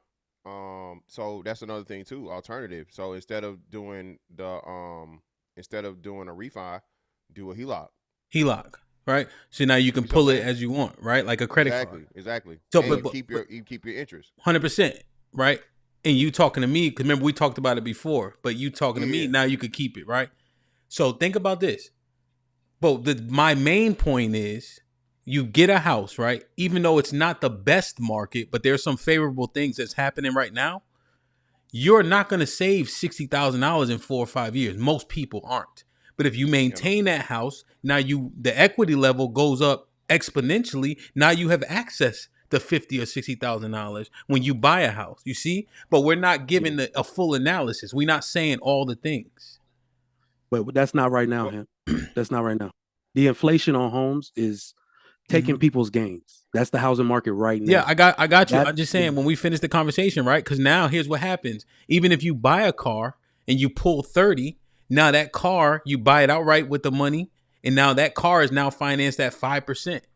When we know average car loan is what, 8%, 9% interest, damn near. So we really gotta assess. Higher than that. Yeah, like 12%, right? Honestly. So when we making the assessment, are we being fair? Or not even fair? Are we giving everybody all the information? Yeah. So Ham, I think what you're doing right now is what needs to be done, right? We're actually going through it, and as Sherelle said, giving the steps, right, and giving the things and giving the consideration. Even when we was giving the pushback with me and Mike, we were saying all of these things. We were giving the consideration and telling people, not walking them down, but explaining to the things of home ownership that we said this, Ham. Nobody even tells you as a homeowner the first time. They buy a house, buy a house, buy a house. So, to give black women grace, I think, as a matter of fact, I know that's literally just what's being sold and told, right? The American dream, house, picket fence, and a dog, and whatever, so on and so forth, right? Home ownership, home ownership, home ownership. People don't tell you what comes with home ownership. People don't tell you, like you said, about escrow. People don't tell you about fucking property taxes pretty much going up every year, guaranteed, almost, right? People don't tell you that you paying for these little dumbass kids that can't read in these fucking horrible ass public school systems, right? And any of the other projects that the city's trying to do, you're going to be hit the hardest and first, right? So what we're saying though, Hamp, is, and again, this is the part that gets addressed and nobody wants to talk about. Black women come out and parade these things as a flex, right? Again, against black women. Not all, excuse me, against black men. You niggas ain't buying no houses. You niggas broke. You niggas ain't got no businesses. You niggas not educated. Well, it's the same across the board, Hamp. It never changes. More women, single women buying more houses than single men, I think, across the board. We know for a fact single women, women go to college more than men do. But at the end of the day, the result is still the same, is what we're saying. So the result is the same. If you're making all this shit in this flex, Hamp, even with that, right? More home ownership, who has a higher net worth, Hamp? Black men, from what I saw, the numbers. Clearly, clearly. So despite all this home ownership, despite all this shit, so on and so forth, education, home ownership, all these things that are plus, black men are still better off financially than black women, without a doubt. No matter how you Yeah, say it. and that's just showing the misogyny within in the patriarchy within your country. The fact that people that have ownership, the people who are going to get educated, can still not earn a person just because of their biological gender. That right there is that, and then we're gonna have a conversation about why feminism exists. The fact that you can say, hey, guess what? You can go get all the degrees you want. You can get a PhD. You can own your own home. You can do all of these things, and we'll still out No, earn you. Sherelle, that's not even. Well, no. I understand the passion of your argument, Shirley, but you don't even need that part, right? I think we simply understand that there are very low level earners for Black women, right? The part-time jobs, the retail. So even the women, the cohort at the top, if you parsed out the cohort at the top and went top for top, that's probably a better. But when you have such a low cohort, right? You know what I mean? You have all the spectrum. It's Overrepresentation in service jobs. In service jobs, it's going to drag it down. But if you parsed it out, then that's a more tangible conversation. Yeah, that's so all it is. so if you got women who want to be welfare queens and women who want to be Section 8 They women drag it down. and all of this extra stuff, dragging down the educated black woman. I'm just telling you, stop discrediting the educated Black woman. Okay, yeah, student loans aren't good. Nobody wants loans, but what's the alternative? Not good at education. Yes, but Sorrel, so again, still the education has to suffice. JP, I got you. JP been waiting for And I'll say this, and I'm out of here. I'm sorry. Let JP get in. Yo, because even earlier, Trigger Mike was sitting up here saying, "Why didn't you ask me a question? You just got emotional, brother. You had a 5-minute soliloquy where you could have explained that. Keon like you could have explained what the Black woman could do, but you didn't explain. What you did was sit up here and shame and blame about how Black women are actually, even though they're buying more homes, they're actually not looking at the interest rate. So really, they're not doing it well. like that's what. All right, let me get JP in. Let me get JP in real quick. JP, what's popping? What's going on, Hemp, y'all? What's up, y'all? Salute. I would say that I'm listening to a bunch of broke, bougie billings. Y'all sound like a bunch of white Republicans. I want to address Sherelle point first. I would simply just say the reason why men and patriarchy get treated kind of little favorite in certain areas of life because they got to pay more. They got to pay more consequences with their health, their physical, and everything around it. Women, most likely, you get to live comfortably, right? So this is the reason why you got to pay for that extra consequence and physical. They say we die quicker than y'all because of the harder labor that we have to do that y'all just get flowered on in life. So that costs a little bit of penny. Back to these houses and stuff. As Black people in America, I'm not listening to neither one of you. I don't think that y'all are building wealth. Y'all building more of your ego. Y'all not talking about buying on homes. Y'all talking about buying houses, which the houses is adding to your ego. You only want to buy a house just so you can brag. That's it. The position, I would say the position that if I had to get into the money game, what the bam, from my broke man perspective, and had to been watching people losing their houses. When do we have another housing market like in 2000, right? Instead of buying a house just to live in, if that house is not going to generate you money, if you ain't going to turn that house to a group home, a grocery store, a mom and pop restaurant or store or a room in the house, I won't buy no house. We not in that position to just buy a house. Okay, you bought the house. Okay, you built up your credit. You put a down payment. Now you got this house. Now you got a bigger responsibility because you get a nigga like Jay Prince for president in the wintertime, you got ice on your ground. I'm slipping and falling on your shit. And you might didn't have the money to pay your insurance, but you pay your mortgage. You got to juggle between your insurance, your roof, and this mortgage. Well, this time you let your insurance go, right? Oh, okay, I'm gonna get it next month. And boom, Jay Prince, the president, ghetto ass come and slip on your shit. Now you got to pay me, right? I think that y'all trying to live like compete with people that you are not. You are not the whites. You are not the Mexicans. They started with Mexicans, especially. They started from the bottom. So if I was in a position to be able to buy a house, I would say, what could this house do for me? Hamp talked about $60,000, right? Let's say if I bought a house to rent it out. Renting out a house is not going to do nothing for you. I done seen a lot of landlords gave up 2 or 3 properties, rent out housing. So I would say, if those housing find a business that require a home, like a group home, assisted living, a grocery store, a rooming house where you could turn that house to an income. I look at a house like buying a car. Me personally, at my age, I don't want no car. But I used to want a car because I wanted to show off. I wanted to brag. I wanted everybody to look at me. Well, I'm 41 years old now. I don't want that no more. That ain't gonna do shit for me. After 3 months, then what? After everybody established that you done built your credit up and you done bought this house and this car, now what? Them bills steady rolling. Now you got a 5 to 30 year debt. You got a 5 to 30 year bill, right? So if I buy a house, it's just like I buy a car. If I buy a vehicle, the only vehicles I'm going to buy a Sprinter van. Why a Sprinter van? Because it's more access to more money. It gives me more hustle. I could deliver for a Walmart. I could do all kinds of shit. Same with housing. A lot of y'all talking about, a lot of y'all own your own house and y'all live in it. I think that's the stupidest fucking idea, to just live in a house and that you got to work a job. If you work in a job, you go buy a house, you are stupid. You are insecure and you try to keep up with the Joneses. Yeah, that's not a flex to go buy a house. Actually, they told me I got a good credit because I've been building on my credit for the past 6 months. I can go buy a house right now as we speak. I refuse to do that goofy ass shit to compete with somebody. Then I buy the house and I go come on here and brag. And within 3 months, I'm sitting up here like, man, y'all gonna help? Y'all got $10 cash app? No, fuck all that. If it's not gonna make money, it don't make no sense. And I won't buy shit if I can't buy it 2 times.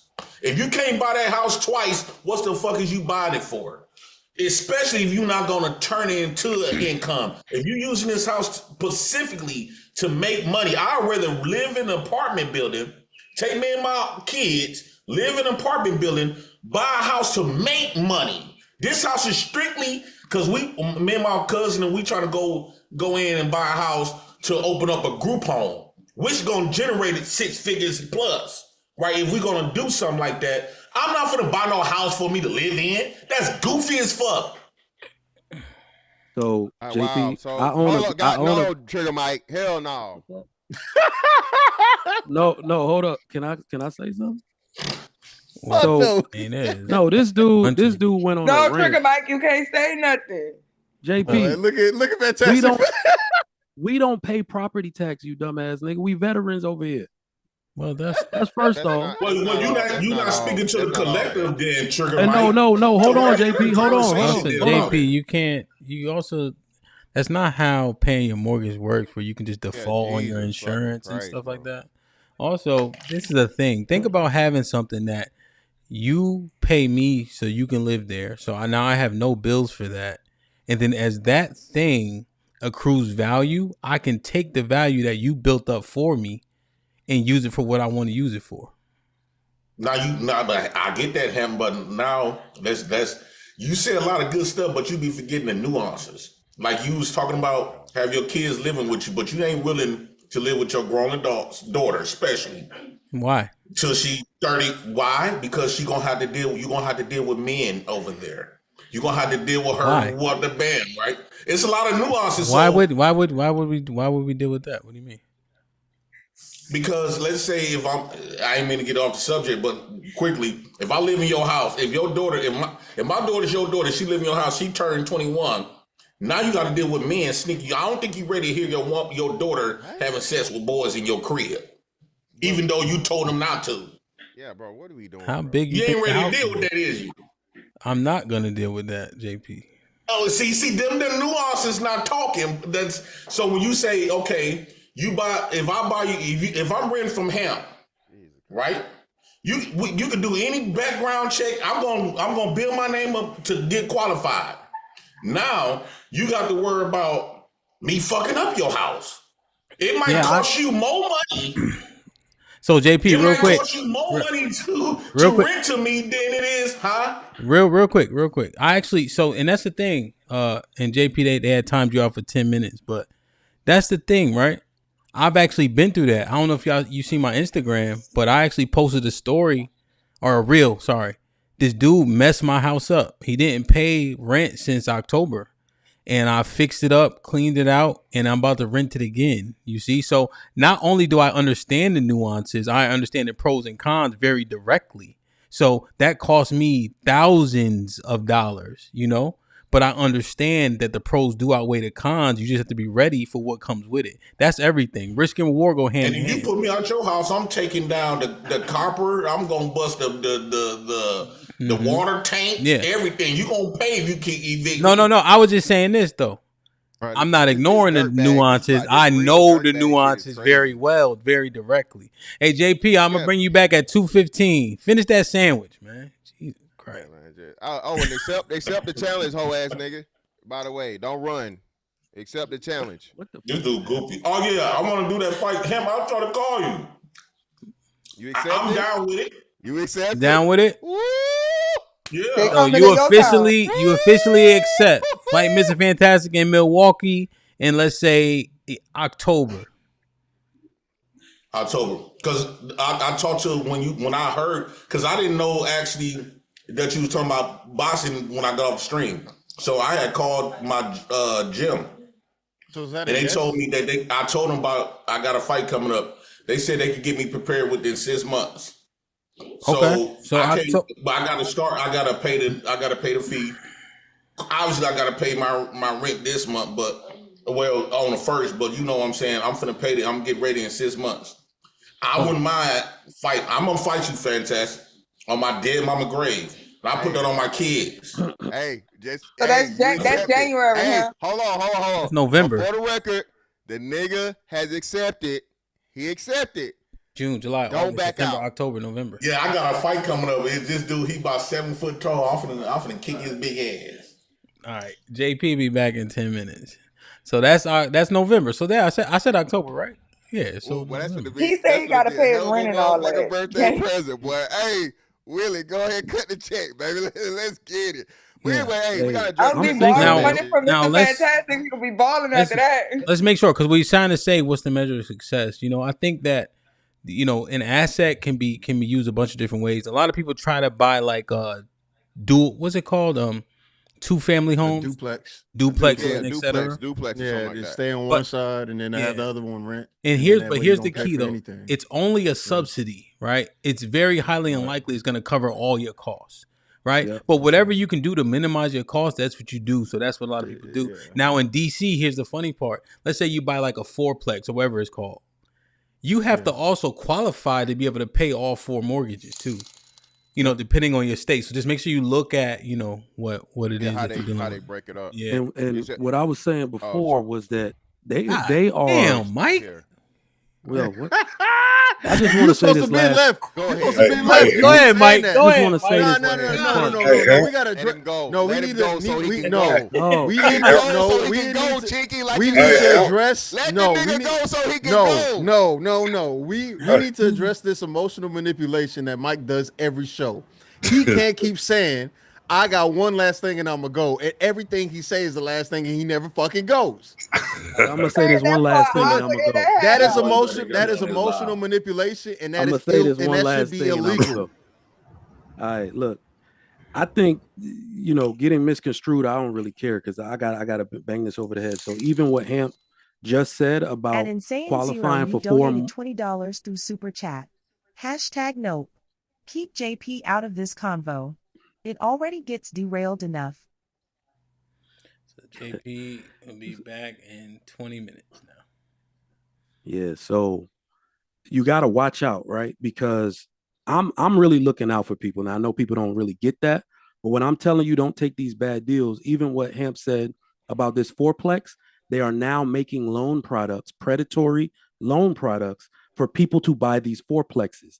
The interest rate is so high you cannot cash flow them, and people like just go to HAR.com. That's the Houston Association of Realtors website where every property is listed in Texas, damn near.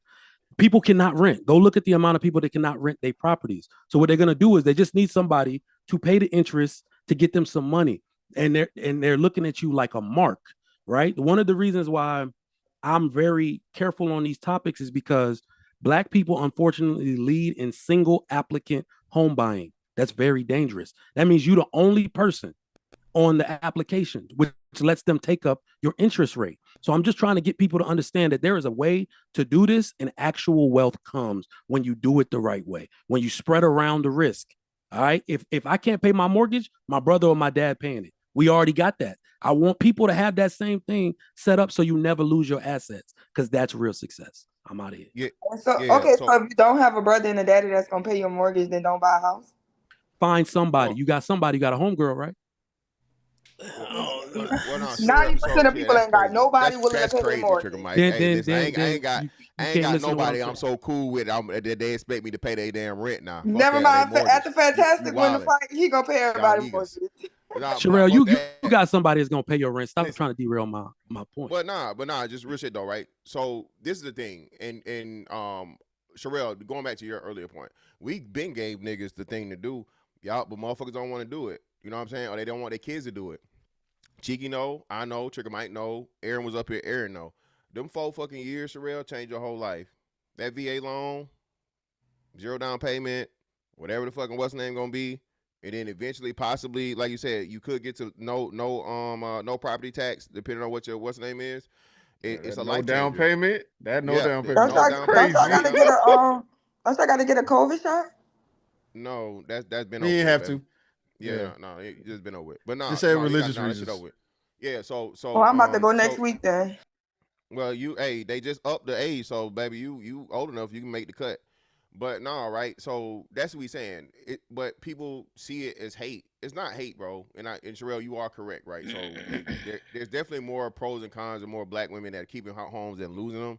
The thing is, though, again, this is just raising against a whole bunch of bullshit, bro. It's always something that's thrown in Black men's face. You niggas ain't, can't, don't, won't, so on and so forth. But Devin ain't said nothing. Go ahead, Devin. It's on you. Devin, what's poppin'? Hey, what's up? Good morning. Good afternoon. What's up, guys? Good. Hey, is this Devin first time talking?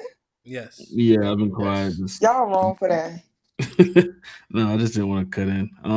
No, I think a lot of times we got to look at what's actually happening outside of our demographic also. I mean, there's also like a big decrease in the amount of people who are attending college and just other races, period, because they don't see the return on their degree, whether they're not even actually going into that field that they studied. So I think it's like not to be against Black women, but we got to ask the reason why, because ultimately what you're doing is you're digging yourself in the hole and then mad at somebody else because you didn't listen to the advice or understand the lay of the land before you decided to do something. I think that's where I come from, it to where it's like, a lot of people are making a lot more money not getting that degree, just getting experience with a trade and then just doing it. And I think, like somebody else said before, a lot of people are getting paid more because ultimately the job that they're doing is higher risk. Do y'all understand what y'all proved Cheeky's point this whole time while we did this for like over an hour? He said that y'all would move the goalpost with success. I can't stand when y'all try to make people not want to go to college. That could be an accomplishment or a success just on its own because they might be the first in their family. To sit there and tell somebody not to go for a higher education, I think is the dumbest shit I've ever heard.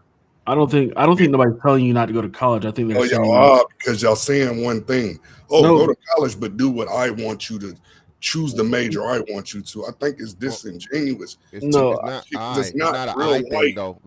It's really not real life, especially if somebody's good at something and that's the career path they chose.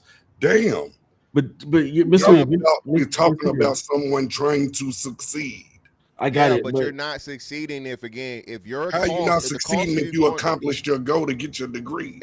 Because if the cost of your degree is never going to fucking pay off, Mr. Williams, ain't shit for free. You need to choose a better degree. What are you talking about? It's not for free. But ain't shit for free. Fantastic. Ain't shit for free. What do you mean? Again, listen, man. Y'all are conflating two different things. Miss Williams. No, I'm not conflating shit. We was talking about succeeding, and he mentioned one thing. Y'all will move the goalpost for a Black woman no matter what. Move the goalpost. You keep saying y'all didn't go into the fact that how many beauty shops and everything that Black women that they own and that succeed. Y'all didn't say anything about that. Yeah, what Y'all do you didn't say mean? shit about that. Businesses are hard on their own. Black men feel every day getting businesses as well. So we know that businesses are hard to run and hard to maintain. But I mean, I just feel like y'all did this shit for over an hour, man. It was just pointless. Well, Okay, well, you can feel that way.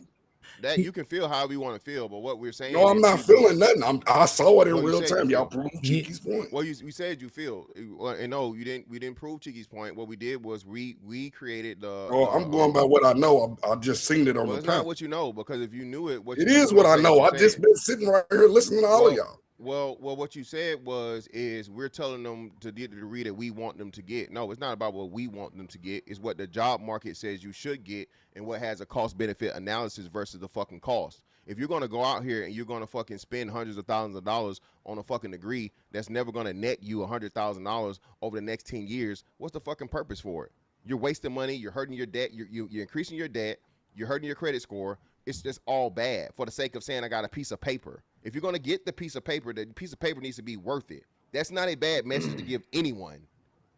I don't know how you can be mad at that. No one said don't get a degree, but don't get a worthless degree. Worthless degrees fucking exist, especially, Mr. Williams, in the day of fucking AI and jobs being eliminated by 50% in the next fucking 4 years. So if you, listening to you setting a whole bunch of black people, not to mention black women, up for fucking failure. If you say, just go get a degree. I literally just explained it to you. You I say would you heard never in everything my for the life. last.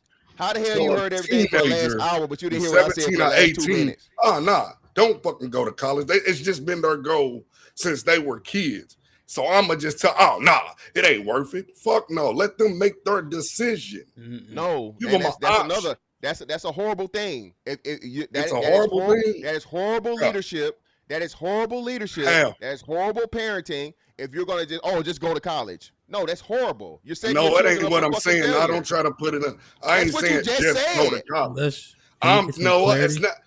You know what, Mr. Williams? Can we get some clarity? So let me say this, Mr. Williams. Let me see what you think of this. If my kids want to go to college, if that's the goal based on their trajectory, and we can see why it makes sense for that kid particularly, right? I'm not paying for just any old degree. Right. So I'm not paying for a dance degree. I'm not doing it. Facts.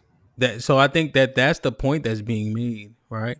And if Mr. Williams, if you give me, let's say you give me $1,000 to invest, and I give you back $1,010, is that a good investment? Is that worth it? And so I think that's where we're just looking at the return on said things, you know? And I think we just got to take maybe a little bit of the admonishing out, you know? But it's like, what can you do with that once you get it? You know? And I think that's just the key. That's how I kind of assess it. You know what I'm saying? Because if I can make the same money with lesser cost, would I do it? And I think most people would answer yes. If I can make 1,000 only spending 100, and if I can make 1,000 spending 500, most people are just going to spend 100. So that's what's being said. You know? So I don't know if that point goes into what Cheeky's point was. Cheeky's point was the things that are tied to success, right? The things that we deem successful, women lead in those things. So now what? Is that the right prescription? Done in the correct way, though. Buy a house, yes, with another motherfucker, though. You know? Go to school, yes, because that can also be like a Class A CDL. You see? Because those metrics matter, and the women are doing them, even though there's some things that needs to be fixed while doing them. Right, Cheeky? Yeah. Essentially. Like my wife got a doctorate. Yeah. She outside right now doing a sales call for the moving company. You know? So there's adjustments that can be made. For sure. I don't think they proved my point either, though. Like they didn't do exactly what I was saying. They ain't go crazy. So it didn't. again, I can the parts. I think it's fair to question the intent and the purpose for it, and that's what I was questioning. That was why I said I thought it was going to happen, because these conversations tend to happen in very dismissive, bad faith ways. They didn't do that. Although I think it's fair to criticize and scrutinize a level of success so that you maintain or you gain a success that's worth it.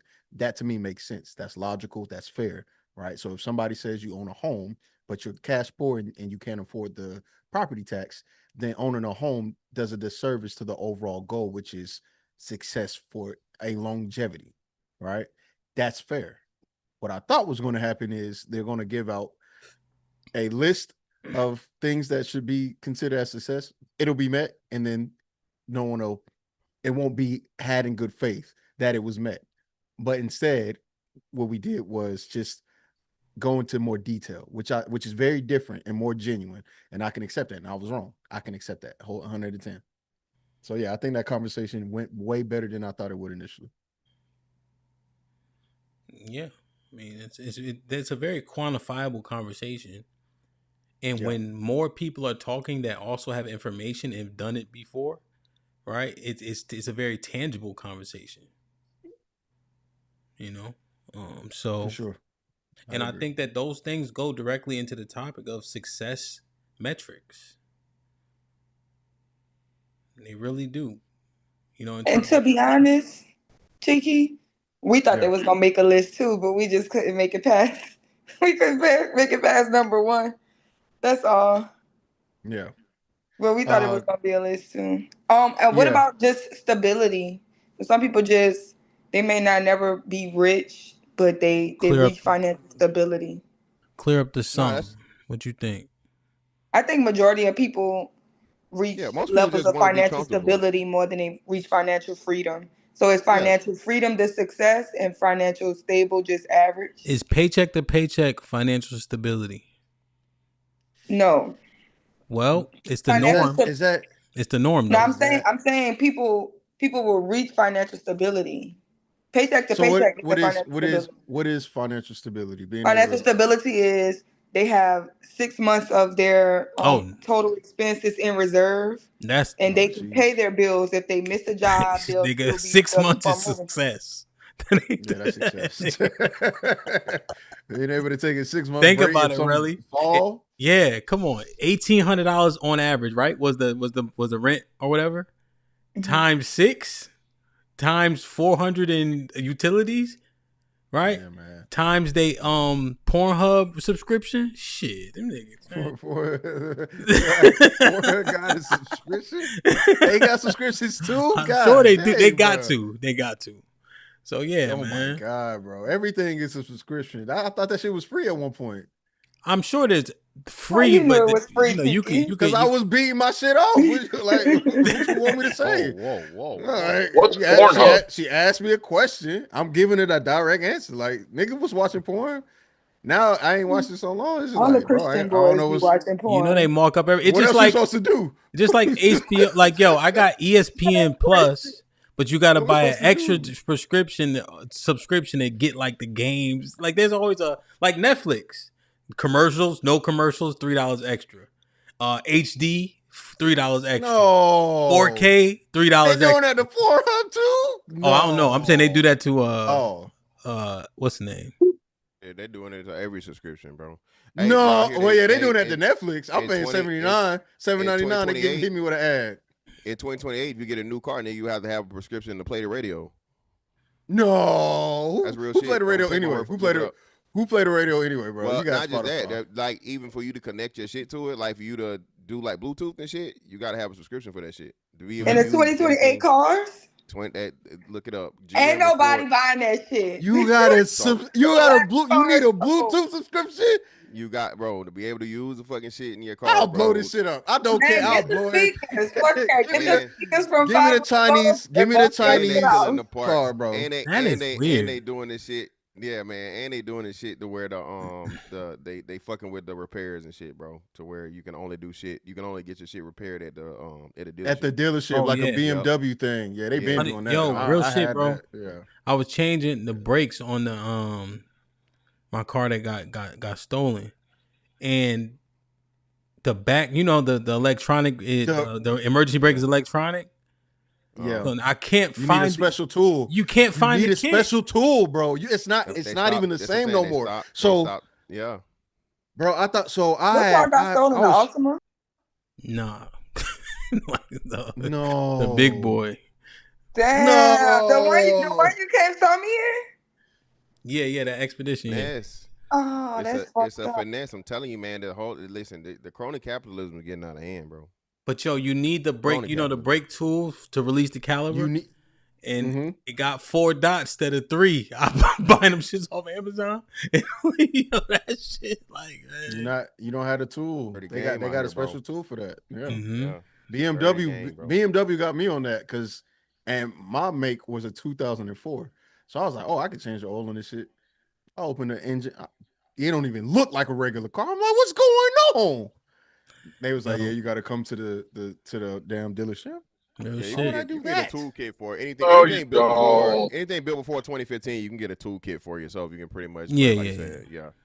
But this was years bro, ago, it was another big thing. HAMP, like you said, you can't even change. You literally have to. They're programming it now to where you have to go to the dealership and then put the scanner on the shit for you to be able to do certain shit on the car. Like you can't do it yourself if you wanted to. So this whole shit, bro. It's fantastic. Got to start doing something. Let me ask you a question, because I know you Aaron, Cheeky. It almost though. I'm thinking that the technology though. Like I think there is a predatory level. However, I think there's a large percentage of it is because of the advancements in the technology of it. Like you have to, right? Because they have the necessary tool. Okay. Cap. It's gone. It went from that, but now they're exclusively doing it where you can't do it outside of dealership. So they're getting to the point now, even to where like the scanners and the readers and things are where like it's exclusively like a BMW or a Mercedes thing and so on and so forth. They update the cars, the newest cars, to where they're making it more and more difficult for pretty much DIY to be home impossible. maintenance. Yeah. Like, DIY is they're trying to, because a lot of people don't know this. Dealerships make most of their money off of fucking they make more money off of maintenance repairs packages. and maintenance than they do selling cars, especially now because the motherfuckers can sell a car to save their life. Motherfuckers ain't buying cars for shit right now. That's not why they do it though. It's not to keep you. It's not to keep you from doing it. It's because the computers on the car all talk to one another.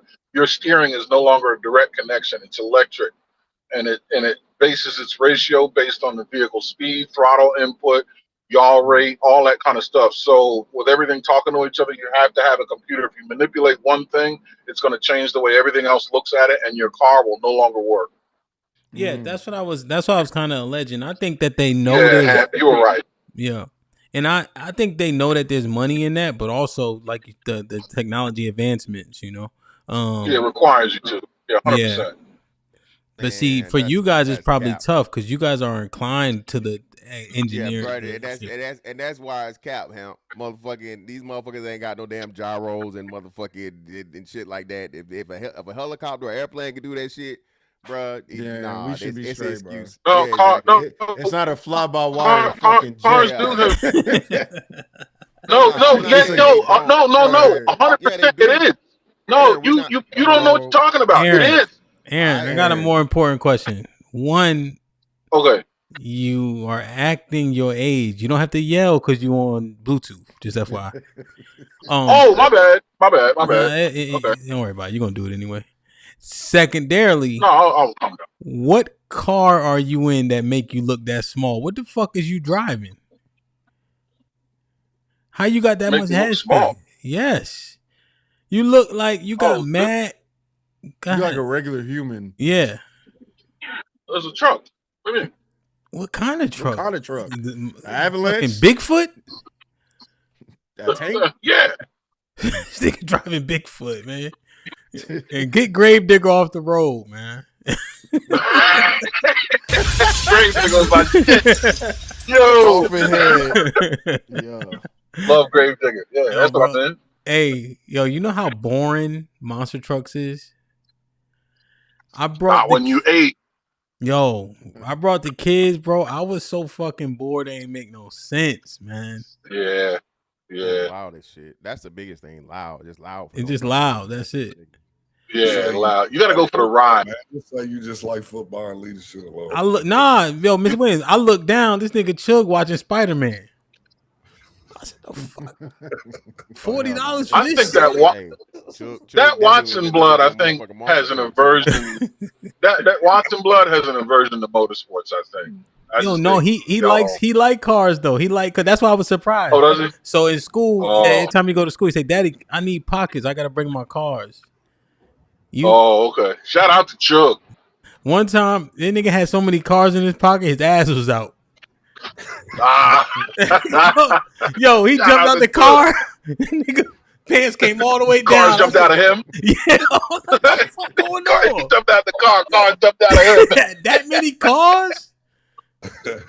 Yeah, bro. He trying to show it to the girls. You know what I'm saying? Real shit. Them girls think them cars corny as shit, bro. I said, just riding dirty. Just keep punching people. They like that, Chug. Keep punching people.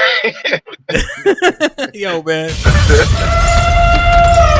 Run! It's a stampede! DJ Ham the Stampede. DJ Ham the Stampede. Like, share, subscribe, tell a friend and tell a friend. Hit that like button right now if you can. That helps the channel the most. Mr. North with the $10 says, do you have to go to college in order to learn? What book can you get at college that you can get at the library or get online? What questions can you ask a professor that you can't ask Chat GPT? I don't know. I think coaches matter. I think it's the same with teachers. You know, a coach can definitely make or break your understanding. Yeah, and the certification now. I guess he was saying like versus get a degree versus your own knowledge. You gotta have something behind it, bro. You gotta at least a certification. Certification. Go to the hospital and tell them you read books about surgery. I mean, yeah, of course you got to be accredited for a lot of things, but I think there's some things that people are taking a lot of credence to just experience and talking real world, you know, people. Because at the end of the day, like the people that are working, that are teaching at, you know, college and stuff, a lot of times they're like still kind of farther back than where, you know, what's the current standard practice is. For example, when I got into software development, I don't have a degree in computer science, but because I was able to prove myself and what I was able to contribute to the world or whatever I didn't need one.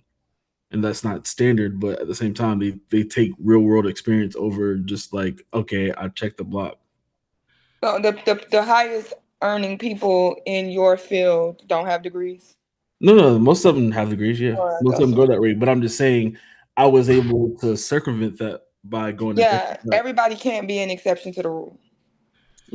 I get that, but I'm just saying to the topic of the conversation is like but the exception to the rule is because we're all taught you have to do it this way in order to accomplish this. No. Yeah, because black people like to find the right ways to do the wrong thing, and we all believe we can be exceptions to the rule. You cannot live your life thinking I will always be the exception. Well, it's not that. It's just college doesn't necessarily equate to success because you've learned everything, right? Like in a lot of the times, especially like hiring. I was reading the super chat. Oh, my bad. Go ahead, my fault. I didn't know that. Well, go ahead. I let Devin go because he waited for so long. That was a pity comment. I hope I'm off when that fight comes to. Is that MKE stands for Milwaukee? Where the tickets at? No tickets. We gotta get everything in order first. You know what I mean? All right, let me see. Construct Icon with the $2 says Hood Entertainment at its finest. As able to tell us, the Keon ain't scared. Thank you. Mr. North with the $10 says, I think people could save that money, at least some of it, by lowering other expenses. Fewer subscription services, fewer extended warranties, and less going out to eat or ordering delivery. Yeah, for sure. All right, so this is when you kicked JP earlier. Read this one. Nat with the $5 says, do the majority or minority of black women take bad home loans? When the rates go down, the prices will skyrocket. The hate is unbearable. Yeah, I think you've seen like I said, when I was looking at the numbers, it was like 11% foreclosure for black homeowners. So that would include men as well. You know? And so generally speaking, foreclosures are happening more now, but they're happening to everybody. You know, the one thing about Texas, as an example, is because we don't have state tax, property tax is extremely high. I think it's the top 3: Florida, Texas, and New York. I think. Somebody correct me if I'm wrong. So, Russell Rel with the $2 says, so just playing is success. Okay. As Ava says, y'all don't have Bezos dollars, so hush. Walk the talk with the $2 says, she got AIDS, but I still though. What? Deborah with the $2 says, tell everybody you know to pursue healthcare. As Ava with the $2 says, go back and help Nigeria. As Ava with the $2 says, y'all should date each other over there. As Ava with the $2 says, you got Bezos money, you know so much, why you here? As Ava with the $2 says, why you think we don't know? As Ava with the $2 says, why talk against black women? With the $2, who hurt y'all? As Ava with the $2 says, this is nuts. As Ava with the $2 says, we're not stupid. As Ava with the $2 says, black women have to qualify, right? Mr. North with the $10 says, I think you'd have to compare ownership percentages to debt percentages. Also, does home ownership, quote unquote, as far as the stats go, include houses, condos, etc., or just houses? It includes condos as well. As A for the $5, so bankruptcy was omen until Donald J. Trump filed it 6 times. Mike, I saw that on YouTube as well. Not you. You're not the only one saw this show. Mr. North with the $10 says, what I heard was that it starts with home ownership. That doesn't mean that only ownership is the only thing. Yeah. Cash out with the $2 says, technically the bank still owns the home. Ed with the $2 says, cheeky cheeky that only works compared to black men. Talking about the black women's ownership levels. Sophisticated jerk with the $10 says, cheeky was cooking. Willie wouldn't be considered a narcissistic since he's based his position on logic that can be measured. Riri with the $10 says, I ain't got paid yet, but this when they time prags out. Normal Nerd with the $2 says, oh, that's not normal. AL with the $2 says, a lot of majors, especially STEM, you need research or lab experience or internships. Unless you can afford $20 million lab, college gives you that. Like, share, subscribe, tell a friend, man. Hit the like button right now if you can. It helps the channel most. I got to get out of here. Salute. I think this is an awesome channel. Hopefully awesome show. I hope people got a lot of edification from, the parts of the conversation. JP, any final thoughts? Yeah, I was sitting up there. I was taking my daughter scrolling through these neighborhoods that y'all trying to fight so hard to live in, these wealthy neighborhoods. And you know what I didn't see in those neighborhoods? Is life. I'm talking about, yes, it looked good. They got the nice little cyber trucks, the Benz cars in there, but it didn't have no life. It didn't have no barbecue smell. It didn't have families on one porch. A lot of people, it didn't have none of that. All of the residents, all of the people that own them houses usually keep to themselves. They barely even know each other. They neighbors.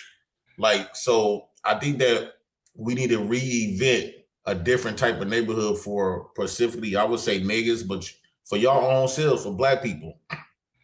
Because I think that y'all trying to pursue something and invest in something because you think that it's going to give you the freedom in this internal feeling that you think money will give you, and woo out the bam, all this other stuff, and you haven't never experienced it yet. I like to look at the people who already have it and been having it for a long time, and I make my judgment call based on how they present themselves. And one thing about these rich communities compared to the poorest communities, I see more laughs in the hood. I see more people gathering, having fun, dancing. When you feeling good and good spirit, make you want to dance. Then you go to these wealthy neighborhoods, they all frowning, maybe because they afraid to, lose this money they done bought into that programming. And again, and lastly, I'll land the plane with this. Don't hustle for your ego, your pride. Just to buying a house is not no flex. Most of y'all is old. And don't listen to these men on here because they not talking about the nuances. Hamp is not going to have his daughters living with him while they 25, 30. Why? Because now he going to have to, at this point, he going to be 60. He not going to be no spring. He ain't no spring chicken now. Them bones going to turn into grits. Them gizzards, fried gizzards in a minute.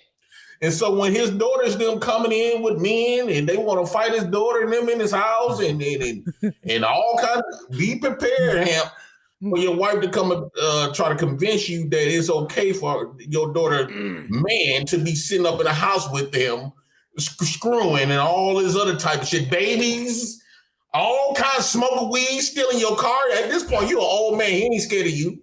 I got a son. I got a son, you asshole. You don't got no daughters? No, I got mad daughters. I got one son. Though. I got one son. Do you got daughters? Yeah. You got how many daughters you got? 5. 12. Oh, he did. Come on now. 12? These are the nuances that need to get discussed. 12. This shit, it's a reason why parents kick their kids out. Of course, most parents want their kids to stay with them. But it's going to be shit that they get involved in that a lot of these parents going to be like, okay, I can't deal with this shit. Hamp is Hamp, and Chew got CTE from jumping off the bed already. They're going to kick their ass. He was saying, all right, JP, hurry up and land that plane, man. I got to go. The gray area, land with this. The gray area is very important, very important. And with the Boston stuff, yeah, so Hamp. So I'm getting that stuff together. I do want to, all I'm going to do is fight my best and give him my all. I ain't finna sit up here and say, because I've been fighting for a lot of years. You don't know how a fight going to turn out once you get to fighting. Yeah. So all I'm going to do, I'm going to put on my best fight. I probably, if I do lose, it ain't going to be too bad. But I'm going to definitely get a rerun. I'm definitely going to get a rerun. Okay. Right? Because he been training for a good year now. So I've been smoking and doking and choking and shit. So I got to get my conditioning up. I think before you get a fight in the ring, before you even throw a punch, your conditioning got to be on point. Yes. Okay. So JP, you are officially in. I'm gonna send you the contract for October of this year. Can you follow that date, son? Because dude said 6 months. That is 6 months. Make it June, November, July, bro. August, September. June, that's 4. Oh, November. Make it November. That's 5 months. That's 6. Because we damn out of May. Trust me. Look at my fingers. Look. See? Yeah, he's saying June, that would be December. That's December. June, July, August, September, October, November. I thought if we you want to come, I thought you was gonna come halfway from June. through. It's the 15th, bro. It's the 15th. You good? The middle of November will be 6 months. No, today's the 20th. Yeah, 19th. Still. So November 20th, that week, the week of November 20th, whatever that is. I don't know. And y'all gonna be in Milwaukee. What's the name, bro? It's gonna be cold as hell up there. Thanksgiving. Them niggas ain't You know, Milwaukee don't get that cold like that no more. We don't have them big snows and stuff. We ain't Well, have no, that. I'm saying it's gonna be cold. Cold that day. I'm just saying it's cold that day. It's gonna be cold that day. JP, we got 3 rounds, 4 rounds. What y'all want to do? 3 rounds, 2 minutes. 3 rounds. Because my conditioner, I gotta get that conditioner, smoking shit up. Yeah, 3 rounds, So 2 minutes. That's without smoking. 3 rounds, 2 minutes. That's a good enough time. All Yeah. right. So JP, you in? I got to fight this past weekend. I think I can do this shit. JP, are you in officially? I'm in there. I'm gonna send you the contracts. All right. Yeah, bet. And we going to Milwaukee. Give your That's a bet. Yeah, I'll hit you so I can get your email, and then also send me the coach number too. Well, if you have a gym up there, but I found a couple already. Yeah. So just send me the gym, and then we get it done, man. Should be fun. All right, that's a deal. All right, salute. All right, Charles. Shout out to y'all, man. I'm Jay Prince, the president of United Negro Nation of the Black House. We're gonna watch Mr. Fantastic get knocked out. All right. Good night, ladies and gentlemen. Easy. Mr. Fantastic. Any final thoughts? Hey man, shout out to the best promoter on YouTube. That's all I gotta say, man. Fuck all the rest of this shit, baby. Let's go. November, baby. Let's get it. I've been waiting for this one. Ain't that right, your birthday? I've been That's gonna right be a after. good little birthday gift, So huh? hey, listen. Woo. Yeah, man. It's good, man. Salute the pugilism, man. So we have precursor, obviously. June 27th, we have a gamut of dope fights. We have a hell of a podcast and a Blackout Part 4 Airplane Mode Edition, man. Get your tickets to Houston. This shit gonna be amazing. We're gonna have fun, bro. All the fights gonna be fun. Everybody gonna show love after. That's how fighting works, man. Especially you get in there. The fact that a motherfucker willing to get in there, you gain respect for him. Aaron, any final thoughts? Yeah, forgive me, man. Look, automobiles do absolutely have drive-by-wire technology. You can find out because lane keep assist literally uses a radar aperture to look at the road, and it makes course adjustments to your steering wheel. It doesn't do it mechanically or hydraulically. It does it electrically. So yes, these cars are all drive-by-wire now. It is no longer a direct mechanical connection.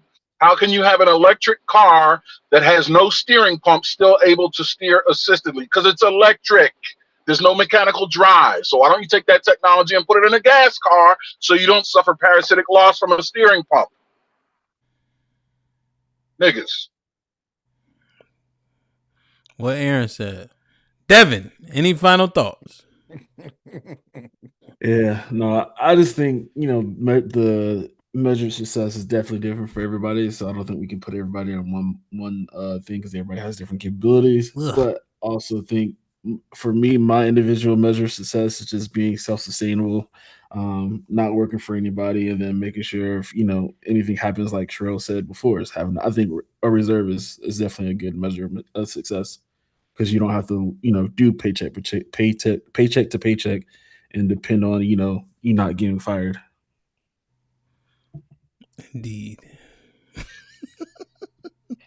What hand? What you got to say? Nothing, man. I love you, Mr. Williams. Yeah, salute to everybody that came to the show today. Salute to the chat. I just want to give a shout out to my baby girl and my granddaughter and my grandson. They all going to high school next year. They graduate this Friday, so I want to say congratulations to them. All right. That's when they said your neck broke out. Is that true? Never. Never. Cheek, any final thought? Yeah, man. I guess I'll be filming a bunch of boxing events this fucking year. That's not a problem. I don't believe that violence is the answer, but that's only because I'm 5'8", Cheek hush, and 110 pounds, and I don't want to get beat up by you big, burly, Did strong, he just say masculine 110 men. pounds? Just a little old boy trying to make it in this big old world. That's all Did I he say am. 110 That's pounds? all I am, Sherelle. Sherelle, I'm sorry. This is my turn to talk. Somebody get a hold of this. Thank you. Anyway, I think success, man, as far as the black community goes, we need to align on a lot more things before we even think about communal success on an individual level.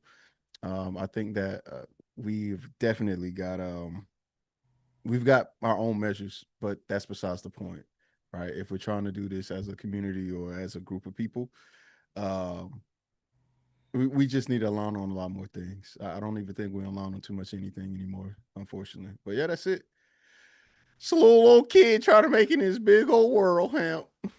That's it, man. That's all you could do, man. You hurt? Really?